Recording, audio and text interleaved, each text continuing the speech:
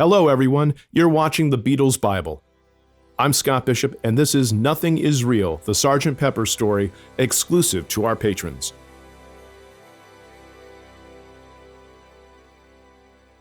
I mean, why is Sgt. Pepper the album that everybody remembers? When Beatles albums are mentioned, it's always one. Personally, there are albums which I almost prefer to Sgt. Pepper, but yet I accept the fact that Sgt. Pepper is the album that is the I do point. too, by the way. It's not my favourite album. And what's your favourite? I love Rubber Soul. I love Revolver. I love Revolver. I think Revolver. And but I also love Abbey Road. I think Abbey Road too. Yeah.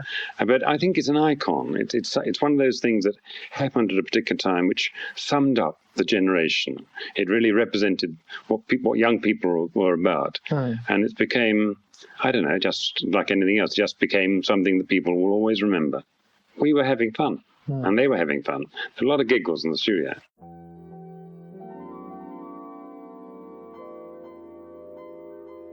Prologue. It was the summer of love. U.S. Air Force B-52s were dropping 800 tons of bombs a day on North Vietnam.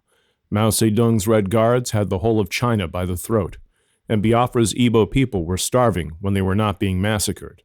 But from where I was sitting, at EMI's Abbey Road studios in West London, people in their thousands were giving themselves over to peace and love. They were dropping out, growing their hair, painting their bodies, and inventing sex. They contemplated revolution and their navels. Flowers gave them power. They had pot and acid, optimism and enthusiasm. They had happenings, be-ins, and love-ins.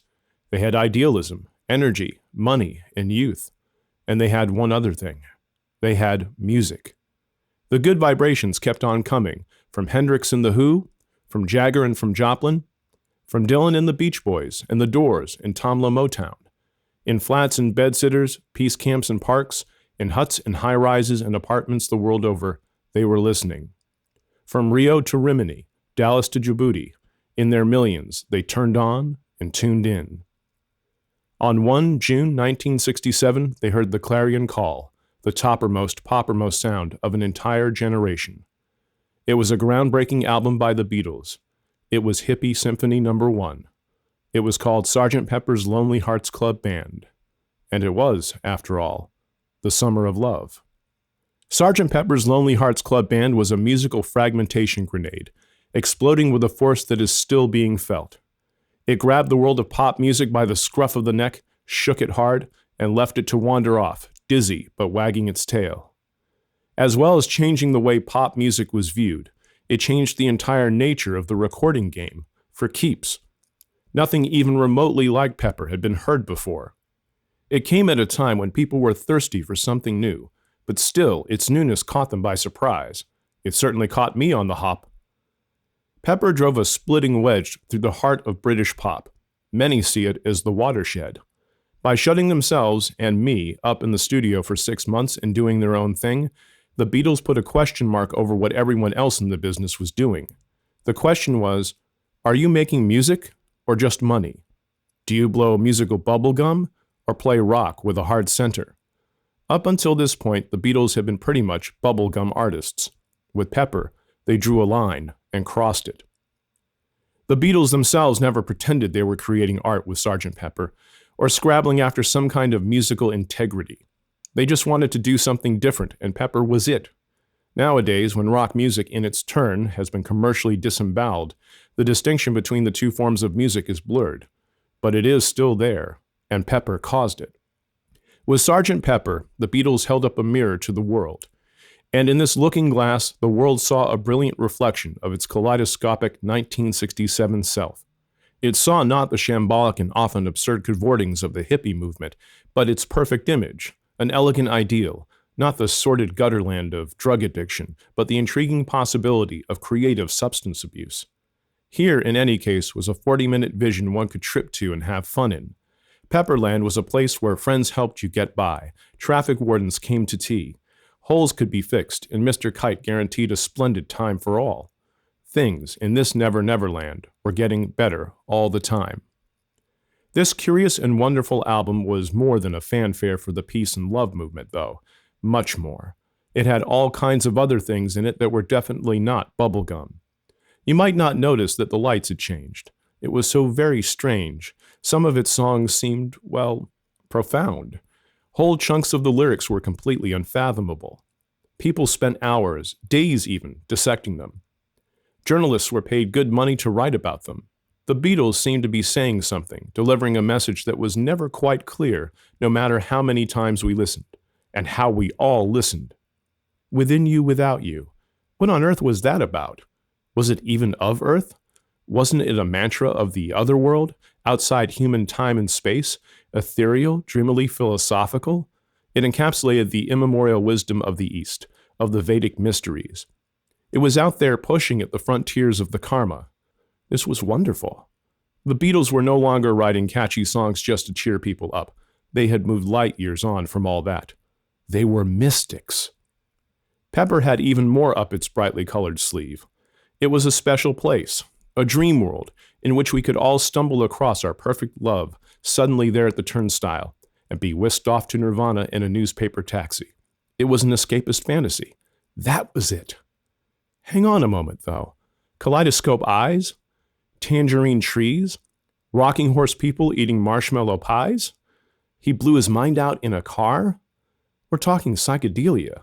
Funny cigarettes? Lysergic acid dithylamide? Were the Beatles inviting us to join the reefer revolution, expand our tiny minds, and act like the sinister Dr. Leary? God forbid! Mind expansion. This was dangerous stuff. People might start to question things. We could be talking subversion. The Beatles were, in fact, political revolutionaries. They were abusing their power, that awesome power conferred by the adulation of the masses. They were undermining the state with their peppery, pernicious example in the most insidious way of all, by means of music. Wasn't that taking it much too seriously, though? Wasn't this album all really rather tongue-in-cheek? Nothing more than the most talented pop group in history, setting out its most wonderful ever stall? Wasn't it, then, just a harmless, if occasionally satirical, snapshot of a mixed-up crazy world? Yes, perhaps that was it. But then again, Sgt. Pepper was, in short, all things to all people. The world looked into it and saw what it wanted to see. Like all really good pop music, it reflected, in an unsystematic sort of way, its life and times. Yet many thought it was a precisely focused statement. There were as many interpretations of its message as there were people willing to listen to it and muse upon its cover. The BBC, at least, made its mind up straight away. It banned A Day in the Life the moment the album came out, on the grounds that it could be considered to have drug-taking implications. The enormous kerfuffle on its release is a measure of the sheer and staggering diversity, the amazing many-headed flowering of the Beatles' talent that Pepper encapsulated. What did this album mean, finally? Nobody knew for sure. No one could say. That was one of its greatest strengths, its almost total obscurity. People were convinced that it must add up to something. There was that cover, for one thing. Why put all those cultural icons on it unless they meant something? Why print all the lyrics for the first time ever on an album cover unless the Beatles were making a statement? And then there was the endless ambiguity of the words. You could go on and on, chewing them over for days, and be none the wiser. Like its creator, Pepper was greater as a whole than as the sum of its parts. Individually, the tracks could be grappled with. In some cases, they were quite straightforward. Together, though, they added up to something rich and strange, something that defied deconstruction. Sgt. Pepper's Lonely Hearts Club Band expressed perfectly a feeling that was very much in the air at the time, that everything and anything was up for grabs.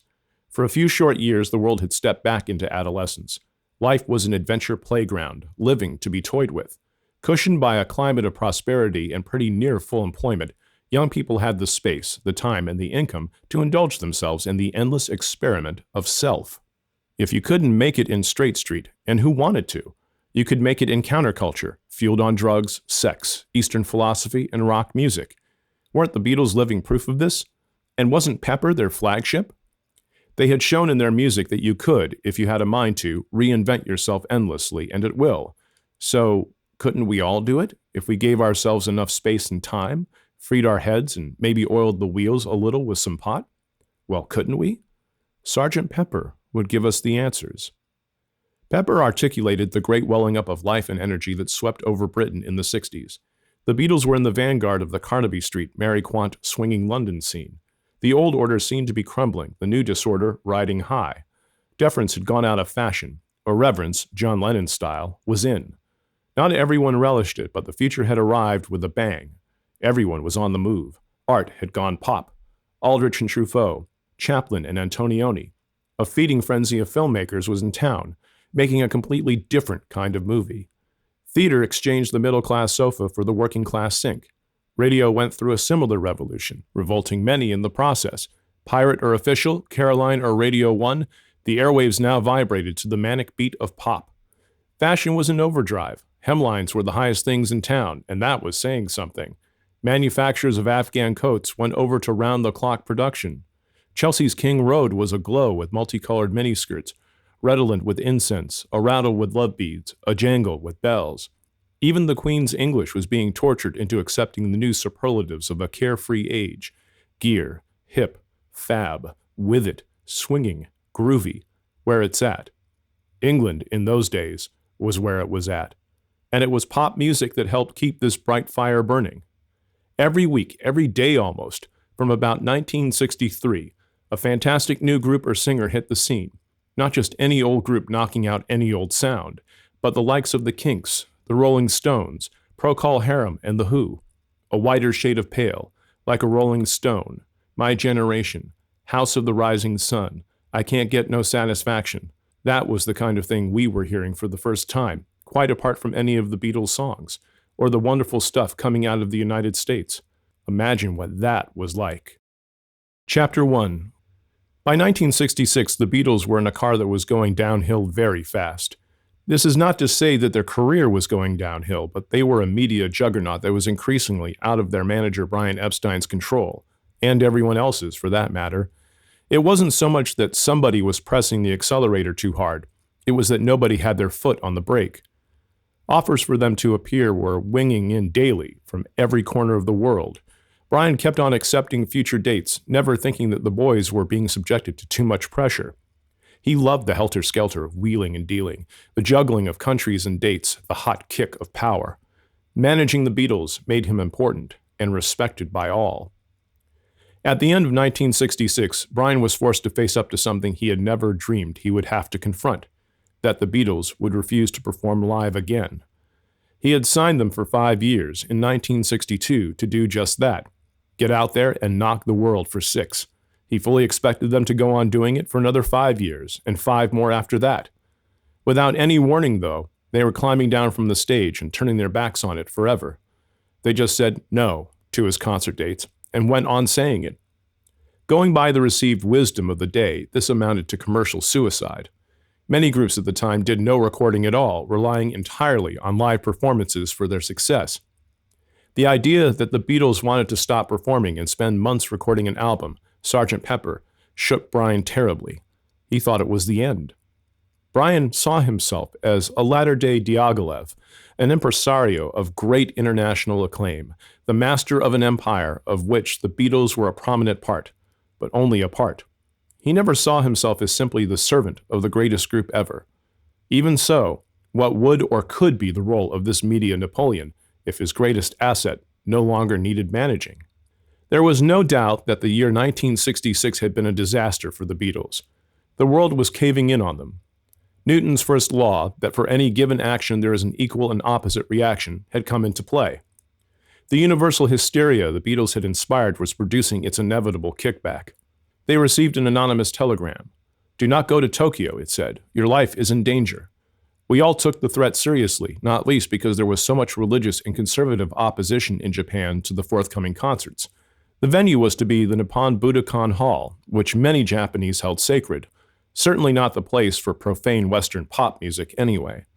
The Japanese police took the death threat very seriously indeed, so that the tour took place in a state of siege, broken only by furious armor-plated rushes to the concert hall.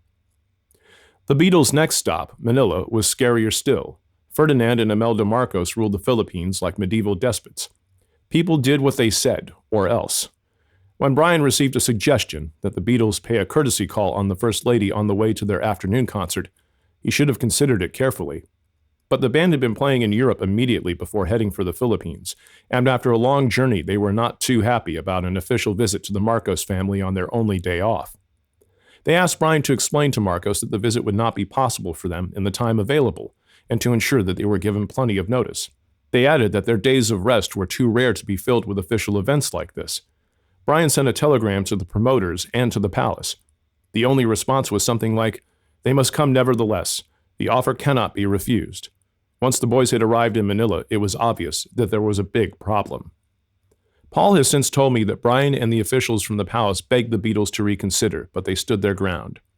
After all, they had given them plenty of notice. They reckoned that the attitude of the Filipinos, ignoring their polite declining of an invitation, was cavalier in the extreme. The Beatles never liked being bullied. It would only stiffen their resolve.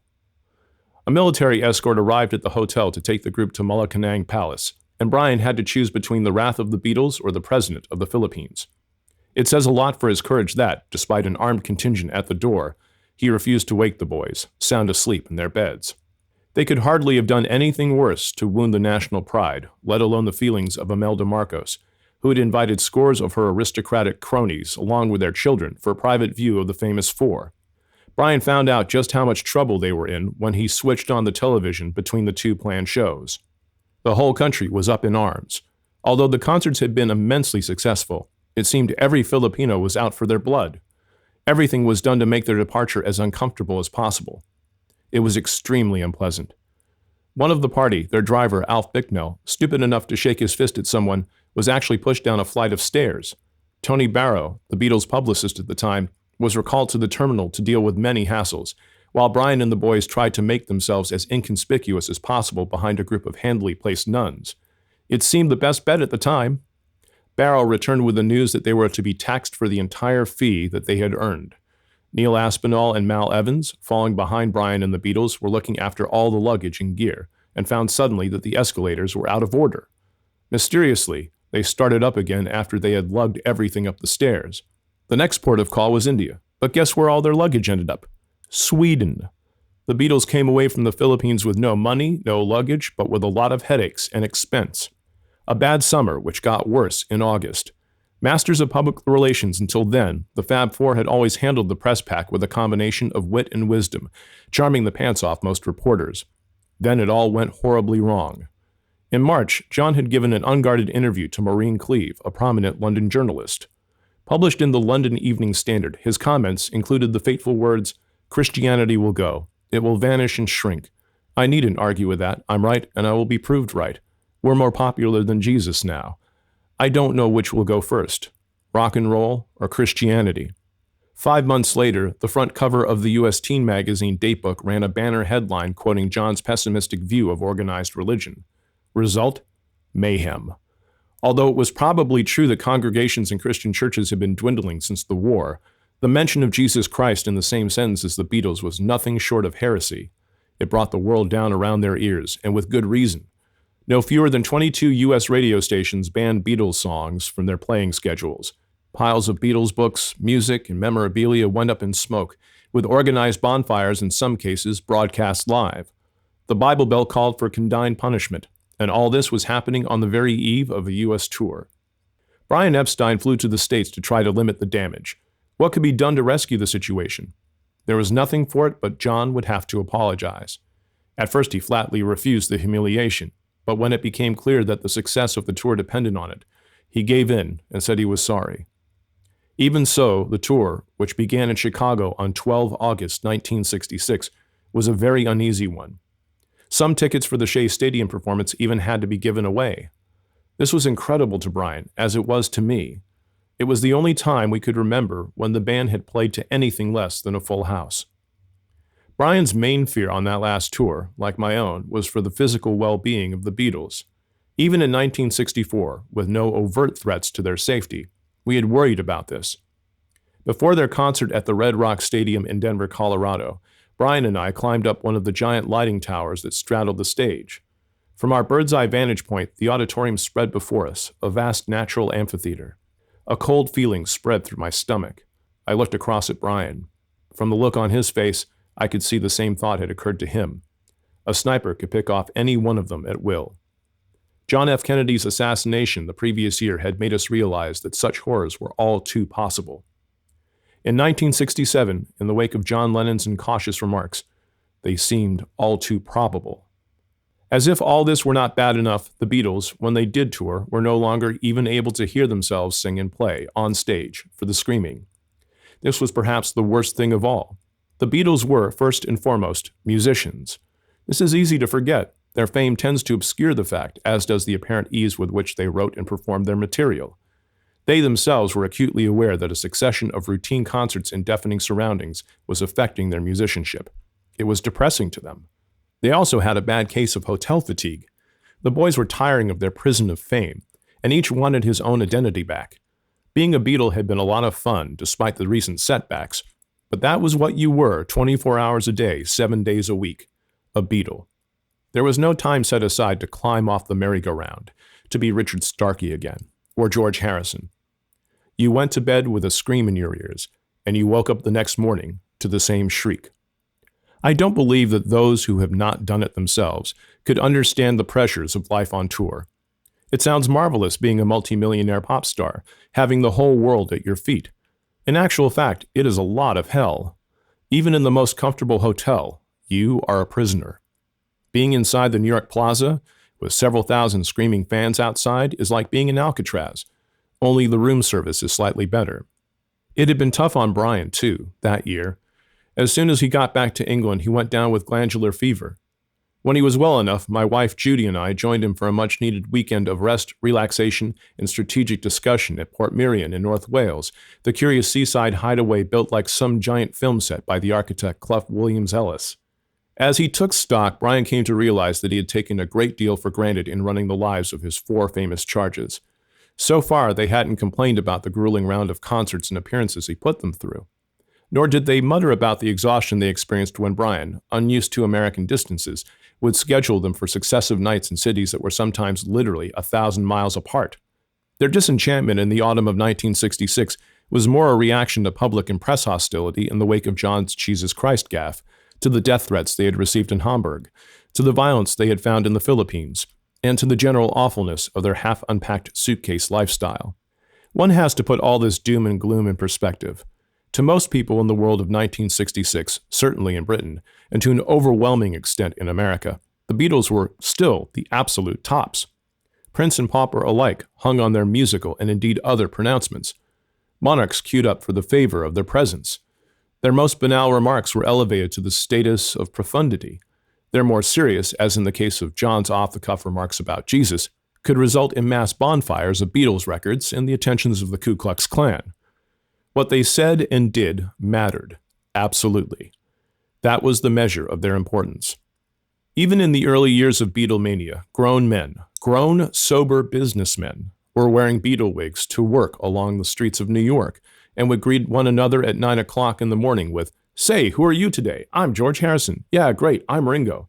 Looking back, this is hard to believe, but I saw it. In 1964, in the USA, you could tune right across the frequency spectrum of a transistor radio, station after station, and hear nothing at all over the airwaves but that one sound, the Beatles. 3 years down the road from that, they were untouchably, unreachably, unforgettably the greatest. They had climbed to the top of the mountain. Now they were looking curiously around them. It was time to take stock, to get back to their first and most constant love, making music. Chapter 2. It is impossible for me to talk about Sgt. Pepper without mentioning 2 crucial songs that neatly bracket it: Strawberry Fields Forever and All You Need Is Love. If All You Need Is Love says everything about where the Beatles were in terms of popularity and success, Strawberry Fields Forever shows us where they were musically. Destined originally to be on Pepper, it set the agenda for the whole album. I'm not sure how much cold-blooded analysis has to do with one's passion for a work of art. It is a bit like falling in love. Do we really care if there is the odd wrinkle here or there? The power to move people, to tears or laughter, to violence or sympathy, is the strongest attribute that any art can have. In this respect, music is the prime mover. Its call on the emotions is the most direct of all the arts. An initial gut reaction to a piece of music is almost always right. When I first heard Strawberry Fields Forever, I was thrilled. When I hear it now, it can still send a shiver along my spine. I heard it first on a cold, windy night in November 1966. We were in Abbey Road Studio Number 2. John was standing in front of me, his acoustic guitar at the ready. This was his usual way of showing me a new song, another of my extremely privileged private performances. "It goes something like this, George," he said, with a nonchalance that concealed his ingrained diffidence about his voice. Then he began strumming gently. A couple of introductory chords, and we were straight into that starry, echoing line. "Living is easy with eyes closed." That wonderfully distinctive voice had a slight tremor, a unique nasal quality that gave his song poignancy, almost a feeling of luminescence. I was spellbound. I was in love. "What do you reckon?" asked John, quite nervously, once he had come to a stop. John was never one for too much praise, but he could tell that I really liked the song, even before I spoke. Lamely, I replied, "It's great, John. That's a really great song. How do you want to do it?" "I thought you were supposed to tell me that," he flipped back at me, laughing. In truth, I wish now that I had told him. I would have taken the song just as I heard it. Oh, how I wish I had caught that very first run-through on tape and released it. Strawberry Fields Forever was gentle, dreamy, uncharacteristic of John then. He had broken through into different territory, to a place I did not really recognize from his past songs. There had been a hint of it, perhaps, in Tomorrow Never Knows. But this! John composed Strawberry Fields Forever in Spain. He had a small part in the Richard Lester film How I Won the War as one Private Gripweed, and it came to him during the endless breaks between takes on the set. The song had all the languorous, sunflowery heaviness of a Spanish summer afternoon in it, despite being a memory capsule of a childhood in the north of England. If this was the measure of things to come, we would have a superb album. It was completely unlike anything we had done before. It was dreamlike without being fey, weird without being pretentious. In strong contrast to the solid realism of Penny Lane, which Paul wrote immediately after it, Strawberry Fields Forever wrapped its nostalgia in an aura of mystery, conjuring up a hazy, impressionistic, idyllic dream world. In fact, Strawberry Fields was the name of a Salvation Army hostel in Liverpool not far from John's childhood home. In reality, the place was hardly the stuff of romance, but in John's song it became a kind of heaven. The very words Strawberry Fields evoke a summery meadow in shimmery, warm sunshine, where you can drift and dream in a wonderful limbo. John's other world, the one in his mind, was always and forever the world he preferred to live in. It was a far more comfortable place to be. The real world somehow never quite matched up to his expectations. The brilliance of the song's lyrics lies in the way that they call up strong images, using the often illogical and disjointed language of everyday speech. Play back a tape of people talking, and you hear words used out of context, sentences in reverse order, interruptions, ums and ers, and hesitations all over the place. The spoken word is a shambles. Listen again to John's song, and you will hear this exquisitely captured. "Always know, sometimes think it's me, but you know and I know it's a dream." Who else could get away with a line like that? John's music was a perfect complement to his ingeniously distorted verse. As in so many of his songs, much of the melody in the verse of Strawberry Fields Forever is based around one note, with shifting quicksand harmonies underneath giving it grip. This melodic interweaving is the key to the whole song. It sparked off its unforgettable instrumental introduction and allowed John's voice to linger and dwell on its plaintive monotone. The song's form was also pretty unusual, a verse and short chorus only, with no middle eight. The chorus changes the mood, making a more definite statement. The sudden change of the harmony, placing stress on the two of "where I'm going to," has a dramatic impact that I am sure was not calculated, but the product of sheer instinctive musical genius. How to begin recording such a song? John's one idea on the arrangement was to use the mellotron, his favorite toy of the moment. The mellotron was a Heath Robinson contraption if ever there was one. You could virtually see the bits of string and rubber holding it together. It was as if a Neanderthal piano had impregnated a primitive electronic keyboard, and they named their deformed, dwarfish offspring Mellotron. The Musicians' Union tried to ban this contraption on the grounds that it would kill live music. I reckon it was more likely to kill the operator. It played tape recordings of real instruments on a loop of tape that sounded when you pressed one of the limited number of keys. This tape was about 7 feet long and was drawn across a playback head by an electric motor until its length was used up, whereupon a strong spring snapped it back to the beginning again. That meant if you held down a note longer than a couple of seconds, the machine would give a loud hiccup and stop while it rewound and reset itself. You learned to play fairly short notes. Another designed-in drawback was that the tape speed was hardly ever consistent, so wow, as we call it nowadays, was common, and the pitch was a little suspect. There was a master speed control knob which, when twiddled, gave infinite pitch variation of up to about a fourth, 5 or 6 semitones. The mellotron was also very large and monstrously heavy, squatting in a polished wooden cabinet rather like a horizontal wardrobe. We began recording Strawberry Fields Forever in studio number 2 of EMI's Abbey Road complex on Thursday, 24 November 1966. No arrangement had been written for the song. The 4 Beatles sat down to work it out in the studio as they went along. John had sketched out the basic structure.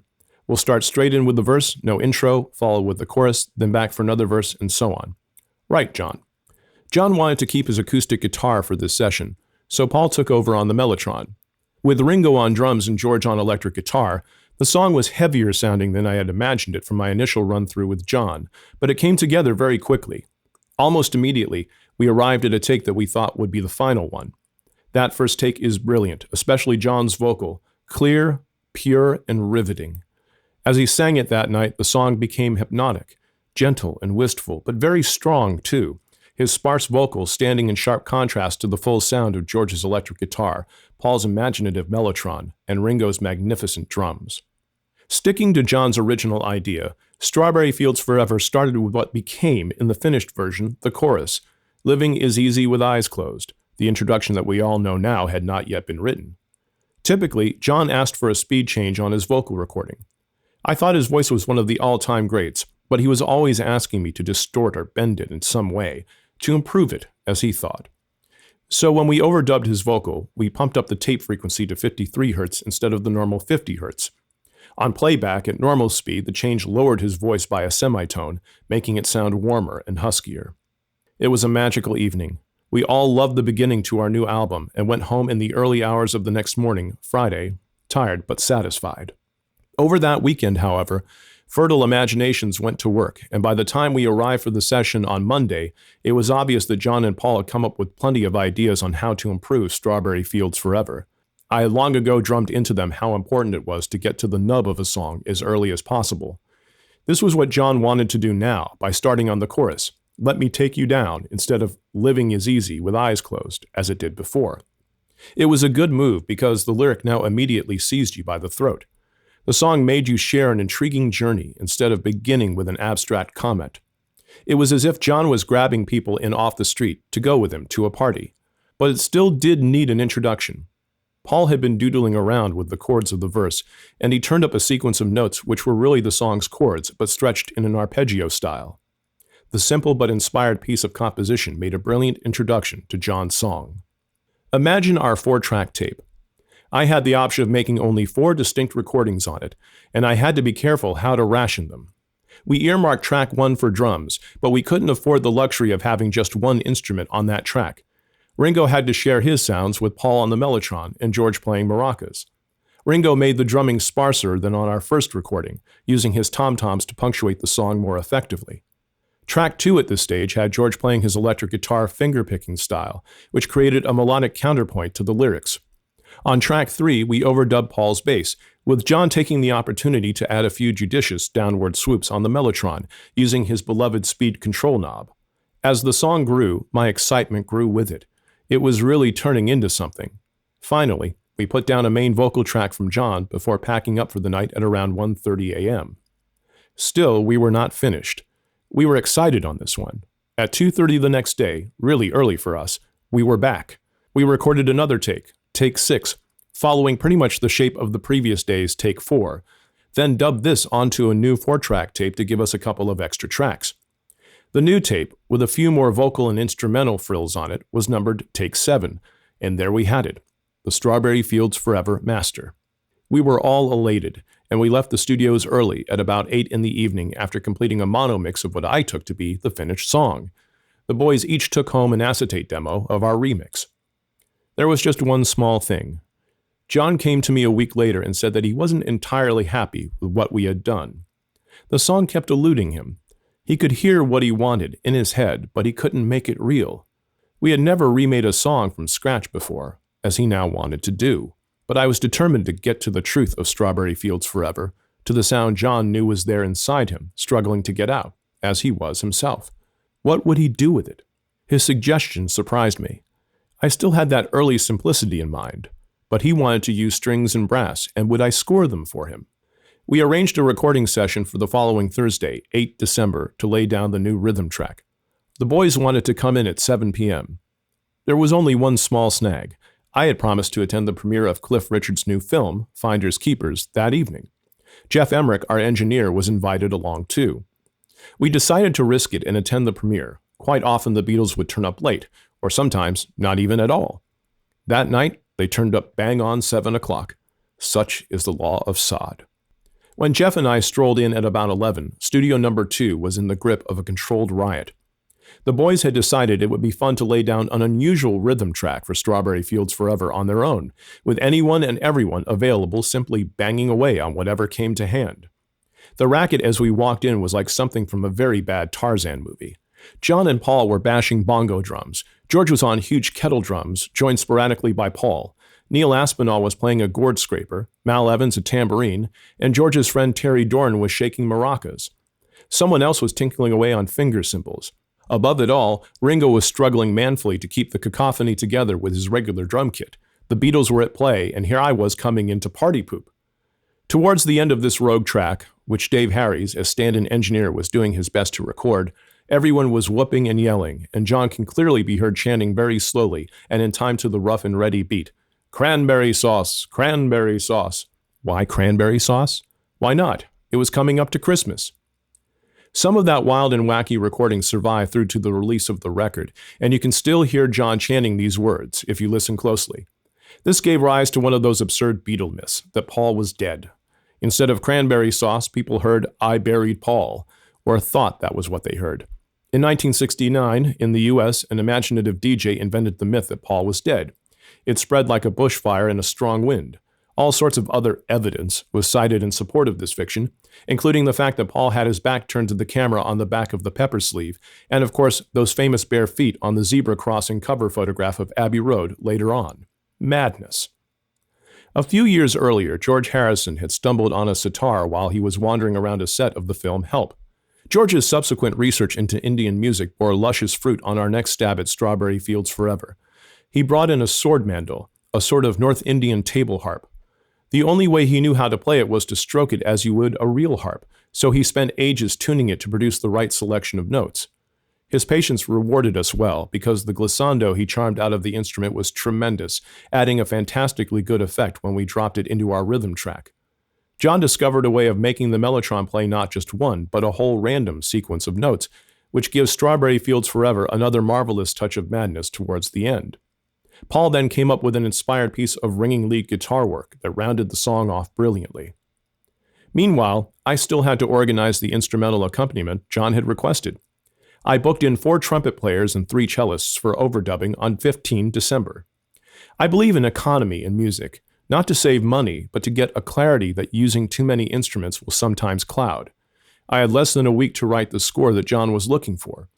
I knew he wanted the brass to be bright and punchy, but I felt the chords needed a bit of reinforcement on some of the changes. Having a basic recording track to write to was a great advantage.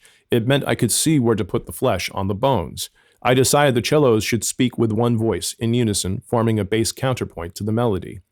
The trumpets I wrote either in simple triad, i.e. 3 finger chords, or with a unison staccato emphasis, blasting away on one note. I confess I had heard a lot of American records with very groovy horn sections by this time, and lifted 1 or 2 ideas from them. As the song developed further, it seemed natural to use the trumpets as a harmony behind the voice, sounding the same phrase as in our lovely intro. Then came the only section I had qualms about. At this particular point, the tempo is held together by a fast rhythm from a cymbal that Ringo recorded backwards, never an easy sound to latch onto. The cellos worked against this urgent beat with a slower, triplet time motif, and I was not at all sure that it was going to work. But now, I'm happy to say, I cannot imagine the song without it. Recording the parts I had written was very difficult to get exactly right. All 4 trumpets had to play loud, punchy, spiky stabs in perfect time, while the cello parts demanded equally accurate and strident bowing. They had to fit our frenetic rhythm track to perfection, which I found to be virtually impossible. I had quite forgotten that our kindergarten rhythm play-in inevitably did not conform to a rigid quartz-controlled beat. The tempo was all over the place. Musicians today take it for granted that if they are overdubbing, their basic track never varies in its tempo, but our rhythm track would vary even from one bar to another. It was not much out of time, but enough to make life hell if you were trying to fit something to it. Having said all that, I believe that Ringo's drumming on the song is some of his best. His quirky figures accented it in exactly the right way from the outset, complementing John's phrases beautifully throughout all the changes the song underwent. Mixing a 4-track master really should not be too difficult. These days, with 48 tracks as the norm, mixing becomes as much of a performance as the original recording, and it can take longer. But with 4 tracks, basic balances have already been achieved in the recording and dubbing processes. We had been mixing our chosen best tracks as we went along. With all the variations that Strawberry Fields Forever had thrown up, though, John could not make up his mind which of our performances he preferred. He had long since dismissed the original statement of the song on take 1, and was now torn between the slow, contemplative version and the frantic percussive powerhouse, cello and brass arrangement of take 20. Ever the idealist, and completely without regard for practical problems, John said to me, "I like them both. Why don't we join them together? You could start with take 7 and move to take 20 halfway through to get the grandstand finish." "Brilliant," I replied. "There are only 2 things wrong with that. The takes are in completely different keys, a whole tone apart, and they have wildly different tempos. Other than that, there should be no problem." John smiled at my sarcasm with the tolerance of a grown-up placating a child. "Well, George," he said laconically, "I'm sure you can fix it, can't you?" Whereupon he turned on his heel and walked away. I looked over at Jeff Emmerich and groaned. Every time I go on about the primitive state of recording technology in the mid-60s, I feel like Baron von Richthofen describing the Fokker triplane to a group of Concorde pilots. But it must be said that nothing on the technology front existed, at EMI's Abbey Road studios anyway, that could help us out of this fix. There was no way those 2 performances could be matched. Unless I realized that because take 20, the frenetic take was faster, much faster, I could try slowing the tape right down. This would not only bring down the tempo, it would lower the pitch. Would it work? A whole tone was one hell of a drop, almost 12%, but it had to be worth trying. We called up our magnificent band of backroom boys, who wheeled in a Diplodocus-sized washing machine look-alike, the frequency changer. This valve-powered monster, a lash-up devised by Ken Townsend, our chief engineer, and his merry men, took the mains electricity supply and bent the alternating current up and down on either side of the normal 50 cycles per second. Don't ask me how they did it, I haven't a clue. What I can tell you is that it used to get very hot and would explode in a shower of sparks if you stretched it too far. But it was all we had. We hooked it up. We were looking for a point in the song where there was a sound change, which would help us disguise the edit of the century. We found it precisely 1 minute in. That edit has always stuck out like a sore thumb for me, but nobody else seemed to notice. John was obviously pleased with the result and accepted it as the finished song, but it was no more than he expected. The extremely difficult he thought of as par for the course. Only with the utterly impossible were you allowed to take more time. Once he had an idea, it had to be captured quickly. If it did not materialize in very short order, he tended to wander off and lose interest. The way we worked, the creative process we always went through, reminds me of a film I once saw of Picasso at work, painting on a ground glass screen. A camera photographed his brushwork from behind the screen, so that the paint appeared as if by magic. Using time-lapse photography, you could see his original construction, then the complete change as he applied the next layer of paint, then the whole thing revitalized again as he added here, took away there. It reached a point where you thought, "That's wonderful, for heaven's sake, stop!" But he didn't. He went on, and on. Eventually, he laid down his brush, satisfied. Or was he? I wonder how many of his paintings he would have wanted to do again. It was a fascinating film of a great artist, of a brilliant creative mind at work. And I have often thought how similar his method of painting was to our way of recording. We too would add and subtract, overlaying and underscoring within the limitations of our primitive 4-track tape. There were many things we abandoned or taped over. The first take of Strawberry Fields Forever is a good example. It was great, but we ditched it outright. It could be greater still. Then there is the end section of the orchestrated version of the song, where the rhythm is too loose to use. In spite of all of our editing, I just could not get a unified take with complete synchronicity throughout. The obvious answer would have been to fade out the take before the beat goes haywire. But that would have meant discarding one of my favorite bits, which included some great trumpet and guitar playing, as well as the magical random mellotronic note waterfall John had come up with.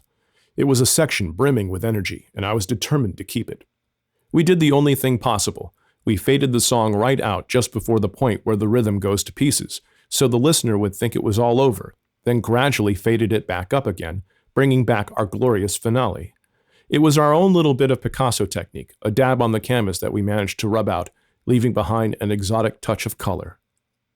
There are many cases of Beatles records I can think of where we could have kept it a bit more simple, where we might have overdone it. But Strawberry Fields Forever is not one of them.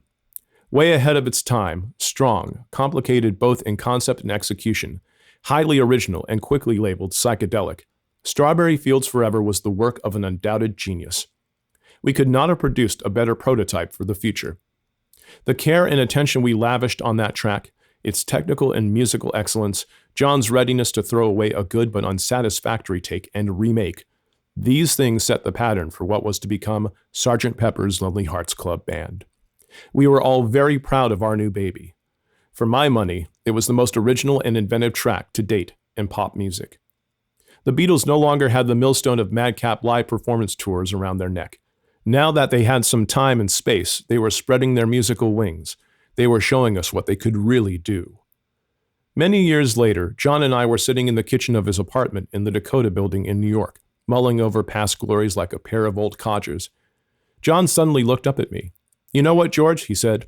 "If I had the chance, I'd record everything we did again." "What?" I replied. "Even Strawberry Fields Forever?" "Especially Strawberry Fields Forever," he said. "Most of what the Beatles did was rubbish." It shocked me. For John, the vision was always better than the reality. Everything inside him was greater than its expression in the outside world. That was his life. Chapter 3. Brian and I always worked very closely together. We would have an overall plan on when we wanted records to come out, and we would also work out carefully the dates for the Beatles recording sessions. After Revolver hit the shelves in August 1966, the Beatles were scheduled to come back to Abbey Road at the end of the year to make a new album. We did not know what it was going to be. It was simply part of the process that had become established by then. 4 singles and 2 albums a year. An astonishing schedule by today's standards. From nowhere, though, the Beatles had decided to throw away the rule book. The big question now was, would anything of that cozy old recording and sales routine survive? Could we even count on a new album in 1967 at all? Knowing that they were tired of the Goldfish Bowl, knowing that the American market had faltered slightly, did nothing to help Brian get a grip of a very fluid situation. All he could see was that the Beatles were refusing to come out and play anymore. They were going to shut themselves up in the studio, perhaps for months. Brian saw the black pit of obscurity yawning before him, and there was the 1966 Christmas market to take care of. We had to have something strong for that. It was with a tinge of panic in his voice, therefore, that Brian came to me and said, "We need a single out, George. Fast. What have you got? I want the best thing you've got." He was determined to make up any lost ground, to keep the Beatles firmly in the limelight's brilliant blaze. What I had got was a small collection of gems. By this time, we had already completed 3 brand new titles, When I'm 64, Strawberry Fields Forever, and Penny Lane. We were working on Good Morning, and A Day in the Life. What about that for a choice? Realizing how desperate Brian was feeling, I decided to give him a super strong combination, a double punch that could not fail, an unbeatable linking of 2 all-time great songs, Strawberry Fields Forever and Penny Lane. These songs would, I told him, make a fantastic double A-sided disc, better even than our other double A-sided triumphs, Day Tripper, We Can Work It Out, and Eleanor Rigby, Yellow Submarine. It was the biggest mistake of my professional life. Releasing either song coupled with When I'm 64 would have been by far the better decision, but at the time, I couldn't see it. The all-important music charts were run by the 3 music papers, Melody Maker, New Music Express, and Record Mirror.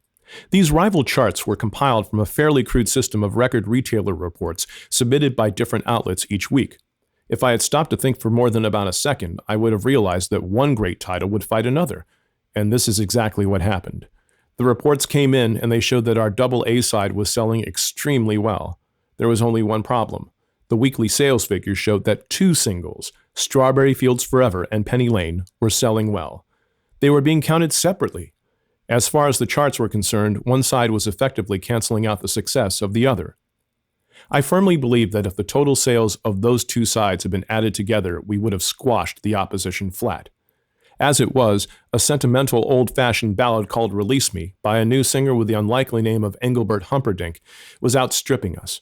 For the first time since Please Please Me in 1963, the Beatles did not make it to the number one spot in the charts with a new single. It broke the rule. We'd had 12 successive number ones.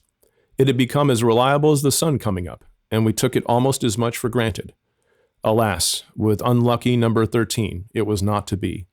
Despite being the best singles they had ever, in my opinion, released, the double A side stalled at number 2 in the NME charts, even though the combined sales got bigger and bigger. This little contretemps did not restore Brian's flagging morale. From the outset, Brian and I had determined to give the buying public good value for money. We had agreed that if a song had been released as a hit single, we should not try to use it as a cynical sales getter on a subsequent album. To our way of thinking, this was asking people to pay twice for the same material. I know it seems ludicrous these days. Now a hit single is frequently used to sell a whole album. But we thought differently then. This was why Strawberry Fields Forever and Penny Lane did not make it onto Sgt. Pepper as originally intended. Chapter 4. Deprived as we now were of two beautiful tracks with the single release of Strawberry Fields Forever and Penny Lane, the first song that we did earmark for use on the new album was When I'm 64. This, on the face of it, was a whimsical music hall number, the sort that Paul loved to do from time to time, very straightforward to record. The song had been lurking around in Paul's mind for a long, long time, ever since I first knew him. In fact, when the group's amplifiers broke down in the Cavern Club, as they frequently did, the Beatles used to fill in the gap while repairs were being done by knocking out this song, among others, with acoustic guitar backing. I'm sure Paul wrote When I'm 64 with his father in mind. Paul's father had played in a dance band in the post-war years.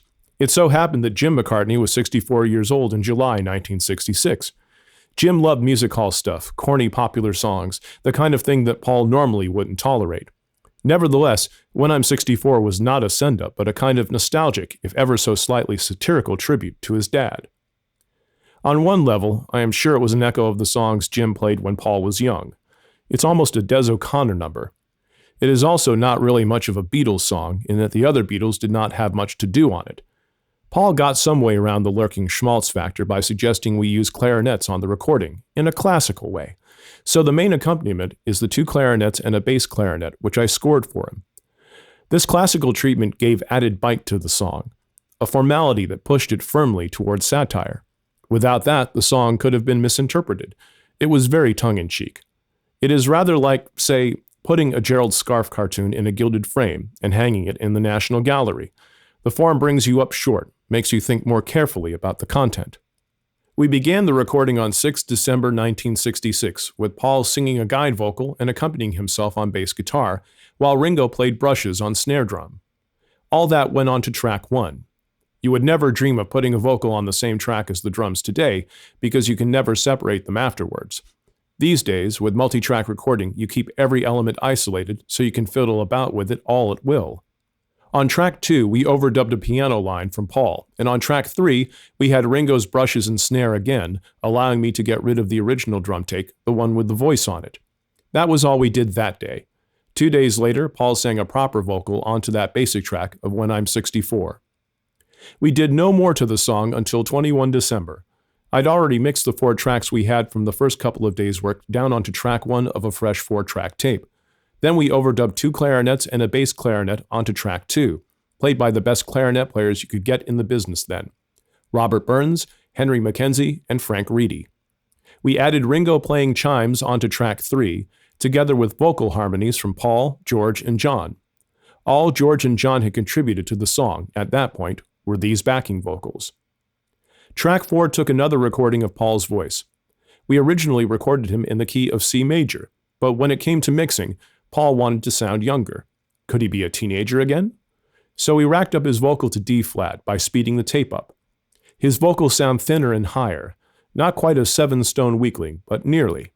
The recording was complete. The arrangement of this song is deceptively simple, but in a way it underlines my constant belief in simplicity in orchestration.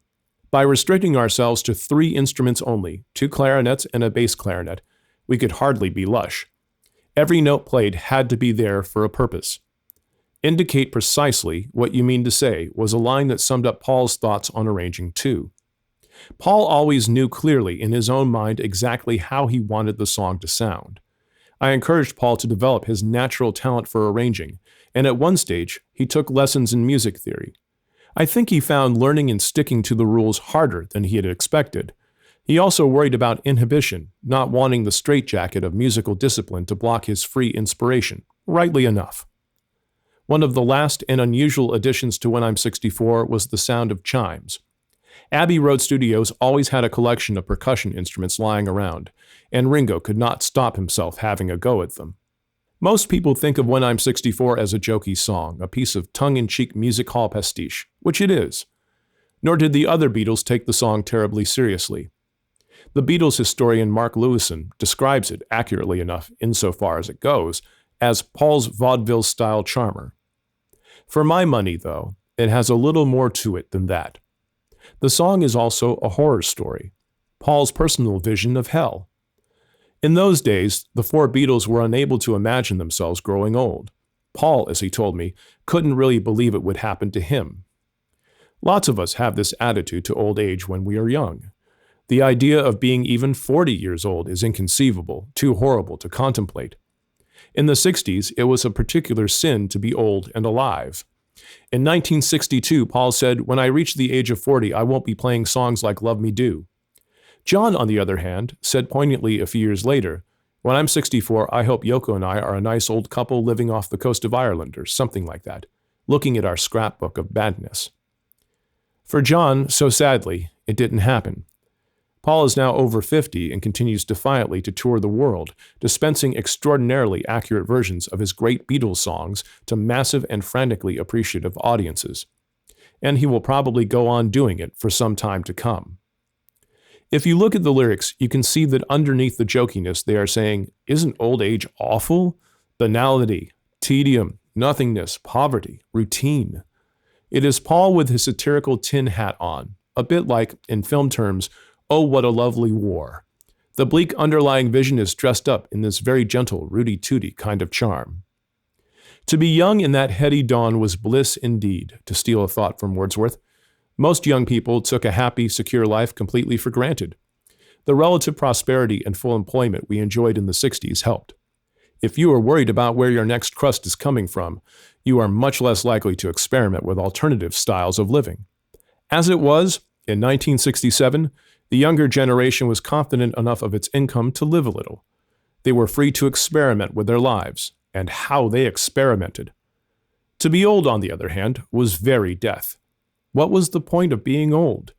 It meant you were missing one of the best times to be young in the history of the world so far. As for me, I was one of those who had missed this particular love boat. I was regarded as very old indeed by the Beatles, although in 1967, I was only 41. Paul's song brought back strongly memories of my own childhood. I do remember having some weird ideas around the age of 5. As an infant, I went one step further even than Paul, being convinced that growing up must be a fairy story in itself. I couldn't accept the idea that children ever turned into grown-ups. As for grandparents, that particular form of life had nothing at all to do with the joy of being, as I understood it. I remember my grandmother as a gigantic pyramid of human flesh. Not that I ever saw any of it, since she was invariably draped in a voluminous black tent that stretched from her neck to the floor. She must have weighed a good 300 pounds. I never saw her feet, and often wondered as a small child whether she actually had any. Perhaps she was on castors, like one of the Daleks in Doctor Who. Her brother, my Uncle Fitz, was equally imposing, always in a 3-piece suit, his ample belly decorated with a watch and chain of gleaming gold.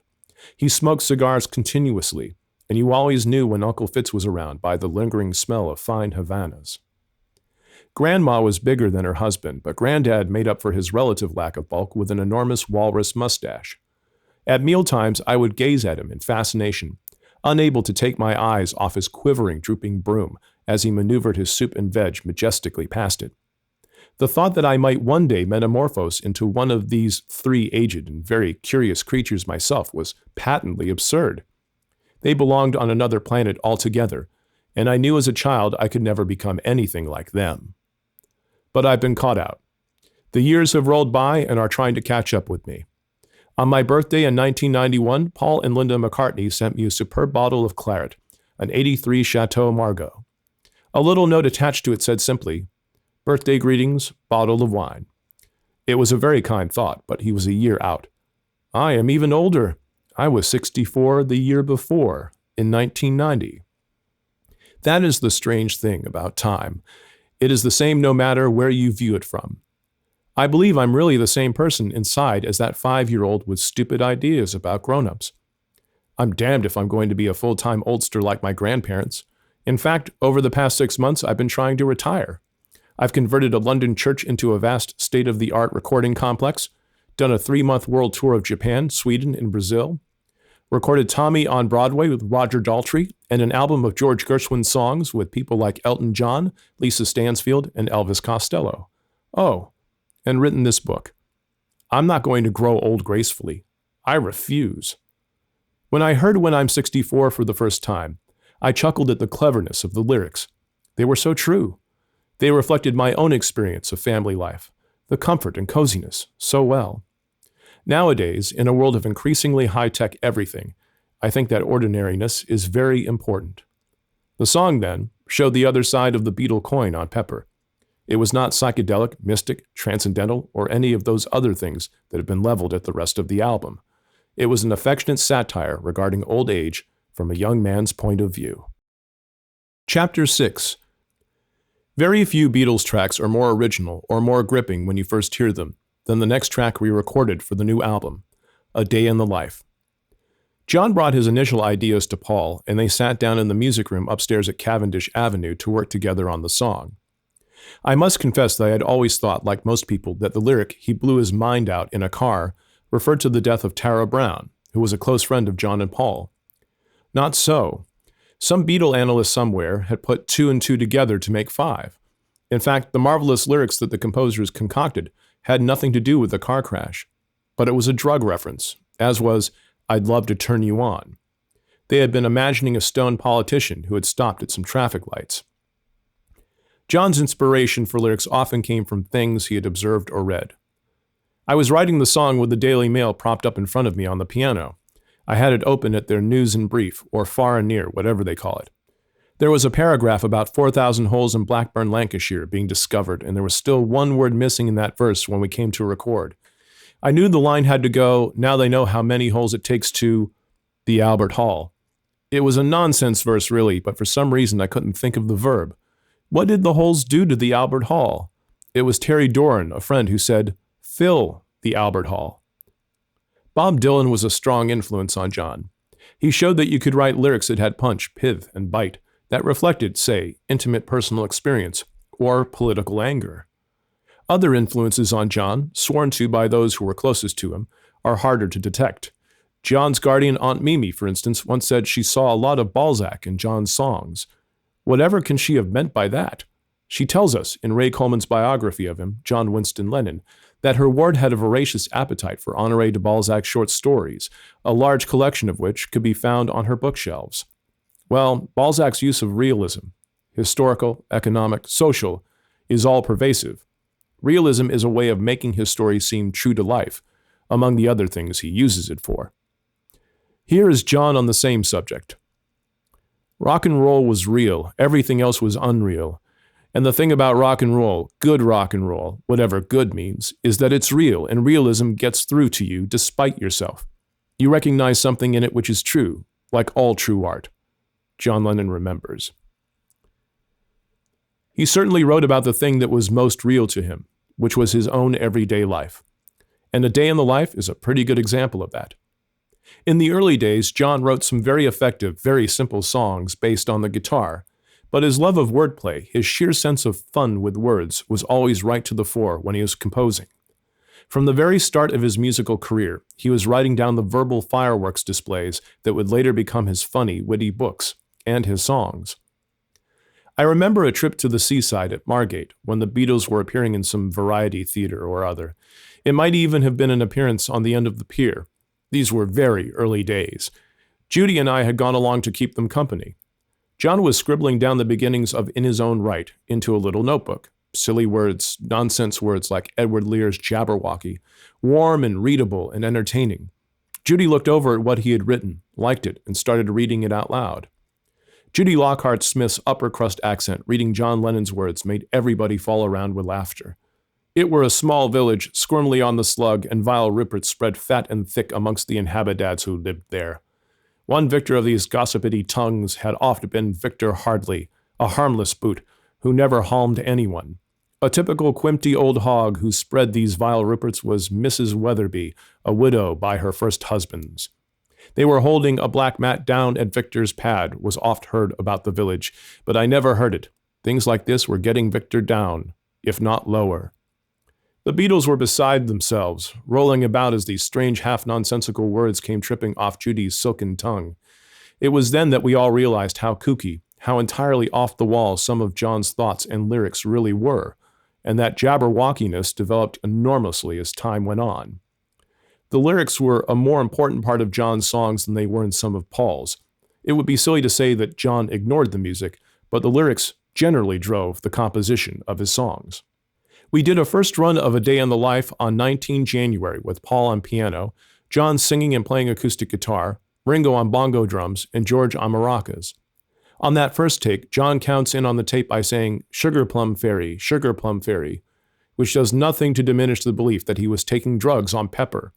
A sugar plum fairy, in drug parlance, is the person who brings you your dope, or whatever. This first stab at recording A Day in the Life concentrated on the bare bones of the song, which so far had no middle section. Track 1, basic backing of the entire record, piano, guitar, maracas, and bongo.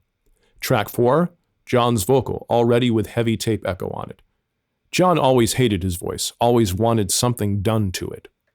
In this case, he said he wanted to sound like Elvis Presley on Heartbreak Hotel, so he put the image of the voice about 90 milliseconds behind the actual voice itself. As the voice goes past the record head, it obviously records. The playback head is situated after the record head, so you hear the voice later. In the old days, we used to do tape echo that way, take the voice off the playback head and feed as much as you wanted of it back into the record head. Nowadays, you do it by means of digital delay.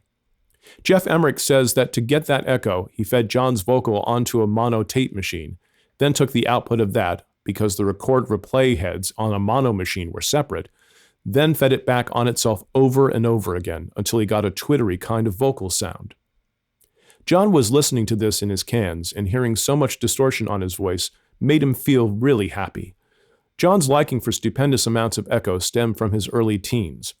When he was very young and learning to play the guitar, a matted Aunt Mimi would frequently banish him to the porch of their Menlove Avenue semi.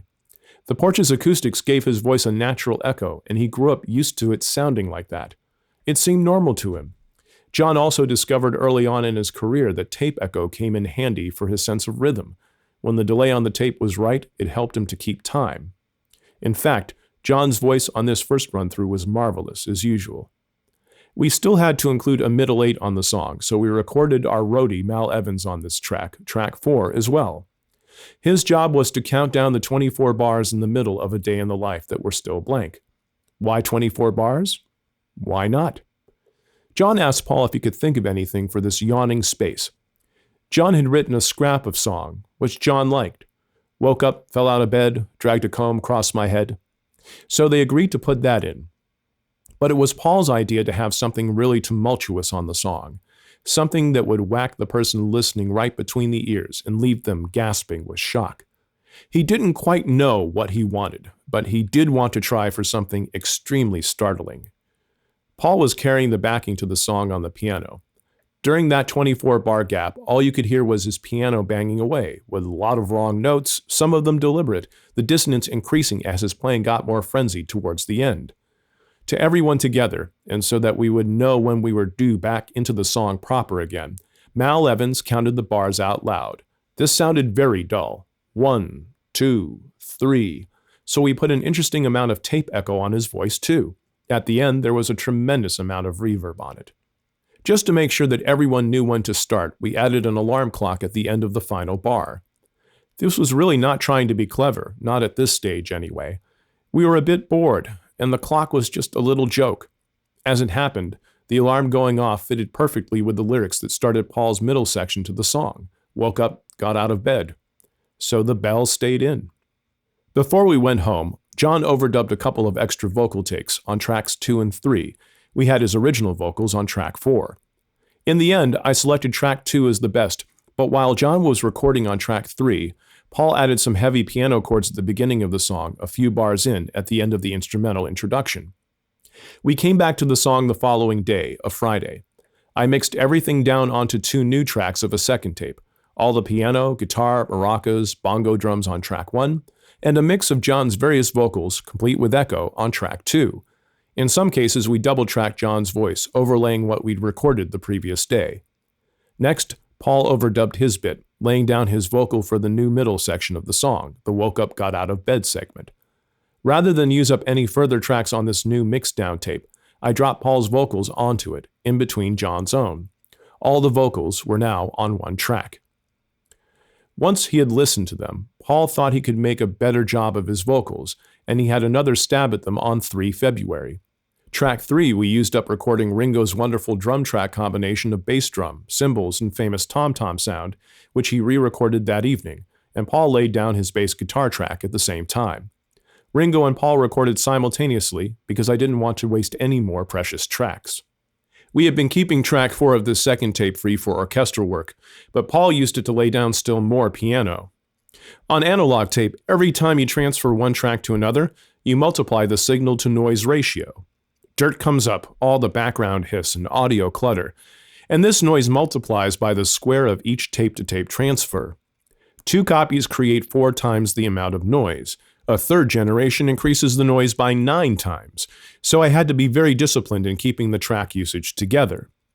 Producers today would be horrified at such restrictions. They are used to recording every sound on its own track. Because of this good housekeeping requirement, Paul would be aware that if he made a mistake with his bass playing, he might be ruining a great take from Ringo, and Ringo would be thinking the same thing about his own performance. It was an added spur for them to play well. By the time we finished the session on 20 January, in fact it was about 1 a.m. on the 21st, I loved the song. John's dry, deadpan voice, Paul's bouncy middle segment acting as a foil to that, and I really liked the chords that got us back to John's section, which was in a different key.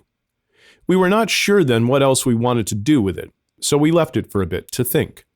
We often worked in this way, starting something new to give us more time on another song in progress. It was the painter laying aside the canvas, starting a new work, then coming back to the first work afresh, able to see at once what was good or bad about it, and what needed to be done by way of improvement. In the meantime, Paul came up with the idea of the Sgt. Pepper title song, which we began recording. I needed a break from recording A Day in the Life in any case, because I had to do some scoring for orchestra. The Beatles had come to me and said they wanted a symphony orchestra. Paul fancied the idea more than the others. Nonsense, I replied. You cannot have a symphony orchestra just for a few chords, Paul. Waste of money. I mean, you're talking about 90 musicians. This is EMI, not Rockefeller. Thus spake the well-trained corporate lackey, still lurking somewhere inside me. Yet my imagination was fired. A symphony orchestra. I could see at once that we could make a lovely sound. I thought very hard. The song did need a grand flourish of some sort. This crazy idea might just work. We had never used a symphony orchestra before. We'd used a string quartet, an octet, the odd trumpet, or a sax section. So the notion of a great leap forward into a full-sized orchestra was very appealing, and kind of logical. It is one of the biggest toys you can play with, but 90 musicians would be expensive. Too expensive. What do you want this symphony orchestra to do exactly? I asked, stalling for time. I really was not sure that it had been properly thought out. But Paul had been listening to a lot of avant-garde music by the likes of John Cage, Stockhausen, and Luciano Berio. He had told John he would like to include an instrumental passage with this avant-garde feel. He had the idea to create a spiraling ascent of sound, suggesting that we start the passage with all instruments on their lowest note and climbing to the highest in their own time. I decided half a symphony orchestra would do. Smaller string section, single woodwind and brass, and settled on 41 musicians. Cheese parer. Honor was satisfied, but I knew it was of little use telling them to improvise. They were used to working from written parts, no matter how strange. I suppose it was difficult for the Beatles to fully understand that. They had never needed a note of written music in their lives. Why should anyone else? Of course, if we'd approached the symphony musicians in those days without a prepared score, they would have laughed us out of court. When I sat down to write the score, I realized that John had not come up with anything for the first few notes the orchestra would have to play after he stopped singing, "I'd Love to Turn You On." He sings this line in a very characteristic manner, the tune wavering between semitones. This, I thought, would be a great phrase to echo, so I wrote a very slow semitone trill for the strings, bowing with a gentle portamento and increasing gradually in frequency and intensity. This gives a suitably mysterious effect, making a good introduction or bridge to the now famous dissonant orchestral climb that is unique to this song. The 24-bar gap we were now going to fill needed notes, even though the slope-up, the climb, did not. What we did over those 24 bars was to instruct each musician to begin by playing the lowest note on their instrument as quietly as they could, and to finish at the end of the final bar by playing their loudest and highest note. The main thing I had to accomplish with this score was to give the orchestra signposts. The 24 vacant bars took quite a long time to get through, about 40 seconds, and the musicians were supposed to be gradually sliding up, very, very slowly, and as smoothly as possible. The strings weren't playing notes, just slithering away. The woodwind and some of the brass instruments had to play distinct notes, although some players could lip rather than tongue their notes to make a smoother transition from one note to the next. At each bar line, I marked in an approximation of where each musician should be, like so many waypoints along a musical route. When it came to the recording, I was counting out the bars as they went through them, so they knew that when they got to bar 6, for example, they should be at A flat or whatever. Having given them the score, I had to tell them how to play it. The instructions given, though, shook them rigid. Here was a top-flight orchestra who had been taught all their lives by maestros that they must play as one coherent unit. I told them that the essential thing in this case was not to play like the fellow next to them. If you do listen to the guy next to you, I told them, and you find you're playing the same note, you're playing the wrong note. I want you to go your own way and just ignore everything else. Just make your own sound. They laughed. Half of them thought we were completely insane, and the others thought this was a great hoot. As the Beatles had never had a symphony orchestra before, they wanted to make the recording a special occasion. "Will you wear evening dress?" they asked me. "And will you get the orchestra to wear evening dress?" "Are you going to?" I asked. "Yeah," they came back. "We'll do it." "All right," I said. "If you wear evening dress, I'll wear evening dress." They didn't, of course, but they wore their version of it, outrageously flamboyant floral costumes. Not quite Sgt. Pepper costumes, but very flower power. For some reason known only to himself, Paul, for example, arrived wearing a full-length red cook's apron, which clashed horribly with his purple and black sub-paisley patterned shirt. They were determined to have a party, so they invited along a few of their mates, only about 40 or so, including Mick Jagger, Marianne Faithfull, Patty Harrison, Brian Jones, Simon Postuma, and Marika Koger of the design team The Fool, Graham Nash, all of them wearing long, multicolored flowing robes, stripy loon-flared pants, brilliant waistcoats, gaudy silk neckerchiefs, love beads, bangles, baubles, badges, and bells. Mingling discreetly in amongst all this unisex hippie flamboyance was Judy, wearing, of all things, a tweed suit. Very fashionable. People were running around with sparklers and blowing bubbles through little clay pipes. There was a funny, rich smell in the air, which may, of course, just have been the joss sticks that were burning all over the place. It was a happening.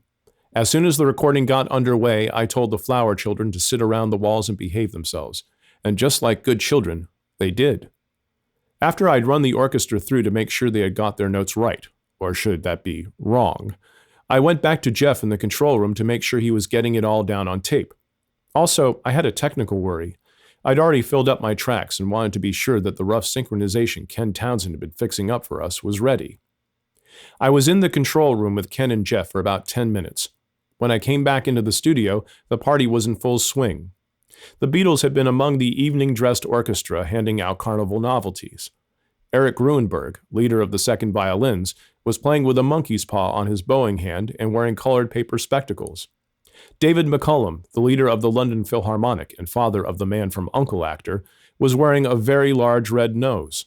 There was a balloon on the end of the bassoon, which went up and down as the bassoonist played. I stared at it all and started laughing. It was a riot. "Come on," said Paul. "Join in, George. Let's have some fun." "But Paul," I replied, "you said fun is the one thing that money can't buy." Of course, in its way, it was fun. But at the back of my mind, all the time, was the thought that this was a very expensive way of letting our hair down. I had an urge to get this thing structured, a fear that it might break down into complete chaos and the whole effort go to waste. I was pretty nervous, in short. During the course of my career, I had either worked with the 41 musicians we used that evening — they were all men, women had not been liberated in the world of British classical music — or I had met them some other way. Eric Ruhenberg, for example, had won the Max Rostel Prize when we were both at the Guildhall School of Music. Knowing them all so well definitely helped calm my nerves on this particular occasion. All the time, Jeff was tweaking away at the studio's inbuilt ambiophony system, which instantly fed the music back through the 100 speakers spaced around the studio walls to create a customized and highly amplified sound. We recorded a day in the life on 3 different tapes, very unusual for the Beatles. Tape 1 had the rhythm backing and John's voice. We dubbed those down on the second day, adding extra vocals together with the first track of the orchestral recording. Then we added 4 more tracks of the orchestral recording, making 5 in all. The orchestra actually performed 5 separate times, and each time they were distinctly different. On the last take, for example, there is lots more timpani, drums, than on the previous attempts. When we were satisfied with the orchestral material, we had to synchronize it with our original 4-track master. This was difficult, to say the least. Nowadays, it is dead easy to lock tapes together in perfect synchronicity. An electronic code called SMPTE, currently indispensable in recording studios, does the job. In 1967, though, nothing like that existed. There was the hit-or-miss method of jump-starting the tape machines together by hand. But this was extremely difficult to pull off, and usually meant the speeds of the 2 machines would differ by a tiny but noticeable amount. And sooner or later, they would drift out of time. This was where Ken Townsend and his ingenuity came in. Realizing I would be in trouble, he had been cooking up a scheme to run the machines in sync. And it almost worked. Ken's idea was to run an identical 50 Hz pulse to the capstans of each tape machine, so that one would kickstart the other, in exactly the same way, every time, on time. Even with that achieved, the process of hitting the same exact musical start point on 2 separate machines was still a matter of trial and error. It required a great deal of patience and understanding. I kept the Beatles well away from the scene of the action while all this was going on. Looking back on those ancient times, I still wonder at the primitive state of our art. If I were to do it again, I would have no qualms about booking the entire London Symphony Orchestra several times over. But I'm not convinced it would be any more effective. Our string and sealing wax methods did the job all right. If you listen closely to the original recording, though, you can hear the orchestra going in and out of time. It's not their bad playing, just our crude synchronization system falling down on the job. A Day in the Life was something special, even before it had the orchestral orgasm grafted onto it. It was and is a great song. John's vocal on it really did something for me. I was always enormously captivated by his voice, and on this track it is at its best. I miss hearing that voice terribly. Having done all the orchestral bit, we wanted something to finish off the song. When you reached that high note at the close of the orchestral sequence, you were left hanging there. The song needed bringing sharply back down to earth. What we required, I thought, was a simple yet stunning chord. Something very, very loud, very resonant. But what would give us that resonance? I decided to try out a notion which went back to the recording of Tomorrow Never Knows, the 4,000 monks ploy. I had always thought that the sound of a lot of people chanting a mantra was impelling and hypnotic. Why don't we make a chord of people singing, to make a noise like a gigantic tambura, I suggested. Get them to sing all the basic notes with maybe a few fifths in between and track them over and over and over again to give it depth. So we did that, and there is a tape of it at Abbey Road in the vaults. If I had had 4,000 people available to sing, it might have worked. As it is, the noise that came out the other end is absolutely pathetic. I had 8 or 9 people multiplied 4 or 5 times. Nobody had enough breath to hold the chord beyond about 15 or 20 seconds, so it petered out, anyway, long before it should have done. So we moved smartly on to a second idea, a gigantic piano chord.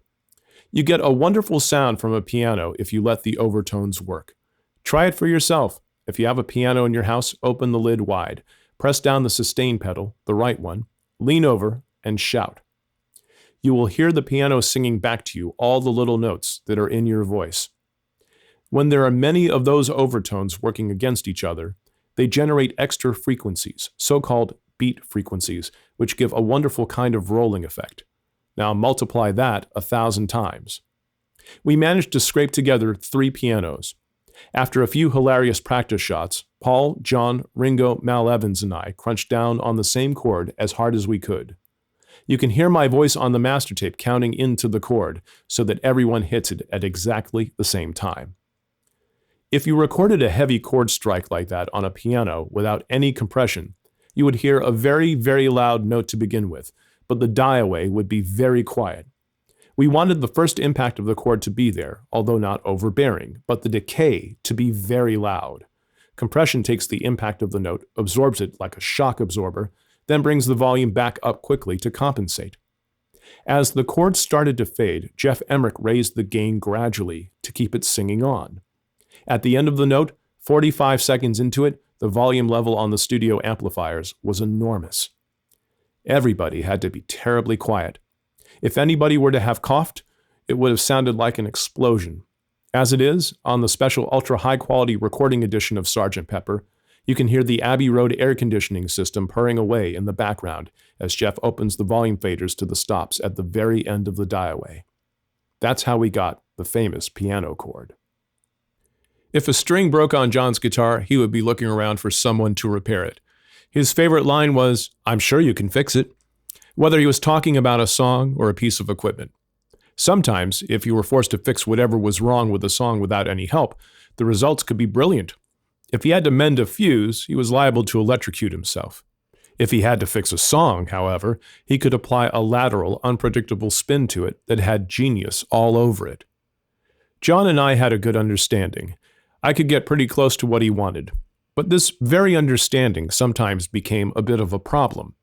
As far as John was concerned, if the recording process was a well-oiled mechanism, it was routine, and therefore establishment. The rebel in John was always looking to kick over the traces.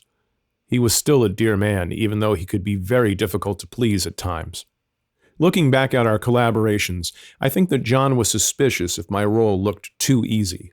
He had a genuine awe for technical matters outside his experience, oddly mixed up with a blithe expectation of immediate and unfailing technical excellence. Although he was the least technical Beatle, he did not have much regard for the brilliant work done by the Abbey Road staff, and could never understand why we were limited in our number of recording tracks. I could understand his frustration, as I too believed we should be supplied with the very latest and best equipment.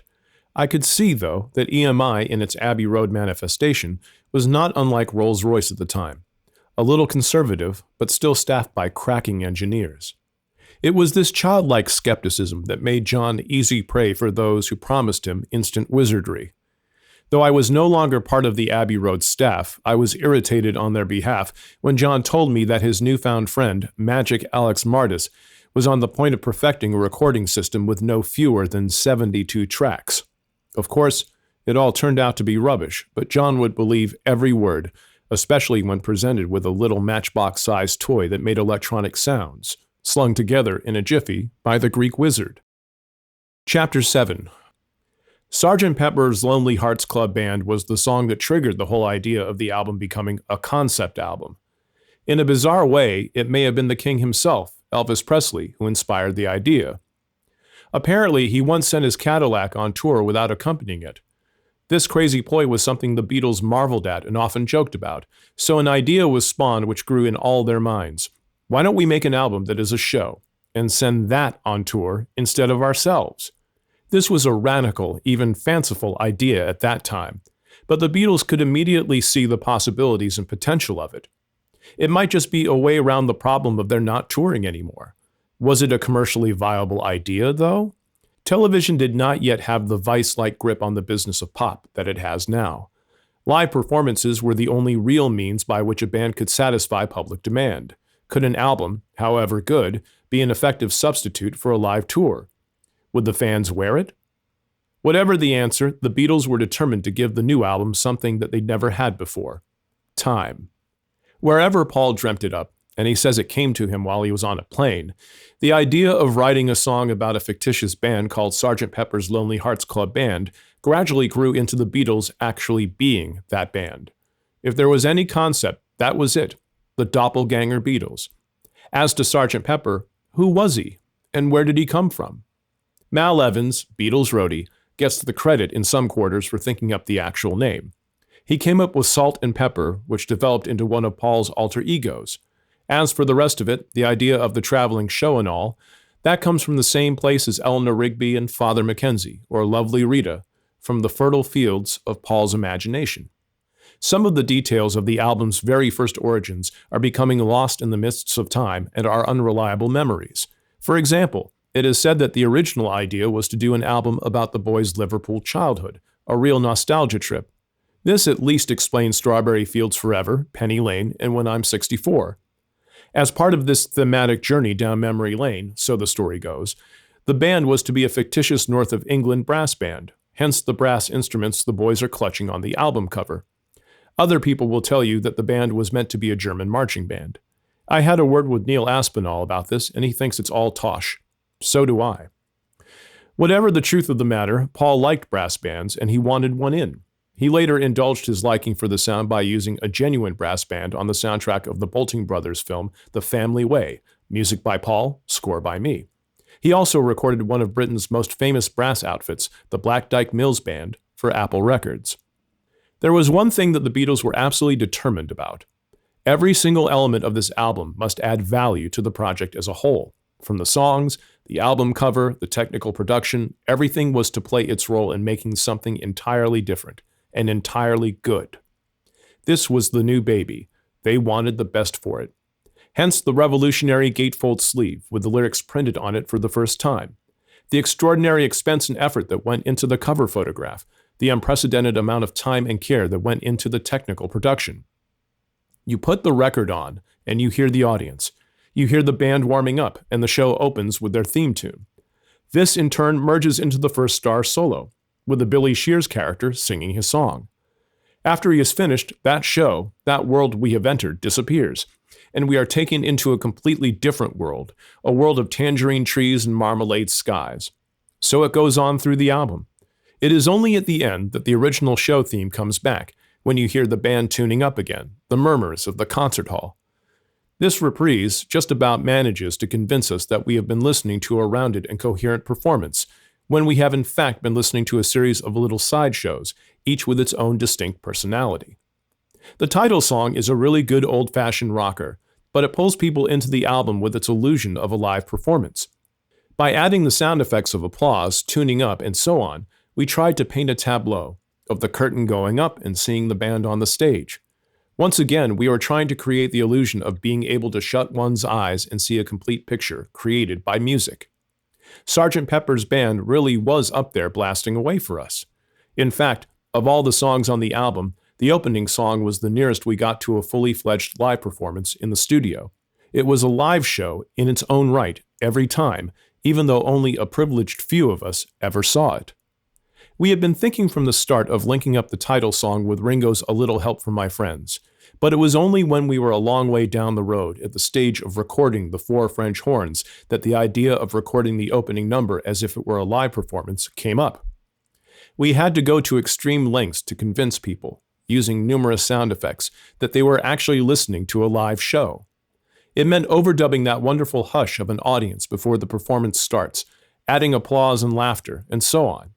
So I used a recording I had made at a performance of Beyond the Fringe, a comedy revue I'd seen at London's Fortune Theatre in 1961, starring Peter Cook, Dudley Moore, Alan Bennett, and Jonathan Miller.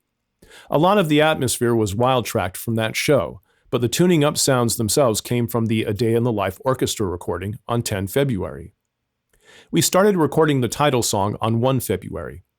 Ironically, for what was Britain's first concept album, it was 2 months or so after we had started work on the album. We had 9 takes of the rhythm track that night, including the rehearsals. When we listened back, we reckoned number 9 was the best we had completed. Track 1, rhythm. George and Paul on guitars, drums with heavy echo. Track 2, bass guitar. Track 3, vocal. Track 4, vocal. This one marked best. The following day, we came in and worked on Paul's main vocal and the group's backing vocals on tracks 3 and 4. Paul sings his heart out on this one. Anyone who thinks that Paul McCartney is not a great singer of rock and roll only has to listen to his voice on this track. You can hear the gravel in it. With all our tracks now full, we had to go to another 4-track tape. This time, we put all the instruments on track 1, and the vocals with echo we laid down on track 4. We did a demo remix and ran off some acetate so we could all listen to what we had done so far. Then we left the song for what turned out to be a whole month. When we came back in on the evening of 3 March, the tape operator was Richard Lush. For some reason, John took him to one side and asked him to record all the conversations between the musicians. It was the beginning of John's obsession with recording. Later on, when he was with Yoko Ono, it seemed that John videotaped and recorded almost everything that happened in his life, from his first swallow of coffee in the morning until his eyelids closed at night. Somewhere in Yoko's vast archives is me talking to a French horn player about that session. It must be very edifying. All we did that evening was to put French horns on track 3, then drop George Harrison's guitar solo into the gaps remaining on that track. It was a pretty good solo too, even if it took 7 hours to record. Now, on this new second tape, we were just about through. We had vocals and echo on track 4, horns and lead guitar on track 3, and all the rhythm sounds on track 1. The special effects, audience noise, etc. we added on 6 March, onto track 2, and on this day we finished the mixing. A good speedy job all round, that one. Apart from sorting out the 4 horns, I did not have much to do with the musical arrangement of the Sgt. Pepper track. The boys took to the simple tune like the proverbial ducks to water and made up the arrangements as they went along. You could tell how much they enjoyed playing a straightforward rocker because it fairly hummed along. The song got its enormous momentum from the driving guitars and drums. Paul and George play a double quaver beat on guitars on the first and third beats of the bar of the chorus, leaving space for Ringo's heavy snare on the second and fourth beats. Paul insisted on doing the guitar solos himself in the end, which may well have irritated George. Having started out with only the vaguest idea of what they wanted to do with their new album, the Beatles were now beginning to do something very exciting indeed with it. The essence is freedom. Most sizable record companies stare fixedly at one thing and one thing only, the bottom line. Profits are the be-all and end-all. They see the work of a recording artist as a product to be sold like any other. This can and does lead inevitably to conflicts of interest. In fact, it sometimes leads to bloody and protracted warfare between an artist and a record company. Consequently, record companies tend to be very conservative in their view of what a successful recording artist should be doing. If they get a hit, they want another one. They do not, generally speaking, want anything different. The major Hollywood studios view the film market in the same way. If Star Trek turns out to be a winning formula, don't go and make Howard's End, they tell you. Give us Star Trek 2, and 3, and 4, and Star Trek 17 if necessary. Cash in. The problem is, it gets very boring, and it is completely unimaginative. So a recording artist is expected by his or her owners to keep doing more or less the same thing, provided it continues to sell. But most artists don't want to do that. They want to learn and evolve. My own view is, and always has been, that artists should be able to grow, to blossom. They should not have to stand still for reasons of simple profit. When the Beatles announced that they were going into the studio for an indefinite period before Pepper, I had some interesting and fairly taut discussions with the powers that be at EMI, who were understandably nervous about what would come of it all. Luckily for me, the Beatles never let me down. Whenever I said, give them their heads, let them do different things, they came up with things that were as good as, if not better than, the material they had been doing before. And it always sold. One of my main jobs with the Beatles, as I saw it by 1967, was to give them as much freedom as possible in the studio, but to make sure that they did not come off the rails in the process. The years between the age of 19 and 23 are pretty important in anyone's life. But in those 4 years, the Beatles had gone from relative obscurity to being, as Brian Epstein had always predicted, more famous than Elvis Presley. They had shared this skyrocket trip to fame together and had become, as a consequence, an impregnable quartet. No one else had gone through what they had. No one else understood. They seemed to find a tremendous inspiration from each other's presence. There was a kind of love between the 4 of them, some feeling that gave them strength. It was a case of the whole being stronger than the sum of its parts. Although the world had accepted them with open arms, it could also, in many ways, be their enemy. They were a bit like the four corners of a Guards regiment square on the battlefield at Waterloo, steadfast together against the media, shot and shell. While Pepper was being made, they were helping each other in their daily lives more than at any other time. They were easy to work with in the studio. They loved the whole process of recording. The studio was a playground as far as they were concerned.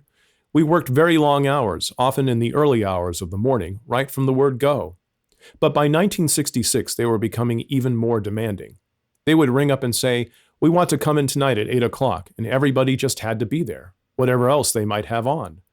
I had reconciled myself to the fact that they would be my number one priority. The long hours were more a problem for me with regard to other recording artists than they were in terms of a personal life. Judy accepted it. So did I. But quite often, Neil Aspinall would ring up in his role as Beatles road manager and say, "Look, George, we've got to have the studio at 7 tonight." And I would have to try to rearrange a session booked with somebody else who is quite important, but not as important as the Fab Four. Then the Beatles would turn up at 10. When it came right down to it, we were all their minions. In the studio, I was very much part of them. Every voice was heard equally. But once they left the studio, out into the night, they closed themselves off again, reverting to their hermetically sealed unit. Even Brian Epstein didn't get inside that shell. As for the way they viewed me, I was very 12-inch in Ringo's memorable phrase. Back in the 50s, we used to issue 10-inch and 12-inch vinyl records. The 10-inch records were the rhythm style series, what we now call pop, and the 12-inch were the cantatas and symphonies, the classical. 10-inch was common, but 12-inch? That was a cut above. In a BBC broadcast not long before he died, John spoke of our work together. He was obviously thinking about our times from Revolver on through Pepper and beyond when he said of me, "He had a very great musical knowledge and background, so he could translate for us and suggest a lot of amazing technical things. We'd be saying we wanted to go ooh, ooh, and ee, and he'd say, 'Oh, great, great, let's put it in here.' It's hard to say who did what. He taught us a lot, and I'm sure we taught him a lot by our primitive musical ability. I certainly did learn a lot from them, and their musical knowledge very rapidly became anything but primitive."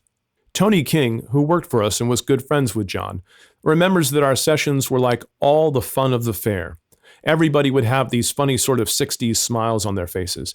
And among all this madness was the Duke of Edinburgh, as we used to call George Martin. John Lennon and Paul McCartney, in particular, were extremely good friends. They loved one another, really. They shared a spirit of adventure and a modest little childhood ambition. They were going to go out and conquer the world. You could, though, almost touch the rivalry between them.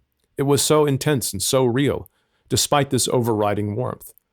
No sooner would John come up with an outstanding song evoking, say, his own early childhood, like Strawberry Fields Forever, than Paul answered him straight back with a winner in the same vein, Penny Lane. It was typical of the way they worked as a songwriting duo. Creative rivalry kept them climbing their individual ladders and kept the Beatles on top. John would write In My Life and go up a rung. Paul would go up one rung higher still with Yesterday. Often, they would help each other out on a song if they were stuck, despite their dual composer credits. For the most part, though, they egged each other on by the brilliant example of their individual efforts. Chapter 8. Good Morning was a John song inspired by a television commercial for Kellogg's Corn Flakes. The advertisement had the line, "Good morning begins with Kellogg's" in it, which could be why there is a cock crow on the song at the end, a tongue-in-cheek homage to the Kellogg's trademark. John would often sit in his house trying to write a song at the piano, with the television on softly in the background at the same time. He tended to take more notice of the goggle box when the composing was not going so well. Up came this commercial, and up popped the song. At the time, he was living in Weybridge, one of the poshest parts of the London commuter belt, in a 27-room stockbroker Tudor mansion. Much like Ringo, who was also married and lived just down the road, baby Zach had just arrived, John was leading a very suburban life. It was almost your pipe and slippers sort of thing. Did you have a good day at the office, dear? Routine. Paul, on the other hand, was unmarried, a bohemian, sophisticated man about town, mixing with the artistic avant-garde, going to the right galleries and theater, reading the right underground magazines, leading an existence John and Ringo rather envied in some ways. George, meanwhile, had just married the glamorous Pattie Boyd. Often enough, when John wanted to escape suburbia, he would drive up and spend the night at Paul's place in central London, not far from Abbey Road. John had to provide some sort of stable home life for his wife and child, but he felt that the atmosphere at Weybridge was not conducive to good songwriting. I felt Paul was mixing with an unconventional crowd, but he was very conventional, whereas John was being unconventional at home. Ringo, South Bank Show. Judy and I went down to have dinner with John and Cynthia around about this time. Cyn had been an art student like John when they met in Liverpool, but marrying a Beatle had transformed her life. In the early days, Brian Epstein thought that news of a pregnant wife would drive away John's army of fans, so he insisted that she stay out of sight. Later, once the news had become public, Cynthia was allowed to join the Beatles on their travels. In fact, she was with John on the very first U.S. tour. Intelligent and artistic, Cynthia found life in the Weybridge ghetto comfortable but distinctly limiting. She abandoned her art either because of John or her son, or simply because she lost interest. Now, she had to have a regular life, not least for the sake of her Julian, who, like any other child, was going to school every day. It had been a pretty crazed existence before they settled down. Anyway, when we arrived in Weybridge that evening, Cyn said that she had hoped to give us smoked salmon. She had sent out for it specially, to a local delicatessen, but time wore on. There was no sign of the order, and we all got hungrier and hungrier. The Lennons employed a married couple who lived in a separate flat at the top to look after the house. Judy dropped a little hint that perhaps Cyn's smoked salmon had been diverted to a different destination. A quick spot check revealed the truth. Sure enough, them upstairs were having a great time eating our meal. So we made do with fish paste sandwiches. We all had a laugh about it, but this little incident said something about their whole existence then. It was frustrating for John seeing Paul swanning around, while he himself felt increasingly like a middle-class, middle-aged man. He had an extremely low boredom threshold at the best of times. Weybridge was bought for John. He had no idea really what he was letting himself in for when he agreed to let Brian Epstein find him a house there. It was a ghetto for rich people, and it still is. Very safe, extremely well policed, and extremely secure. Many stars lived there. Tom Jones, Cliff Richard, who still does. It was a place to be, Weybridge, if you were big in the British media, much as Beverly Hills is to Hollywood now. It could have a pretty stultifying effect if you let it. John was never surly about it all, though. When you went round to see him, he seemed happy. But part of him was looking for something more exciting. In one way, Weybridge explains Yoko Ono's attractiveness to John. She was an antidote to the suburban mentality, if ever you met one. She gave him the freedom to do all of that stuff that he really wanted to do. He couldn't really do it from the golf club. Paul, on John's relationship with Yoko Ono. Good Morning, then, is an ironic, not to say sarcastic look at that suburban lifestyle. Its lyrics make sharp little digs at the whole suburban deal. Everybody knows there's nothing doing.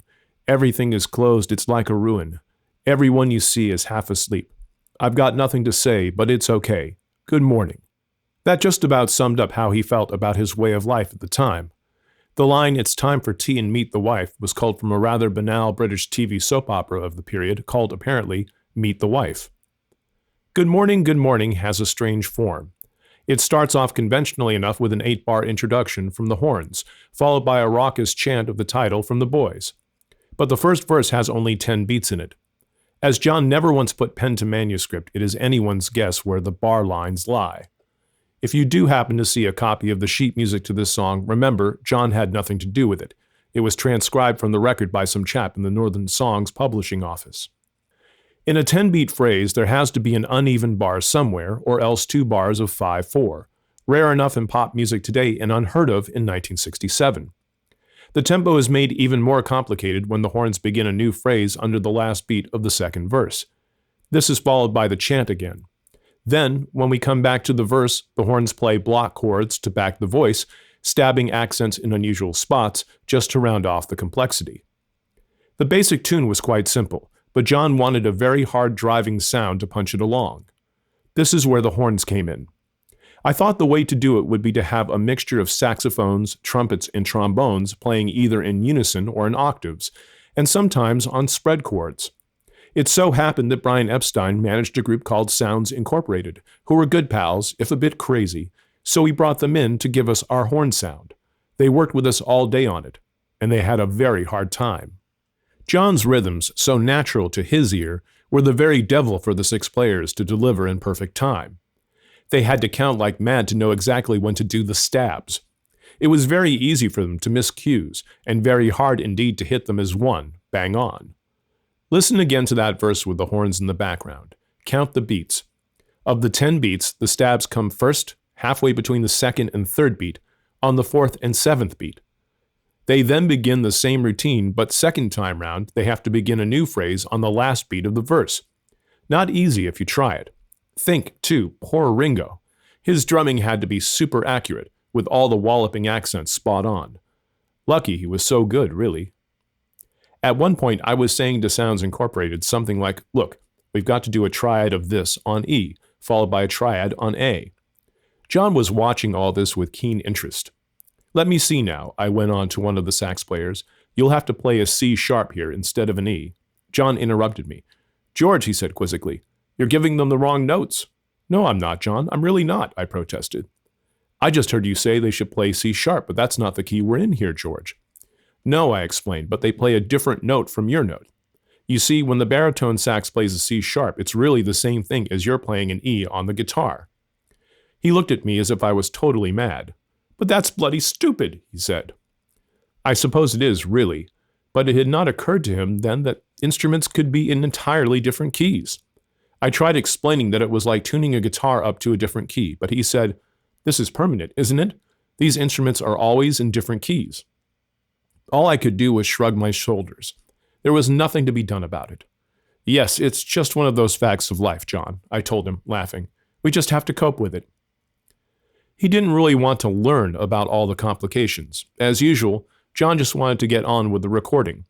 But he was astonished that the people had to go through what he thought of as a time-wasting rigmarole.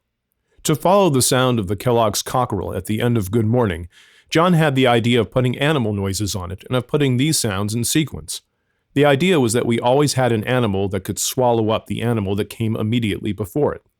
It was a bit like the old Burl Ives hit, which John would have known as a boy, The Spider and the Fly. We used Volume 35, Animals and Bees from EMI's sound effects library for our noises. This was all great fun to do. Rather like Revolution No. 9 later, or Tomorrow Never Knows, we had this wonderful panorama of sound in front of us to create and manipulate to our heart's content.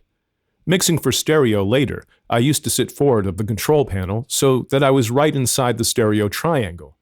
In this position, I could hear the sounds as I panned them, moving right across the imaginary landscape that was called up in me by the song. The sound didn't travel from right to left, though. Instead, it sounded as though we're traveling up and overhead. It was like listening to a rainbow of music arching over me. As the Beatles sang and played and the animal sounds came in, I was watching a story unfolding in my mind. I suddenly realized as I was pulling it together that the chicken noise we had dubbed on sounded really like the little bit before the reprise of Sgt. Pepper's Lonely Hearts Club Band, when the boys are tuning their guitars. So when I edited it together, I turned the cluck-cluck of the chicken into the sound of a guitar string coming under tension as it is tuned, trying to mimic that twang as near as I could. The chicken became the guitar. It sounded great. It really welded the songs together. I couldn't congratulate myself too much on it, though, because it arrived all by itself, a stroke of luck. It just happened. The Beatles had a trademark sound, the 4 of them playing and singing together, but they were not content to leave it at that. They kept changing, reinventing themselves and their music. The Rolling Stones, on the other hand, never varied their sound much at all. Even the Beach Boys didn't introduce much variety into their basic formula. But as the Beatles grew up musically, and particularly during the run-up to Pepper, every new track that came out was a fresh experience. They had a whole catalog of identifiable sounds. They were not just one group, they were many. On Pepper, they were freewheeling. The progression from the 2 guitars, bass, and drums formula of She Loves You to the virtuoso musical collage that is Pepper is breathtakingly swift when you look at it. From album to album, the Beatles made a quantum leap each time. The first big departure from the standard rock and roll lineup occurs with Yesterday, which was not performed by a group at all, but by a string quartet accompanying a single acoustic guitar and a solo voice. Once the breakout had occurred, this process of continual experimentation and change, of musical and technical innovation, continued at top speed through Rubber Soul and on into Revolver. By the time we got to that album, there were some really weird things happening, like Tomorrow Never Knows. This sounded as if there were no group there at all, and it still sounds contemporary. There are things in that you would swear could only come from a 1990s synthesizer. This diversity of expression really blossomed to its full extent on Sgt. Pepper. Take the classicism of She's Leaving Home, where you have a harp, a string octet, and a couple of voices. No rhythm, no guitar. Or the riotous inventiveness of Mr. Kite, with its bass harmonicas, funny cut-up tapes in the background, distorted organ sounds, which is really no longer very much like a traditional pop group at all. Sgt. Pepper itself, the title song that is, was the most identifiable Beatles sound, because it was clearly a rock and roll track of the kind the Beatles had been producing by the dozen. We even changed that, though, by setting out to make a much more live sound, a sound that had not until then been satisfactorily captured, though many had tried. Although it was produced in the studio, the Sgt. Pepper's Lonely Hearts Club Band track, especially the reprise, does succeed in breaking out of its four walls, in capturing some of the energy of a live concert. And even though it was a rocker, it still made liberal use of classical instruments, most noticeably French horns. Within You Without You was a complete departure again, a full foray into Indian music, what with its dilrubas, tamburas, sitars, and tablas, combined uncannily with Western classical strings. In the end, Pepper was like a catalog of the Beatles' wares. It was as if they were saying, look what we can give you, all these different things. The first album the Beatles recorded, Please Please Me, had them scrabbling to keep up with their success as a live act. It was a straightforward performance of their stage repertoire, a broadcast, more or less. We recorded the whole thing, all 14 tracks, in a matter of hours. The only thought that went into it was, give the fans on record what they can hear on stage, as quickly as possible. The albums as a whole developed from being collections of short rock and roll tracks, some less than 2 minutes long, to songs that started saying a bit more. In most of these early songs, Lennon and McCartney were singing directly to the female fan, articulating her daydreams and probably their own. Most of the early lyrics feed this unrequited fantasy relationship. Please Please Me, Love Me Do, I Want to Hold Your Hand, Hold Me Tight. Nothing very subtle about that. Later on, in 1964, when they hit the USA, the Beatles started thinking more seriously about what their songs were saying. By 1966, the Beatles had gone through the trauma of success and had moved up several gears in the way they were writing songs, as had I in the way we were recording them. They were excited by the strides they were making as songwriters and recording artists, as well as by the technical possibilities opening up to them. The two albums immediately prior to Pepper, Revolver and Rubber Soul, both contain some of their best work. Rubber Soul still had the musical directness and simplicity of the preceding years, but the lyrics of the songs were becoming more interesting. John in particular started flagging messages in his songs as he developed musically. Rubber Soul has a good example of this.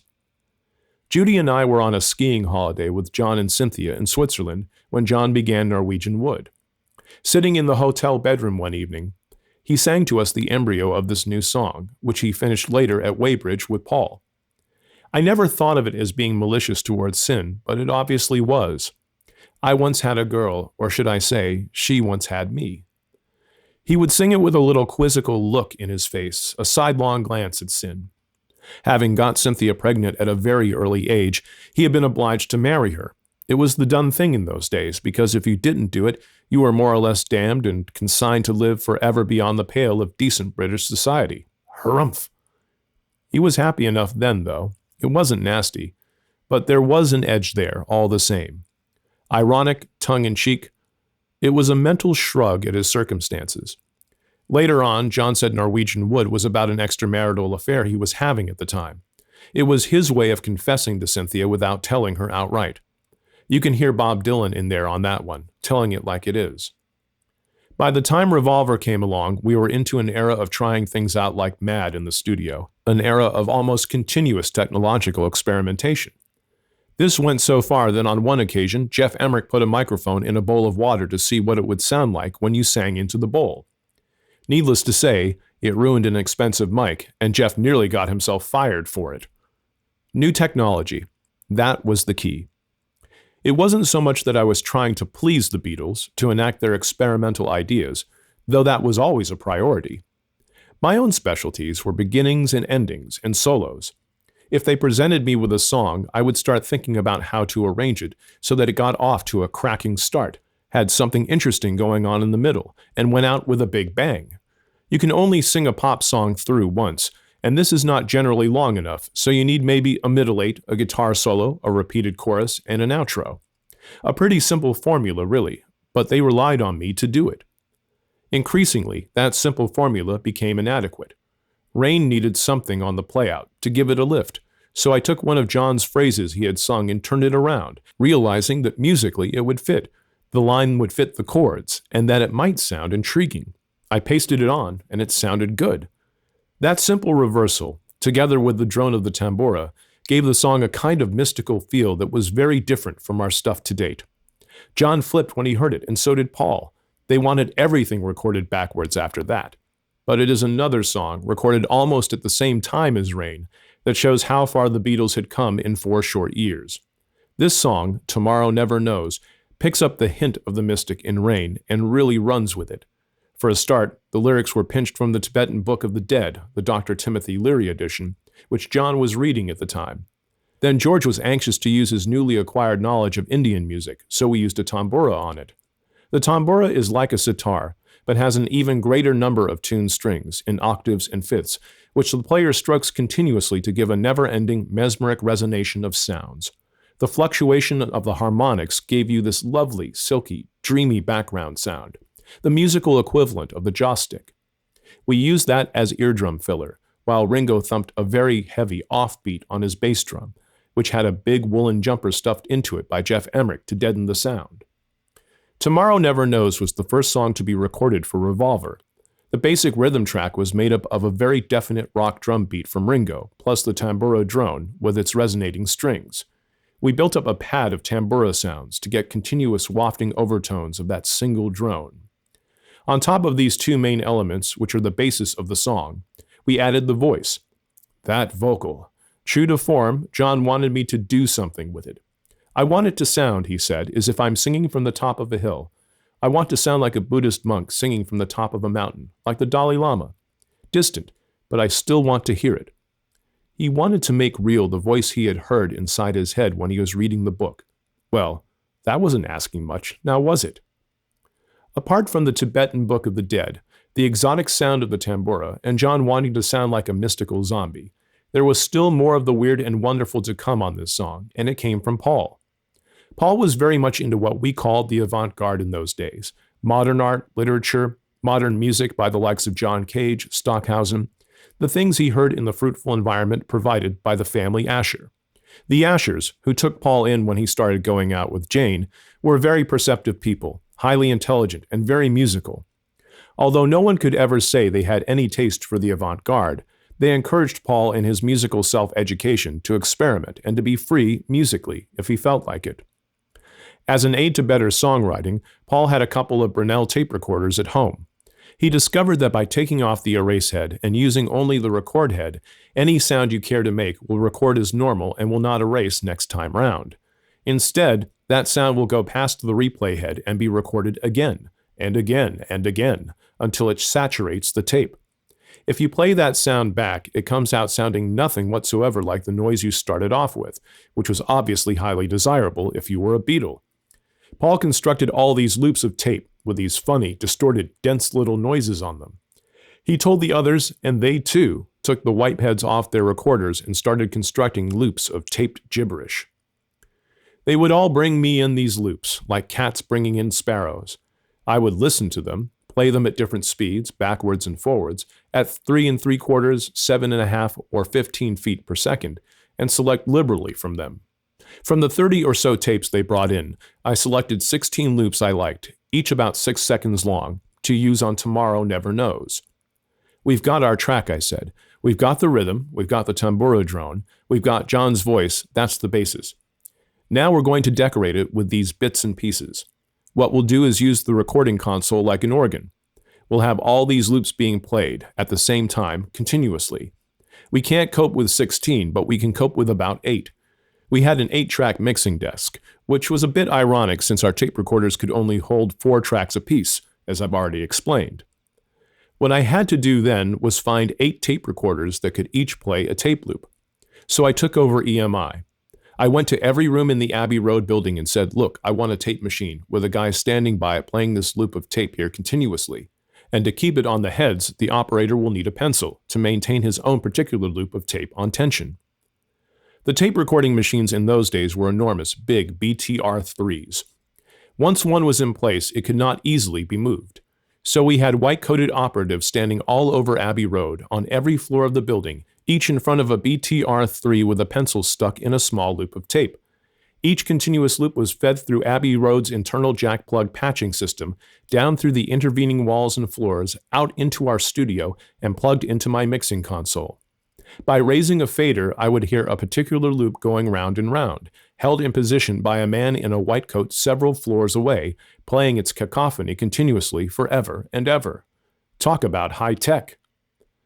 When we came to mix the song then, all we had to do was bring up one fader at a time using the mixing desk's pan pot to put it anywhere in the screen, that is, to position it anywhere we wanted in the stereo spectrum, left to right. We all thought this was great fun. I know, I said, why don't we all mix the song at the same time? So that is what we did. Paul would have a couple of faders to play with, Ringo and George might have a couple, I would be doing the panning and telling them when they were overdoing it, and that's how we got our melange of weird and wonderful sounds on Tomorrow Never Knows. Jeff Emmerich was keeping a general eye on the meters to make sure no one was doing anything excessive. Halfway through, we got bored with the tapes we'd been using, so we took those ones off and put on the other 8 for the rest of the song. While all this was going on, we had John's voice rolling away in the background. To make him sound like a Buddhist monk, his dearest wish at that moment, we had put his voice through the Leslie loudspeaker of our Hammond organ. A Leslie speaker rotates at different speeds inside the cabinet of a Lowry organ. You can make the speaker rotate faster or slower by depressing a pedal. It gives a kind of Doppler or wah-wah effect. We put his voice into that speaker, 87 seconds into the song, then recorded it through another microphone placed outside the Leslie speaker. It gave this weird impression of a voice that was somehow pulsating, far off and altogether singular, as he wished. John was pleased as punch with that. He thought it was great.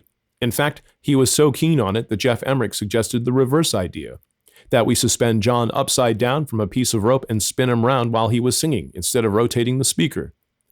Even John wouldn't take things quite that far, though. It was a strange track, great fun to do, and one from an album that gave a kickstart to the kind of experimental recording we would be doing later on Pepper. It is also the one track of all the songs the Beatles did that could never be reproduced. It would be impossible to go back now and mix exactly the same thing. The happening of the tape loops, inserted as we all swung off the levers on the faders willy-nilly, was a random event. Revolver was the first album from which no song was ever performed. The Beatles took on their last tour after completing that album, but they never performed a track from it live. Normally, they would always be very anxious to perform hits from their latest, but they knew very well that the tracks on Revolver were getting intricate, to say the least, and that they couldn't do them on stage. They certainly couldn't do Tomorrow Never Knows with the technology we had then. They couldn't even do Eleanor Rigby. How could they incorporate the strings? So they never bothered. They just trotted out the same old pot boilers when they had to. Day Tripper, I Feel Fine, I Want to Be Your Man. This was the other side of Pepper. It grew naturally out of Revolver, continuing and developing from there. The Beatles and I were helped in our madcap schemes by Ken Townsend, now managing director of Abbey Road Studios, then a backroom engineer who was very enthusiastic about our experiments. It was Ken who dreamed up an early form of double tracking called artificial double tracking, or ADT, based on frequency control.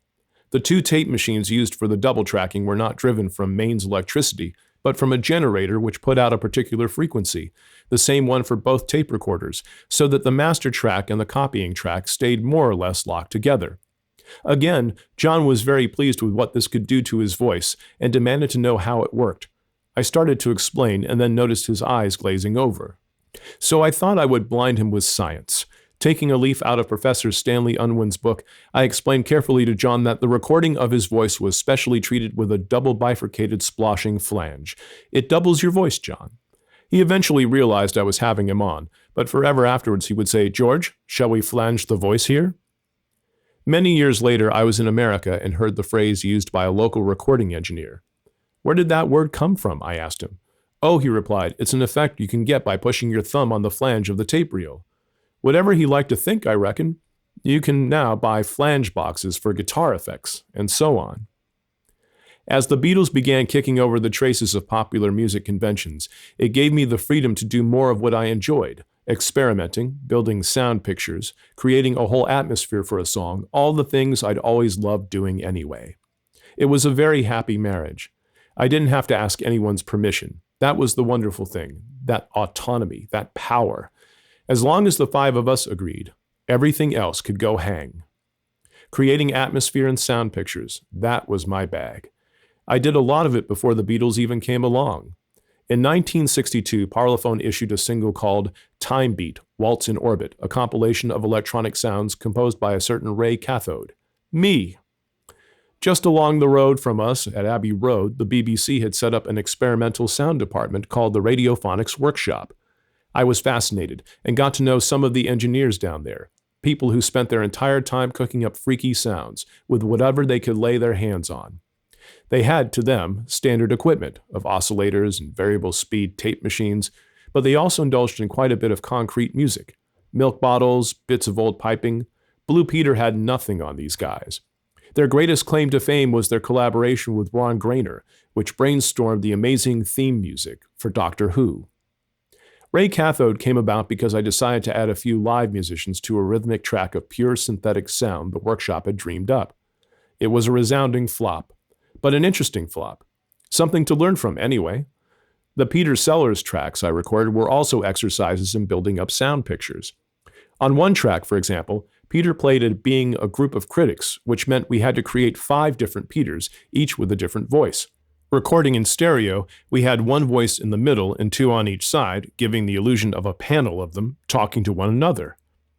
Irene Handel and Sellers did a sketch together called Shadows in the Grass, all in the studio, with very little completed script. The basic idea being that a silly old woman walking in the park is gradually seduced by a wily Frenchman. I edited the 15 minutes of their ad-libbing down to 7 minutes, took out the pauses, then overdubbed things like the crunching of feet on gravel, the faint hum of traffic in the distance, a little bit of birdsong, a little bit of rustling of leaves. When we listened to it, the illusion that we were listening to 2 people walking through a park was remarkable, with just these few little touches. It was Debussy's L'après-midi du Fond that started me off down this particular road. I heard it for the first time when I was 15 in my school hall, performed by the BBC Symphony Orchestra with Adrian Bolt conducting. Sitting there, listening, I started seeing these images: the drowsy buzz of a summer wood, the dapple of light and shade, the deer and the other animals browsing in the summer heat. It made me realize that the fences we put up between art and music could be broken down, that crossover might sometimes be possible. We certainly tried to do something of that on Pepper. By the time of Pepper, then, the Beatles had immense power at Abbey Road. So did I. They used to ask for the impossible, and sometimes they would get it. At the beginning of their recording career, I used to boss them about, especially for the first year or so. By the time we got to Pepper, though, that had all changed. I was very much the collaborator. Their ideas were coming through thick and fast, and they were brilliant. All I did was help make them real. Chapter 9. Paul knew exactly where he was going with Fixing a Hole. As a result, it was one of the fastest tracks we recorded in an album of 13 songs that took some 5 months to complete. It took only 2 days. It's a very simply constructed song, built around a harpsichord and a bass guitar. Even before we got into the studio, Paul had decided to use a harpsichord as the mainstay of his rhythm. Even so, the bass line is more important than the harpsichord line. Paul had to play bass guitar on it because nobody could or can play that instrument quite like him. That meant someone else was going to have to play keyboards. This was unusual because Paul always liked to play his own keyboards on his own compositions.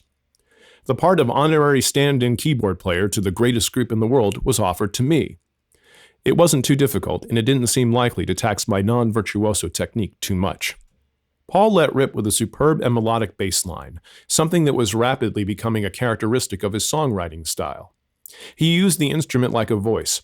He was never content just to use the dominant and tonic, the normal plodding sequences of a bass, as many others did. He wanted to make that bass sing. Whenever he had something to say, he said it most eloquently using the instrument he loved the best. Of all the Beatles, Paul was the most talented musician. When I first met him, he could not play the piano at all. It was a very short time indeed from then to Lady Madonna, which is a very complicated and extremely good piano track played entirely by Paul, and a measure of his great musicianship. Paul could play the drums technically better than any of the others, including Ringo, although he could never get anything like the distinctive sound Ringo got from his kit. So by default, Paul took over the most difficult instrument to play with any originality in a rock and roll band, the bass guitar. Fixing a Hole was the first time we went outside Abbey Road Studios to record during Sgt. Pepper. Quite often, Paul had a song suddenly come to him, and while it was fresh in his mind, he would want to crystallize it. He could not write music, so apart from scribbling down the lyrics and noting a few chord changes underneath, there was no other way for him to be sure of grabbing the song while it was there in his head, other than by recording it. A Walkman would have come in useful. Normally, Abbey Road moved heaven and earth to accommodate the Beatles in their hour of need. Nevertheless, the studios and staff could hardly be kept idle in case a Beatle had a flash of inspiration. Although there had been talk of finally building a special recording studio solely for the Beatles, grabbing studio reservation ahead of any others was becoming a bit of an embarrassment. Nothing had come of it. It so happened that all the studios were in use that particular night, 9 February. There was no room for them at the inn. We had to find a studio, and quickly, while Paul had the urge. The one we found, Regent Sound in Tottenham Court Road, was little more than a demonstration studio in the heart of Tin Pan Alley. It was a low-ceilinged, boxy little room with a low-ceilinged, boxy little sound to it. On top of this, we weren't allowed to take our engineers with us. Jeff Emmerich was employed by Abbey Road in those days and contractually prevented from recording elsewhere. A man called Adrian Ibbotson was head of Regent Sound then, so he did the recording. We followed the same formula as usual, putting the rhythm, in this case harpsichord, bass, and drums, onto track 1. Track 2 carried lead guitar, a lengthy and very good solo from George. George had his guitar volume and both bass and top tone controls up very high. Vocals and rhythm guitar went onto track 3, together. We then put backing vocals on track 4, which was as far as we got that night. Paul took home a lacquer, a rough mix of the song on acetate disc, so that he could listen to it and think about it overnight. We picked up Fixing a Hole about 2 weeks later, on 21 February, on home ground once more at Abbey Road. Jeff Emmerich made a reduction mix of the Regent Sound Take 2. This new mixdown was labeled Take 3. The song was then ready for mastering. This all sounds a bit complicated, as always, but it wasn't. After only 2 sessions, we had finished the song. Compositions change with the instrument you are writing with. No pianist, for example, could ever have written I Feel Fine. That opening riff, which is the cornerstone of the song, is a guitar lick if you ever heard one. It is pretty obvious that John, who was a guitarist and not really much of anything else, fooled around for hours until he stumbled upon this little phrase, which he thought was great. Generally, by listening to a song, you can work out whether it was written by a guitarist or a pianist, or any other type of ist. Fixing a Hole is very recognizably a keyboard song. You can see the 3-finger piano chords underpinning its structure. Those basic triads are the platform on which the lead voice, Paul's voice, and the bass guitar were overlaid. John would always have a pretty good idea of where he wanted to get with the song, too. He would have an image in his mind, but he would not necessarily have a very good idea of how to get there in practical terms. Paul was much more articulate about what he wanted, much more focused. John would tell me what kind of mood he wanted on the song, whereas Paul would ask for a cello, say, or a trumpet at a certain point. Then, at the end of everything, John would be unhappy that he had not quite got the final result he wanted. In a way, Sgt. Pepper is a utopia. John was a super realist, but at the same time, he was always looking for instant utopias. He was a paradox. He never heard in real life what he dreamed he could hear. What we heard was something of what he wanted, interpreted by me and the rest of the Beatles, but as something that always fell short of his own image of perfection. And that, in a way, is perhaps a measure of my failure. At the same time, a small part of me is skeptical of all this, because I know how easy it is to fool oneself with the imagination, with dreams. I have often dreamt wonderful sounds, but realized even in my dream that if I ever tried to make them real, on waking, They would not actually sound anything like as good. Perhaps in reality, John did get as near as he could to making his musical dreams come true. We'll never know. To John, the recording process was like the difference between a good lithograph and the original painting that is locked away in a vault somewhere and never seen. I hope that wherever he is now, his dreams are being realized, the painting and not the pale imitation. My professional life during the Beatles years had, of course, one overriding purpose: to make sure the Beatles got what they wanted. I remember a lovely phrase I once heard in a French film, whose title I cannot remember. Music is dreams. It was their dreams we were realizing, nothing more or less. Music requires mechanics, people banging or blowing or scraping or strumming.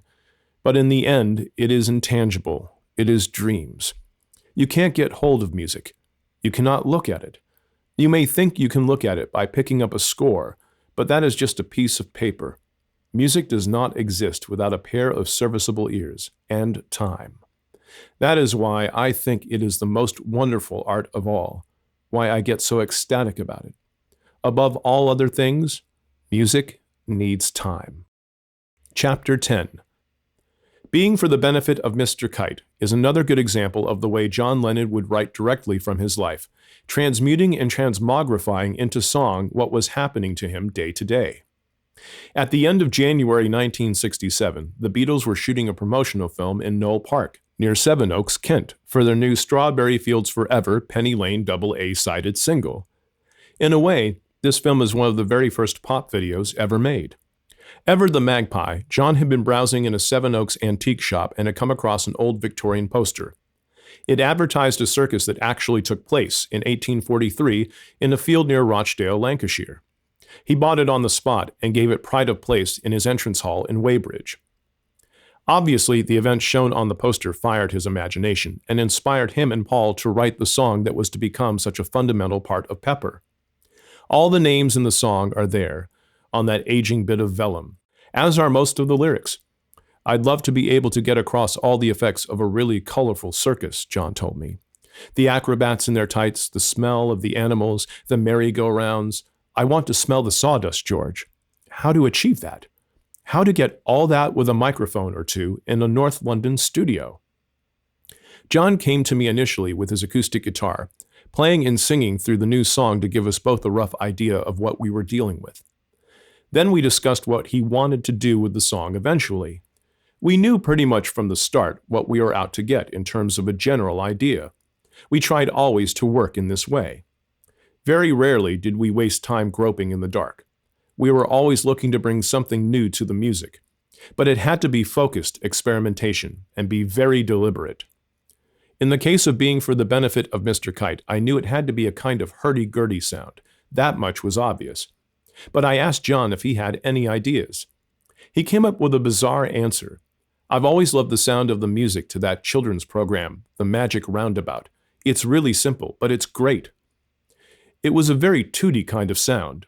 John loved children's television programs. He often watched them. Funny you should say that, I replied. I had in mind the little organ in Disney's Snow White, the one the dwarfs had, a very pipey sound. The real equivalent, though, would be a steam organ, a calliope, what they have on carousels. If you go to a fair, the first thing you hear is the sound of the merry-go-round against the background racket from the crowd. In the early days, those carousels with the horses going up and down were powered by steam, and so, therefore, were their organ pipes. I started looking for steam organs. They did still exist in 1967. I got really excited, thinking that we could get one and play the accompaniment on that. Great! I did a little research, though, and found out that the fairground organs were rather like pianolas. The sequence of the notes was determined by a series of punched cards that went over drums, which in turn opened or closed certain stops. It was going to be very difficult to make up an original punched card of our own, and it would take up a lot of time.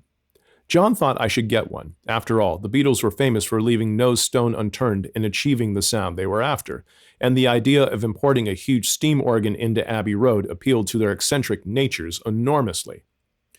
I, however, had to be more practical. Manufacturing our own calliope for a single track just wasn't on. I had a better idea. I could probably use existing recordings. I gathered up all the recordings of steam organs I could find, but I quickly ran into a major problem. They were almost all military marches. Sousa's Stars and Stripes Forever, Blaze Away, that kind of thing. Useless for the atmosphere we wanted. Or was it? I went back to John and said, what we should do is create a special backing track with organs and mouth organs, a pumping kind of sound. We began by using just the harmonium, the big beast that was part of the furniture at Abbey Road. That was the beginning. Then we had to overlay the special effects using a Hammond and Lowry organ, together with our well-beloved roadie, Mal Evans, playing a massive bass harmonica. John and I had great fun, giggling helplessly as we tried to sort out the organ runs and interrupting one another. When it got to the bit after the line, and of course, Henry the Horse dances the waltz, John wanted the music to swirl round and round and carry you into a sequence of a horse dancing. I realized the way to do that would be to have a tremendous chromatic run up on an organ, which I would have to play. John couldn't play the piano that well. When it came down to doing it, though, neither could I. I was better, but I still couldn't do it fast enough for what we wanted to achieve. The only way I could do it was to slow the tape down to half speed, which allowed me to play the notes nice and slowly, at a pace I could manage. It is a fact of physics that if you slow the tape down to half speed, then the frequencies are halved, and the sound drops down an octave lower exactly. I duly played the notes an octave down, recording them at that speed, then on playback, speeded the tape back up to normal. Eureka! It worked! John did play along on another organ. He did the pa-pas while I did the swirly bits. And it sounded pretty good. But there was still something missing. I knew what it was. It was the calliope, the steam organ. There was no way around it. If we wanted that authentic fairground atmosphere, we had to have one. I went back to all the recordings of marches and whatnot I'd collected and transferred them onto one tape. Again, a little bit of a brainwave was required. What though? Finally, an idea came up. I selected 2-minute segments of the tape music. Then I got hold of Jeff, who by this stage was more than my engineer on our extraordinary album. He was my co-conspirator. Jeff, I said, we're going to try something here. I want you to cut that tape there up into sections that are roughly 15 inches long. Jeff reached for his scissors and began snipping. In no time at all, we had a small pyramid of worm-like tape fragments piled up on the floor at our feet. Now, I said, pick them all up and fling them into the air. He looked at me. Naturally, he thought I'd gone mad. It was a wonderful moment. It snowed pieces of tape all over the control room. I had an instant flashback to the day I was demobbed out of the Fleet Air Arm in 1947. The last thing the Navy gave me was my gratuity of 260 pounds, all in single-pound notes. It was the largest amount of money I had ever had. When I arrived home, the first thing I did was to take out that wad of massive old pound notes, fling them all over the room, and rush about trying to catch them. Wonderful! Now, pick them up and put them together again, and don't look at what you're doing, I told Jeff. Strangely enough, Sod's Law being what it is, some of the pieces of tape went back together almost where they started. We got round that by turning anything that sounded like it might be in the correct sequence around and splicing it in back to front. In this peculiar way, we made up a patchwork quilt of different parts of steam organ recordings, all in roughly 1-second segments, lots of different pieces whirling around. When I listened to them, they formed a chaotic mass of sound. It was impossible to identify the tunes they had come from, but it was unmistakably a steam organ. Perfect. There was the fairground atmosphere we had been looking for. John was thrilled to bits with it. All the noises in a fairground recede into the distance when you're talking to somebody nearby, so the sound of the steam organs had to be subliminal. I had to be sure to keep them audible, but well in the background. That edited tape of steam organs still exists at Abbey Road today, separate from the 4-track master tapes. As to the kite recording process itself, that began on the evening of 17 February 1967, a Friday. As so often, we began by filling up our 4 available tracks with the basic rhythm to the song. Track 1, bass guitar, Paul. Track 2, guide vocal, John. Track 3, drums, Ringo. Track 4, harmonium, me. I remember only too well pumping away with my feet at that bloody harmonium for hour after hour, trying to get it right, and being absolutely knackered, heart going at about 130 beats to the minute. It was like climbing up a steep flight of stairs non-stop. We would complete a take, I'd heave a sigh of relief, mop my sweaty brow, and then the dreaded call would come from John. "I wouldn't mind doing that again, George. You all right there?" The harmonium was a good idea, though, because it established a vaguely circusy atmosphere to the song straight off. After we laid down the 4 basic rhythm tracks, you can hear John saying in an ironic voice, "And after this, we'll have the Masked Alberts, won't we, George?" The Masked Alberts were, or was, a bizarre and eccentric English comedy act, a duo I had recorded in the early days along with Spike Milligan. The Alberts ran newspaper delivery vans during the day to make a living, and in the evening put on comedy performances entitled An Evening of British Rubbish, and so on, in various little theaters around the land. One of the Alberts played the trumpet rather badly, which is what John meant by his comment, it was time to add on the clever stuff, the brass. That night we transferred those original 4 tracks to a new tape.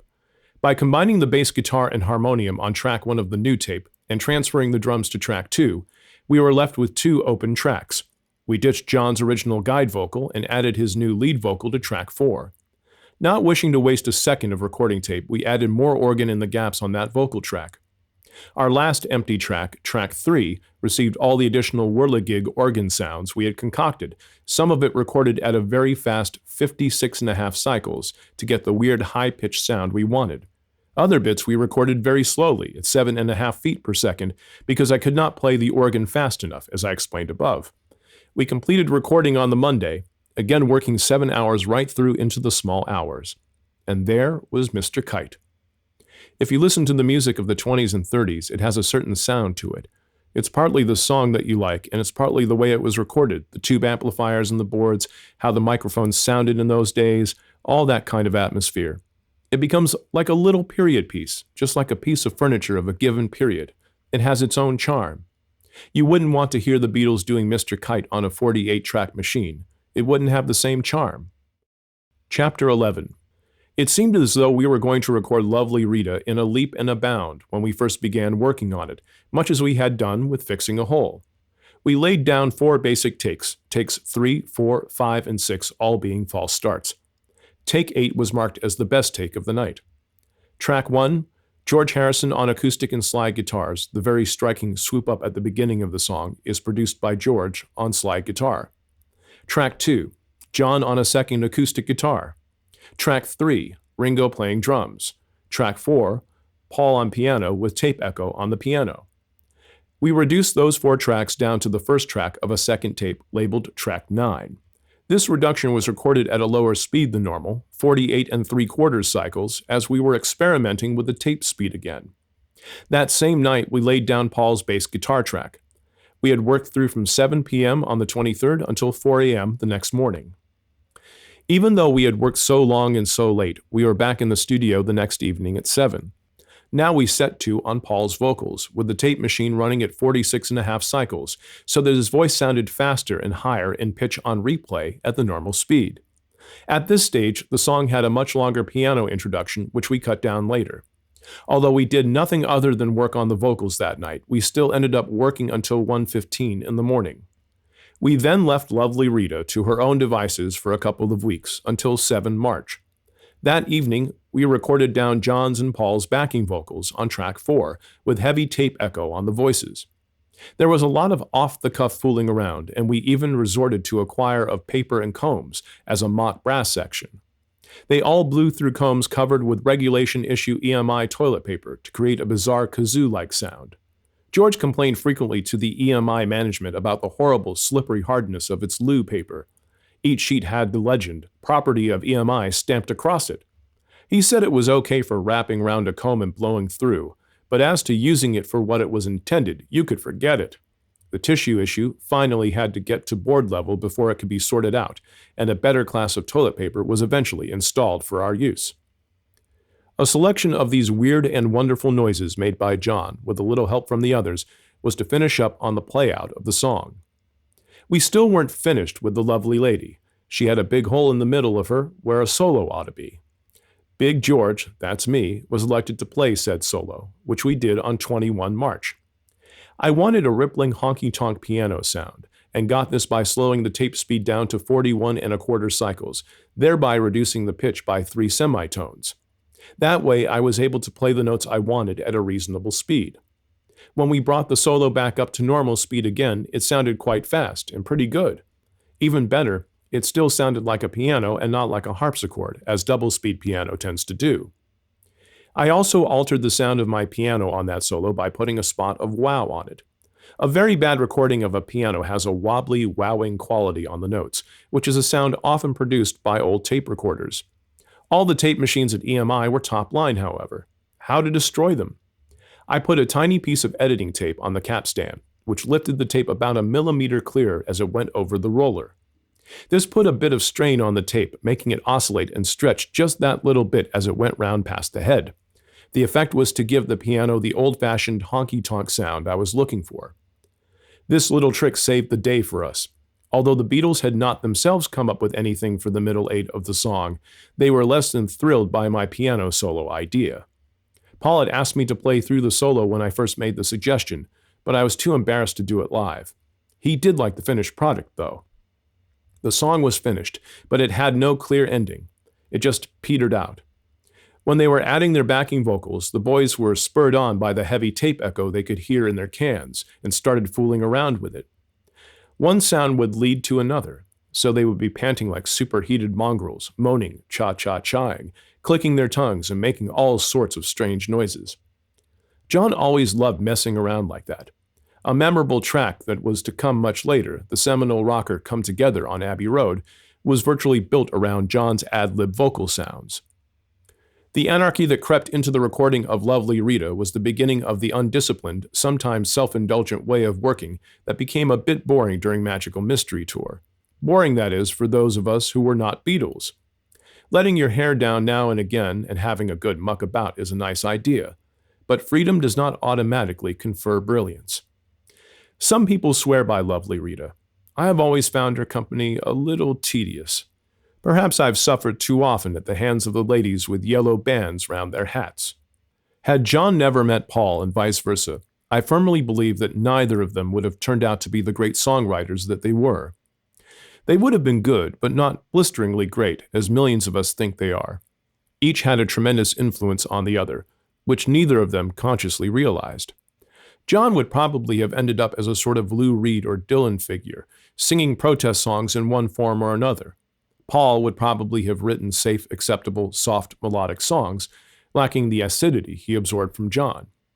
The famous hyperbole of the Times newspaper's music critic, who likened the Beatles to Schubert, speaking in glowing terms of pan-diatonic clusters in their music, was, I agree, a bit over the top. It was not all that far off, though. Paul McCartney has a sense of structure in his compositions that very few popular songwriters have ever had. He instinctively had much more musicianship in him than any of the others did. Paul had the makings of a great composer. Comparing Paul with someone like Andrew Lloyd Webber, for example, his qualities were immediately apparent. His basic raw material had a stronger simplicity than even the songs of that excellent writer. His output was more varied, and of course, in terms of pure songwriting, he has been far more prolific. Mind you, he did have the advantage of having a pretty good band around to plug his efforts. I do believe that if Paul had been taught music and learned more about orchestration, he could have ended up writing even better stage musicals than Lloyd Webber, if that is possible. All the same, Andrew is a peerless composer for the theater, as Paul is in popular song, and they have both done very nicely, thank you. In the early days, my role was to tidy things up musically, to put songs into some sort of perspective. I would also give a commercial estimate of their worth. I might take a phrase out of the middle of Can't Buy Me Love, for example, pointing out that the phrase should have started the song, or, as on Please Please Me, say, speed it up, mucho. That's all it needs, really. I think John learned from this kind of input. He learned a whole lot more from Paul, though. Musical structure, organization in his songwriting, how to make a song telling. He also learned the value of a good hook. The catchy bit, for example, the guitar riff that starts Day Tripper, the harmonica from Love Me Do. Paul was able to cut through the garbage and clearly present the essence of a good tune with good harmonies. Yet he never fell back upon the conventional cliches of songwriting. He would forever be coming up with a little musical twist that made a song or a phrase severely more interesting to listen to. The Fool on the Hill has a basic melody, but at the end of what would conventionally have been the verse, the song does not stop to mark the transition into the chorus. The verse section flows on seamlessly, effortlessly, unnoticeably, into the next element. And he doesn't know the answer, but the fool on the hill sees the sun going down. Nobody else would have thought of this. It is a good example of Paul's lateral thinking, a touch of genius. The attention span of the listener governs the success of any piece of music. I realized this when I had John home to supper one night. I made him sit through Ravel's Daphne and Chloe, Suite No. 2, which I think has to be one of the most beautiful pieces of music ever written. The perfect demonstration of an ideal orchestration. It takes about 10 minutes, but 10 minutes is a long time if you can't get into it. John turned to me at the end and said, "Yes, I know what you're getting at, but I couldn't really understand the tune." "But it's a wonderful tune." "Yes," said John, "but I'd forgotten how the beginning was by the time we got to the end." If you didn't hook John's attention within a few seconds, you lost him. I'm afraid this is true of many listeners today. He was just a bit ahead of his time. Nowadays, the pace created by technology, television, video games, computers, makes it increasingly difficult for people to assimilate some of the more subtle, longer passages of classical music. Chapter 12. The only problem with uncharted territory is that you can occasionally get lost in it. And lost we certainly got during the making of Pepper. We were dealing with a completely different class of song, experimenting technically all the time. There were complex tunes and harmonies to be worked on and worked out. Where nowadays a band might try things out using nothing more sophisticated than a Walkman, a toy like that would have been the ultimate in sophisticated technology for us.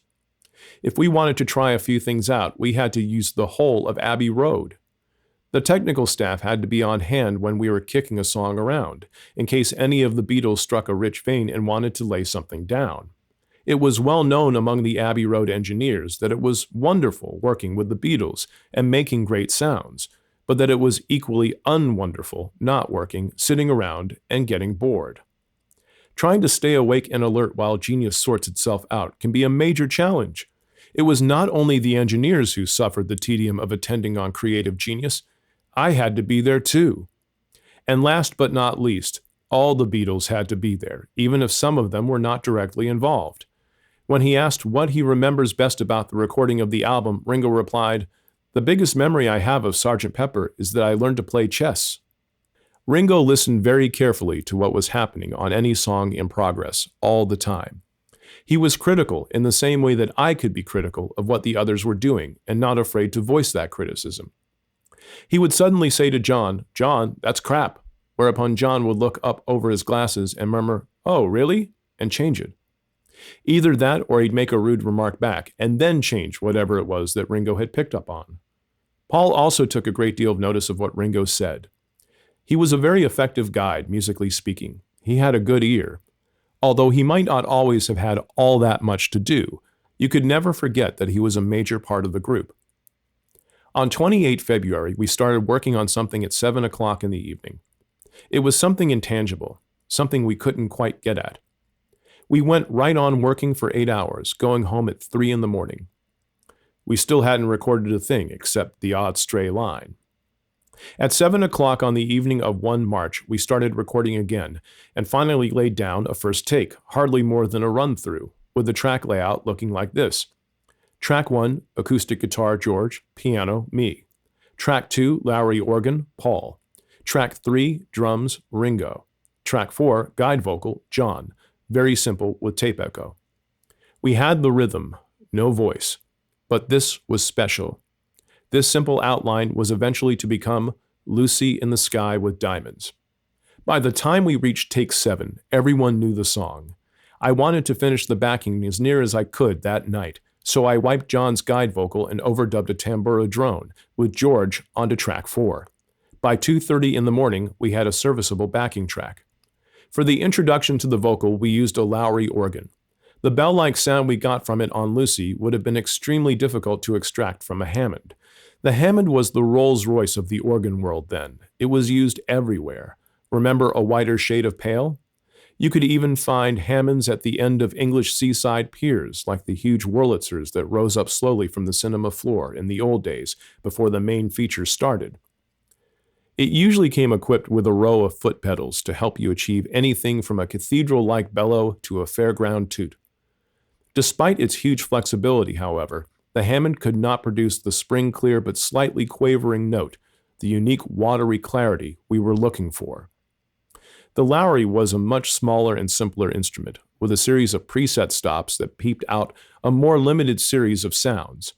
If anything, it was more like a modern-day synthesizer than a conventional organ. The great thing about the Lowry was that, whereas with the Hammond it was almost impossible to get any decay, with the Lowry it was easy. As long as you held down a key on the Hammond, the sound did not die away. On the Lowry, the note would fade away quite happily. The beginning of Lucy, that hesitant, lilting introductory phrase, is crucial to the staying power of the song. It is also a marvelous piece of composition, based around 5 notes only, and so simple that virtually anyone can play it. Schubert would have been proud of it. Nothing in the world is more difficult than to write a first-class melody, especially one that uses as few notes of the scale as we find in Lucy. It is the mark of a great composer, and something that both Lennon and McCartney could do, and did often. The melody is a falling scale in the left hand, a rocking scale in the right. Curiously, this introductory fragment was not formally composed. It evolved from the chords that John originated for the song, and in a similar way to Strawberry Fields Forever, Paul improvised in his favorite arpeggio style until the magic phrase arrived. The sound we got out of the Lowry reminded me of a BBC radio show I listened to in my teens, featuring a group called Arthur Young and his Nova Chords. This must have been back in the 1930s, at the dawn of time. The eponymous Nova chord, an instrument popularized presumably by Mr. Young, made a lovely sound, crystalline, bell-like, the characteristic sound, in fact, we wanted and eventually got for this track. A very simple song, then, using that opening phrase as a root for the voice on top. John, as he often did, composed the song on the hoof. He had the introduction written, but little else as far as the melody went, until we actually got into the studio. Then he came up with that amazing, resonant line, "Picture yourself in a boat on the river." He sang it almost on one single note, as a monotone over the top of the backing. It was only as we went on with the various takes that he saw the advantages of being a little more elaborate with the vocal line. It could have been a monotonous verse, but instead the effect of that almost single-note vocal against the inspired introductory notes is mesmeric, compelling. Lucy in the Sky with Diamonds is also like A Day in the Life, in that it is virtually 2 separate songs. The middle section is in a completely different tempo and has a completely different time signature to the opening. John has us jump, quite suddenly, from the opening 3-4 into a big 4-4 rhythm. There was no possibility of making a smooth transition at this point in the song. The big change of tempo had to kick in with a great big bang. A bit like making a clutchless gear change in a car. It crunches, but it keeps you moving forward. The blaring worked, and was the most effective way of doing the song. The lyrics to Lucy were unlike anything we had heard before in popular music, even Strawberry Fields Forever. Ethereal, dreamlike, they were brimming over with the strongest imagery and color. Combined with the otherworldly music, the surreal Jabberwocky words took you straight into a universe of hallucinogenic fantasy, without having to take any artificial stimulant beforehand. Paul has told me of the genesis of this marvelous song. I went out to Weybridge one afternoon as usual to John's house, and the first thing he showed me on arrival was a picture that his son Julian had drawn at school. This consisted of a young girl floating in the air with a couple of childishly drawn stars beside her. Across the top of the paper, in very neat schoolboy writing in pencil, were the words, "Lucy in the Sky with Diamonds." John explained that Julian had a friend at school called Lucy, and this was her portrait. He said to me that he thought this would be a great title for a song, and I agreed. We then went up to the music room at the top of the house, and he played me the idea he had for it, starting with "Picture Yourself." We discussed Lewis Carroll and the Alice books and how this title would make a great psychedelic song. We began to trade images with each other. I suggested cellophane flowers, cellophane having been a favorite word of mine since childhood, and then shortly after that I came up with newspaper taxis. John liked both and countered with the girl with kaleidoscope eyes. As everyone knows, the song was generally believed to be a deliberate use of the initials LSD in the title, but this was only something we discovered later and certainly was not intended. Nevertheless, the lyrics were intentionally psychedelic. When John first sang this track, not only did he sing it in a monotone, he also separated each syllable very distinctly and deliberately. Paul says on the master tape, "That sounds a bit funny, John. Can we make it smoother?" "Okay," came the nonchalant reply. Apart from George Harrison's guitar work on the Beatles recordings and the wonderful songs he wrote for them, his main influence was in coming up with ideas for sounds, particularly sounds that would create or contribute to the mood of a song. The tamburo drone that gives Lucy in the Sky with Diamonds much of its languorous weight would never have been on the track without George. Similarly, the sword mandol on Strawberry Fields Forever was his idea, and again it works brilliantly in terms of fixing a certain atmosphere for the song. I had to be able to add to the recording the next day, or as usual, night, and there was still an awful lot to get done. So I decided to lump all the evening's work onto one track, which meant that track 1 of the new tape contained nothing less than George's acoustic guitar, now treated with wow, Paul's Lowry organ, George's overdubbed tamburo drone, and Ringo's drums. Quite a handful. We started again on 2 March with both Paul and Ringo playing overdubs. Paul was on the bass as usual. When George added his electric guitar, we recorded his amp through the Leslie loudspeaker, the rotating speaker from the Hammond organ, which gave us a nice swirly sound. My frugality with the tracks was paying off. I still had 2 tracks left for the vocals. The vocals on Lucy weren't recorded at normal speed. The first was recorded at a frequency of 45 cycles, our normal recording frequency being 50 cycles. In other words, we slowed the tape down so that when we played it back, the voice sounded 10% higher, back in the correct key, but thinner sounding, which suited the song. It gave a slightly Mickey Mouse quality to the vocals. In fact, Paul was also singing on these 2 tracks, lending John a spot of harmony. I also added the odd bit of tape echo to the voices. The second voice track we recorded at 48.5 cycles per second to see what that sounded like. Lucy has more variations of tape speed in it than any other track on the album. On top of all those takes that night, we also made 11 mono mixes, all of which, including the 11th mix marked best, we wiped the following day. They just weren't good enough. The day after that, Friday, we worked on the horns to Sgt. Pepper's Lonely Hearts Club Band, the opening track, but also recorded 4 fresh mono mixes of Lucy, one of which emerged as best. All the mixes I did with the Beatles were mono. When I came to do the stereo mixes, there were no Beatles present. In 1967, very few people had stereo equipment.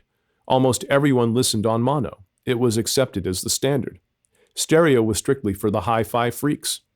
Lucy, which had no strings, horns, or any other classical instruments on it whatsoever, was one of the quickest recordings we did on Pepper. A girl with kaleidoscope eyes, marmalade skies, cellophane flowers. These were definitely not conventional adjectives, even for John and Paul, but they were very Salvador Dali, bold, inventive, and surreal. Rocking horse people eating marshmallow pies, though. That was John more in his Jabberwocky mood. Dali, Dylan Thomas, and Lewis Carroll? That was John. Chapter 13. In his 1968 official biography of the Beatles, Hunter Davies recounts how Paul had the idea for getting better while he, Paul, and Paul's sheepdog, Martha, were walking together on London's Primrose Hill. Paul had remarked, "It's getting better," meaning that the weather was improving and that spring was in the air.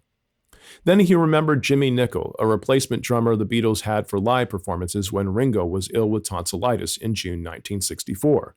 Jimmy always answered, "Oh, it's getting better all the time," when they asked him how things were going. As soon as he got home, Paul picked up his guitar and started work on the song. On Thursday, 9 March, our usual engineers Jeff Emmerich and Richard Lush had a night off to give them a bit of a break. Malcolm Addy was brought in, along with Ken Townsend. Malcolm Addy had worked with Norrie Paramore on all the Cliff Richard recordings, but we weren't going to hold that against him. Malcolm remembers that the session was arranged for the normal 7 p.m. start time. Nobody turned up.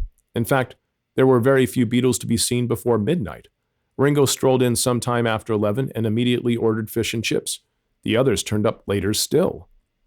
They were beginning to take the people at Abbey Road a bit for granted. Maybe Paul had been polishing up his song, but he wasn't even the last to arrive. Work didn't get underway until about 1 in the morning, after John had arrived. I didn't ask where he'd been. We spent 2 nights laying down the basic rhythm track, a very stringy sound with a relentless driving rhythm. I played a pianette, an early kind of electric piano, which gave us a funny kind of plucking sound, a cross between a harpsichord and a Fender Rhodes electric piano. The modern equivalent would be the cheapest Casio electric keyboard, only the Casio is about 20 times more sophisticated than the pianette. I made noises hitting the strings of this thing rather than the keys, looking for ways to vary the sound. Electronic instruments were still extremely primitive in 1967. Robert Moog was working on upgrading the first commercially available synthesizer around the time we were making Pepper, only we didn't know about it. There is a particular point in getting better. It occurs before the line "Me used to be angry young man," where we all hit a bottom note, a suspended heavy pedal note, which is made up of guitars, tambura, and me thumping the strings of the pianette.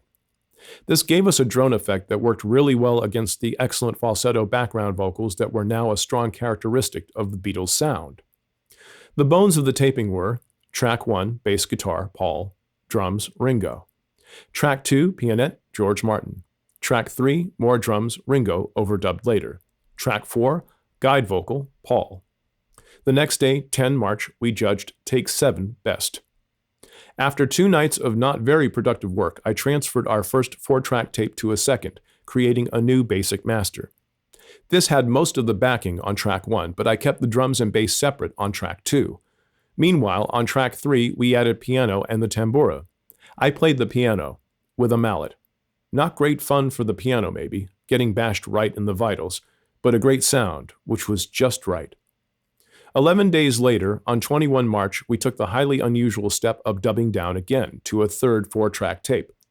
Jeff Emmerich was back in the engineer's seat, and we completed the song by putting rhythm and tambura on track 1, bass and piano on track 2, and vocals on the remaining 2 tracks. Ringo didn't come to the studio that night. During the time of the Beatles' recordings, Abbey Road Studios was a fort in a state of perpetual siege.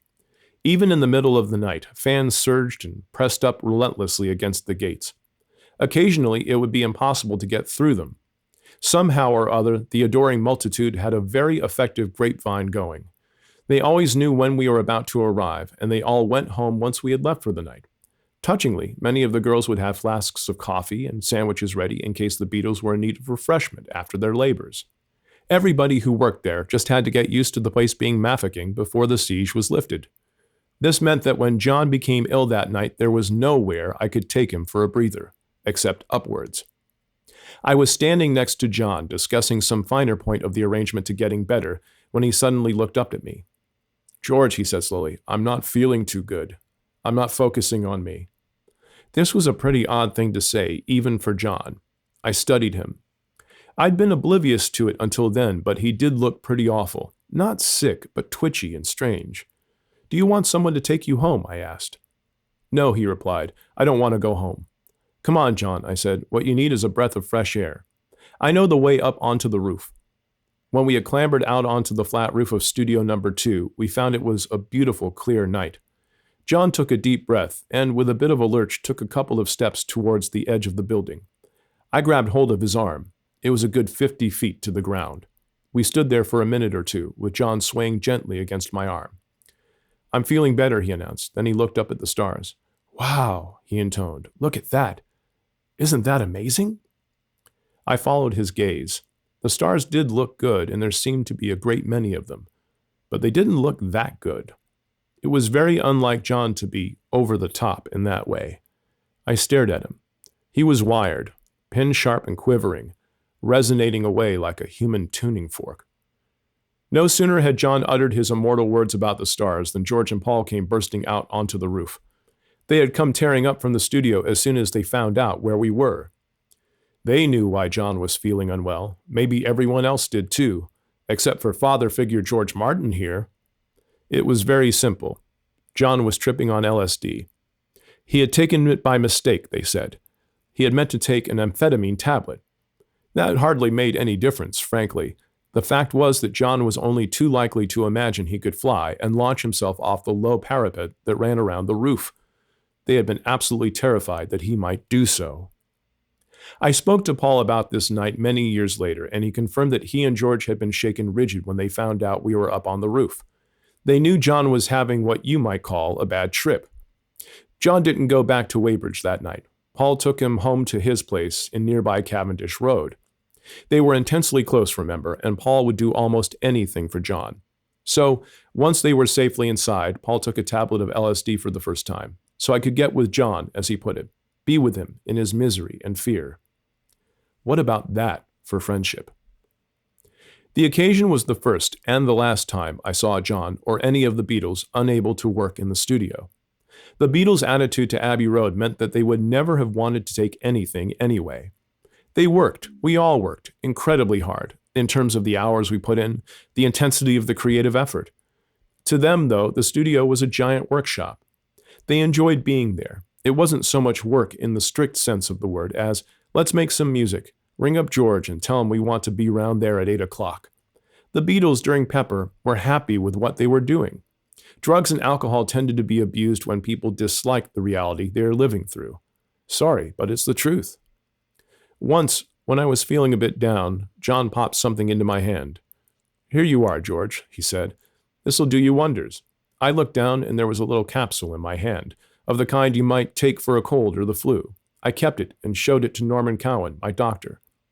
What is this, Norman? I asked. He stared down at it, aghast. My God, he said in a panicky sort of way. Where did you get that? Don't you dare take it. In fact, give it to me now. To this day, I don't know what it was. Maybe I missed something. That wasn't the end of getting better. 2 days later, on 23 March, the Beatles were back in the studio overdubbing vocals and Ringo's bongo drums. There was another tape-to-tape production, but without me. The song was there, but they were just polishing it up.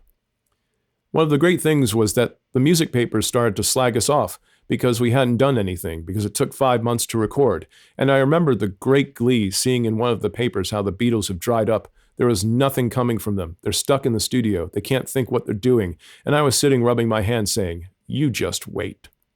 Whenever Paul was at his honey sugar candy mostest, John would be there with his test tube at the ready. Plink. In would go just that little twist of Lennon, bringing the song up sharply and steering it away from the commonplace and the predictable. Getting Better is a good case in point. It was John who added the line, "It couldn't get much worse," as a counterbalance to the super optimism of the first verse. This is how it happened. Paul, George, and Ringo arrived at the studio well before John. Paul had been running through the song on the old upright piano in number 2 studio so we could all learn it. He had got to the part where it starts again and was singing, "I've got to admit it's getting better, a little better all the time," when John strode through the doors at the far end of the studio. Instantly, and having never heard a note of the song before in his life, he started singing the perfect musical and lyrical counter. It can't get much worse. And his line gave the song just that little edge it needed. Chapter 14. Around this point, we started working on the album cover. The Sgt. Pepper cover, like the music inside it, was intended to blow people's minds, and it did. It was like a shaft of sunlight penetrating an old mine. It caught the zesty excitability, the rainbow confidence and color of the day. It also caught on. It sparked a massive cult following, a kind of cover cult that grew and grew until it was a wholesale industry in its own right. This was especially true in our biggest market, the United States. There were quizzes nationwide to see who could name all the faces in the photograph. Peter Blake was probably the only person alive then who could do this, and even he would have had a hard time putting a name on all of George's Indian gurus. The Sunday Times newspaper stole a march on its rivals by publishing a key to the faces, but even that was not complete. Despite all the attempts at demystification, though, myths about the cover still sprang up, fully formed, from thin air. Until Sgt. Pepper, album covers had been rather boring, almost without exception. It used to make me very angry, the way the record companies would present good products so badly. To my way of thinking, the cover was as significant as what it contained. Obviously, it was the thing that people first saw when they went out to buy, the thing on which many people based their first impressions. Paul was very much into art at this time, going to galleries and beginning to collect paintings. Robert Fraser, the West End Gallery owner, was a friend of his, advising him on what he might like to buy. Beatles protégés Simon Postuma and Marijke Koger, the Dutch design team who called themselves The Fool, had already designed an otherworldly cover for the album. Fraser wasn't sure about it. He showed this cover to a couple of artists he represented, Peter Blake and Jan Haworth, and asked them, "What do you think of this? It's very psychedelic, isn't it? Do you think something more could be done with it?" Both artists looked at the fool's effort and replied that they thought something could. Fraser suggested to the Beatles that they commission Blake and Haworth to design an alternative. This was a very smart move, since Peter was, and is, one of the founder members of the pop art movement, which began in Britain and America back in the late 50s, with people like Richard Hamilton, Jasper Johns, and of course, Peter himself. Blake was well known for, among other things, his highly innovative use of collage. Even better, Blake's wife and artistic partner, Jan Haworth, agreed to help him out on the assignment. Jan was an established artist in her own right, a founder member with Blake of the Ruralist School of Painting. She had already exhibited tableaux, as she called them, groups of cloth figures and animals, at the Young Contemporary Show at the ICA in 1963. Some of these figures, like the Old Lady and Shirley Temple, were to find posterity on the Sgt. Pepper cover. Once they had agreed to come on board, Paul McCartney invited Peter and Jan round to his house, where he played them a few of the Sgt. Pepper tracks on a tape to give them the general idea of what the album would be like. Peter and Paul already knew each other anyway, because Paul had commissioned Blake to do a painting for him 2 years before, in 1965. Peter had come up with an exact copy of Landseer's The Monarch of the Glen, but with a pop art caption on it saying what it was. You might have expected Peter, being an artist, to want to paint something for the Pepper cover, but he didn't. When he came on board, the Beatles had already had the Northern Brass Band uniforms made. A fair bit of the recording was complete, and the loose Sgt. Pepper concept was in place. What Peter picked up on was the idea of the Beatles stepping outside themselves. That is why he arranged to borrow the waxwork figures of the Beatles from Madame Tussauds, the idea being that if the people in the brightly colored uniforms were Sgt. Pepper's Lonely Hearts Club Band, then why couldn't the Beatles be other people entirely, looking on? Paul's original thought was to have the Beatles in a park being given a formal presentation by the Lord Mayor or some such character. They were to be situated behind a huge floral clock, such as exist in many northern parks. There could be a wonderful magic crowd in this imaginary park, an imaginary audience watching and listening. George, Paul, and John gave Peter Blake a list of the characters they wanted, but Jan Haworth, Robert Fraser, and Peter Blake made their own lists too, just for the heck of it. John Lennon put in people like Aleister Crowley, the Black Magician, Adolf Hitler, Jesus, Albert Stubbins, the Liverpool footballer. John did not know who Stubbins was, really. He just knew his dad liked him. His inclusion of figures like Hitler, who was definitely not a hero of his, was just to be a naughty boy.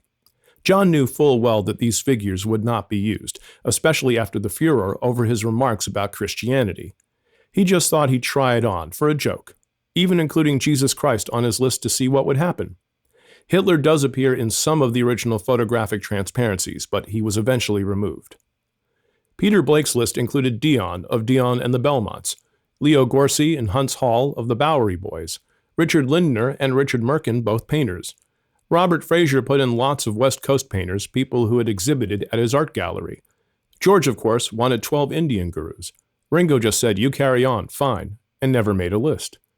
They didn't ask me for my heroes, otherwise we might have had J.S. Bach and R.J. Mitchell, the designer of the Spitfire, in the tableau as well. Curiously, none of the characters from the songs, like Mr. Kite or Lovely Rita, made an appearance. Peter and Jan pasted the photographs, blown up to life-size, of all these people onto pieces of hardboard. Along with the Pepper tableau's cloth figures, Jan Haworth came up with a number of other original ideas for the venture.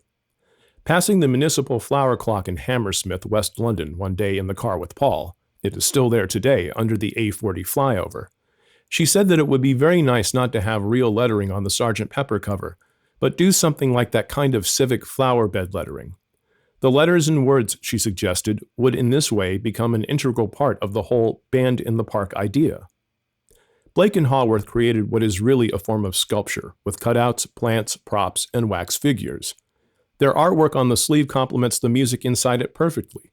Both are types of collage. Jan spent a long time building a background, a scene against which the Beatles would be photographed, hanging the first row of photographs on the studio wall, then fixing the other blow-ups on poles and spacing them in tiers in intervals of a foot or so to give the picture the illusion of depth. Haworth also did all the hand tinting of the original black and white photographs.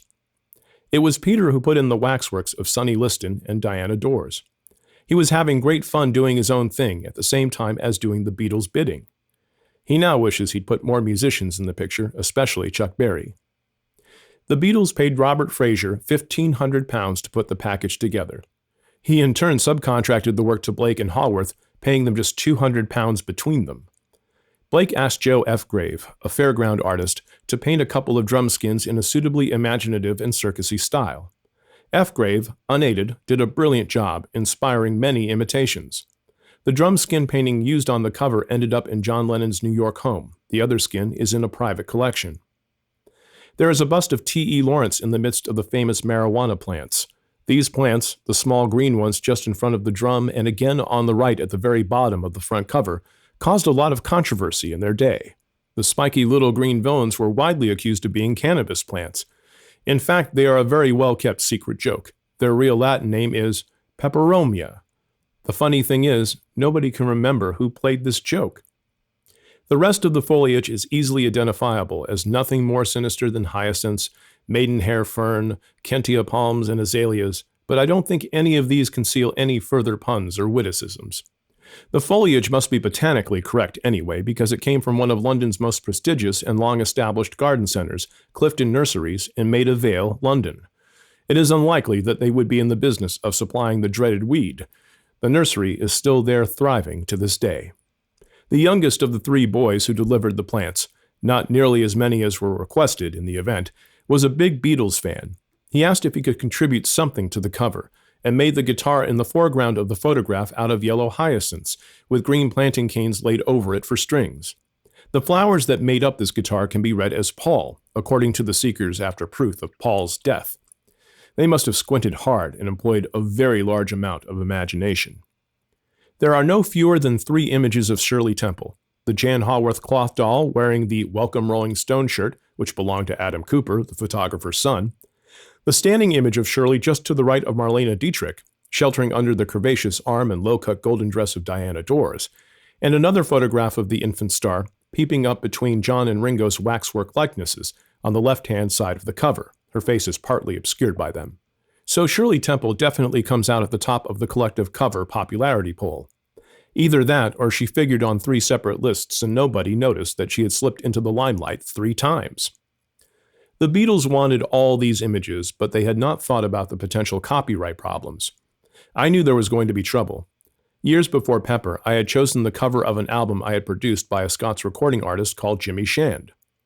I got hold of a lovely photo of a guy in a kilt staring soulfully across a majestic Highland scene. Irresistible, thought I, to far-flung Scots everywhere who would flock in their thousands to buy this idealized picture of their homeland. They didn't. The picture came from an agency. Alas, after the record was issued, EMI was threatened with a lawsuit by a certain Scottish member of Parliament. He said we were using his image to promote the record without his permission, and he wanted damages or a fee. Naturally, I had had no idea that the photograph was of a real person and not an actor who would clearly be unreal, and an MP at that. The case was settled out of court, and I was rapped firmly over the knuckles. Against this sort of background, it was not very surprising that Sir Joseph Lockwood, head of EMI, took one look at the proposed Pepper cover and said, "This is nonsense. We're not having this." "We will have it," replied the Beatles, who by this time were quite aware of their vast power and importance to the company. A major battle ensued. In the end, Joe said to Brian Epstein, who always got lumbered with this sort of problem, "Okay, if you want to do it, you've got to get all the clearances. EMI is not going to be responsible. And whatever happens, some of those faces have got to go. I'm not having Gandhi for a start. There's enough trouble in India without stirring up more. And Hitler is a definite no." "All right," shot back Paul, when he heard about Sir Joe's strictures. "I'll trade him 2 Marlon Brandos for a Gandhi." Brian trudged off back to his office, worrying about yet another hurdle. As always, like many a man who has his back to the wall, he turned to his resourceful PA, Wendy Hanson. There was only one small snag. Wendy no longer worked for him. Brian had flown into one irrational pill-induced rage too many one day, and Wendy had walked out on him for good at the end of 1966. Now, the Beatles trusted very, very few people. They had been let down too many times, but they knew they could always trust Wendy. Brian trusted her absolutely. They also knew that if anyone could achieve the impossible, it was she. Brian called her up. "Now, Wendy," he began, "there's a little tiny problem I have here." He explained the nature of the task, the difficulty and complexity of which would have made Hercules think several times before taking it on. Predictably, Wendy demurred. Brian tried wheedling. Wendy still wasn't having any of it. So he resorted to a bit of the old soft soap. "It's really for the boys, darling. You know how they trust you, and Sir Joe adores you. Be a darling." "Oh, don't be ridiculous, Brian," snapped back Wendy, who was nobody's fool. "All right, I'll do it, but on one condition. That I can pick your legal brains whenever I need to. That way I will learn everything there is to know about copyright and photographers, which I need just now." "Done," said Brian. And eventually, it was. Wendy Hansen's new job, working for film producer David Putnam, was as a photographer's agent, a field about which she knew very little. The Pepper cover would be the ideal way of finding out, fast. Or so she thought. In fact, as she said later, the whole thing was a nightmare, from start to finish. First, she had to find out who each person featured on the cover was, in itself far from easy. Then she had to write them individually, asking their permission for the shot to be included. Next job was to find out who had taken the original photograph and obtain written permission from them for its use. There were more than 60 people to contact, not including the photographers. She spent her days putting in transatlantic calls to Fred Astaire, to Johnny Weissmuller, Marlon Brando, and a host of others, and waiting anxiously for them to call back. Most of the heroes agreed without any problems, but not all. Leo Gorcey, one of the dead-end kids, who was one of John's choices, demanded $500 for the privilege of using his mugshot, so he came out straight away. Gorcey was originally placed between the actor Hunts Hall and the Varga girl in the back now. You can still make out a vague outline where his face once used to be. His features were taken out at the photographic stage of the printing. This was a kinder, artistic version of the old Soviet Communist Party habit of unpersoning party leaders who had fallen from grace, by simply airbrushing their faces out of all official photographs with a stunning contempt for historical accuracy. Another slight hiccup occurred in the case of Mae West. After Wendy had contacted Mae asking for her consent, the ballsy star sent back a note which read, "What would I be doing in a Lonely Hearts Club? You can't leave me in." And of course she had a point. What would the great siren of stage and screen be doing in a club for the emotionally unfulfilled? Everybody wanted her in, though. After all, anyone who had spent 10 days in prison for obscenity and given her name to a life jacket had to be a heroine. Wendy got the Beatles to write a reply, which they all signed, expressing their unanimous admiration for Mae. Mae capitulated. Poor Wendy. Once she'd finally completed the Herculean job on the cover clearances, she had great difficulty in getting Brian to pay her for it. The fee he had promised was only £50, so it wasn't meanness that stopped him paying her. It was absent-mindedness. He eventually settled up by sending the money round in cash. To add insult to injury, however, an interview with Peter Brown, Brian's new assistant, who replaced Wendy, appeared in the Daily Express a little while afterward. The article quoted Brown as saying how difficult it had been for him to sort out the cover. Wendy wrote Brian a furious note. "You know what journalists are like, Wendy," replied Brian lamely. "I'm sure Peter didn't say that. They're always making up quotes." As to the Beatles' own image on the album cover, the satin uniforms they had made for the photograph were, of course, completely over the top. But that was what they liked about them. They fancied that image of themselves. It sent up the military, that is, the U.S. military in Vietnam, which was very politically correct at the time. They had the outfits specially made for them by Berman's, the London theatrical outfitters. John brought in the small portable television for the cover shot. Television, he assured us, is very important to me now. The photographer who took the famous shot was a friend of Robert Fraser's, Michael Cooper. Michael, a great cameraman who took hundreds of shots of the Rolling Stones, died tragically a few years after Pepper came out. There's a wonderful spirit in them which captures the time without being self-conscious. They are very intimate. Jan Haworth on Michael Cooper's photographs of the period in his anthology, Blinds and Shutters. The art of the vinyl album sleeve, if you accept that it is art, did not have much of a life before the Beatles. Now, in 1993, with the arrival of the compact disc, it is already dead and buried. There was a retrospective exhibition of the album cover genre recently, with prices for the original artwork commanding increasingly large figures, which proves that cover art must be art, and that it must be dead. We were a long way from the sparseness of the first Beatles album cover, Please Please Me, which was done in an almighty rush, like the music. I said, come on, let's do this looking upward shot here. We rang up the legendary theater photographer Angus McBain, and bingo, he came round and did it there and then on the balcony of EMI House. Thereafter, though, the Beatles' own creativity came bursting to the fore. Chapter 15. George Harrison was what you might call the Beatles' third man, always there, yet somehow elusive. Paul had introduced him to John when they were all teenage schoolboys learning chords on their guitars. Unfortunately for him, George was a few, crucially spotty years younger than John. Perhaps because of this age difference, John was condescending towards George in those early days, and this was still apparent when I first met them all. Later on, this uneasiness seemed to evaporate as the business of being a professional Beatle took over. Some undercurrent between the two men may yet have remained to the very end, though. The only people who came to actual blows with one another on Let It Be were John and George. The electricity that crackled between Paul and John, and that led to such great music, rather left George out in the cold. He had only himself to collaborate with. If he needed help from the other two, they gave it, but often rather grudgingly. It was not so much that Lennon and McCartney did not believe in Harrison, more that their overwhelming belief in themselves left very little room for anything or anybody else. As for my own role, I am sorry to say that I did not help George much with his songwriting either. His early attempts didn't show enormous promise.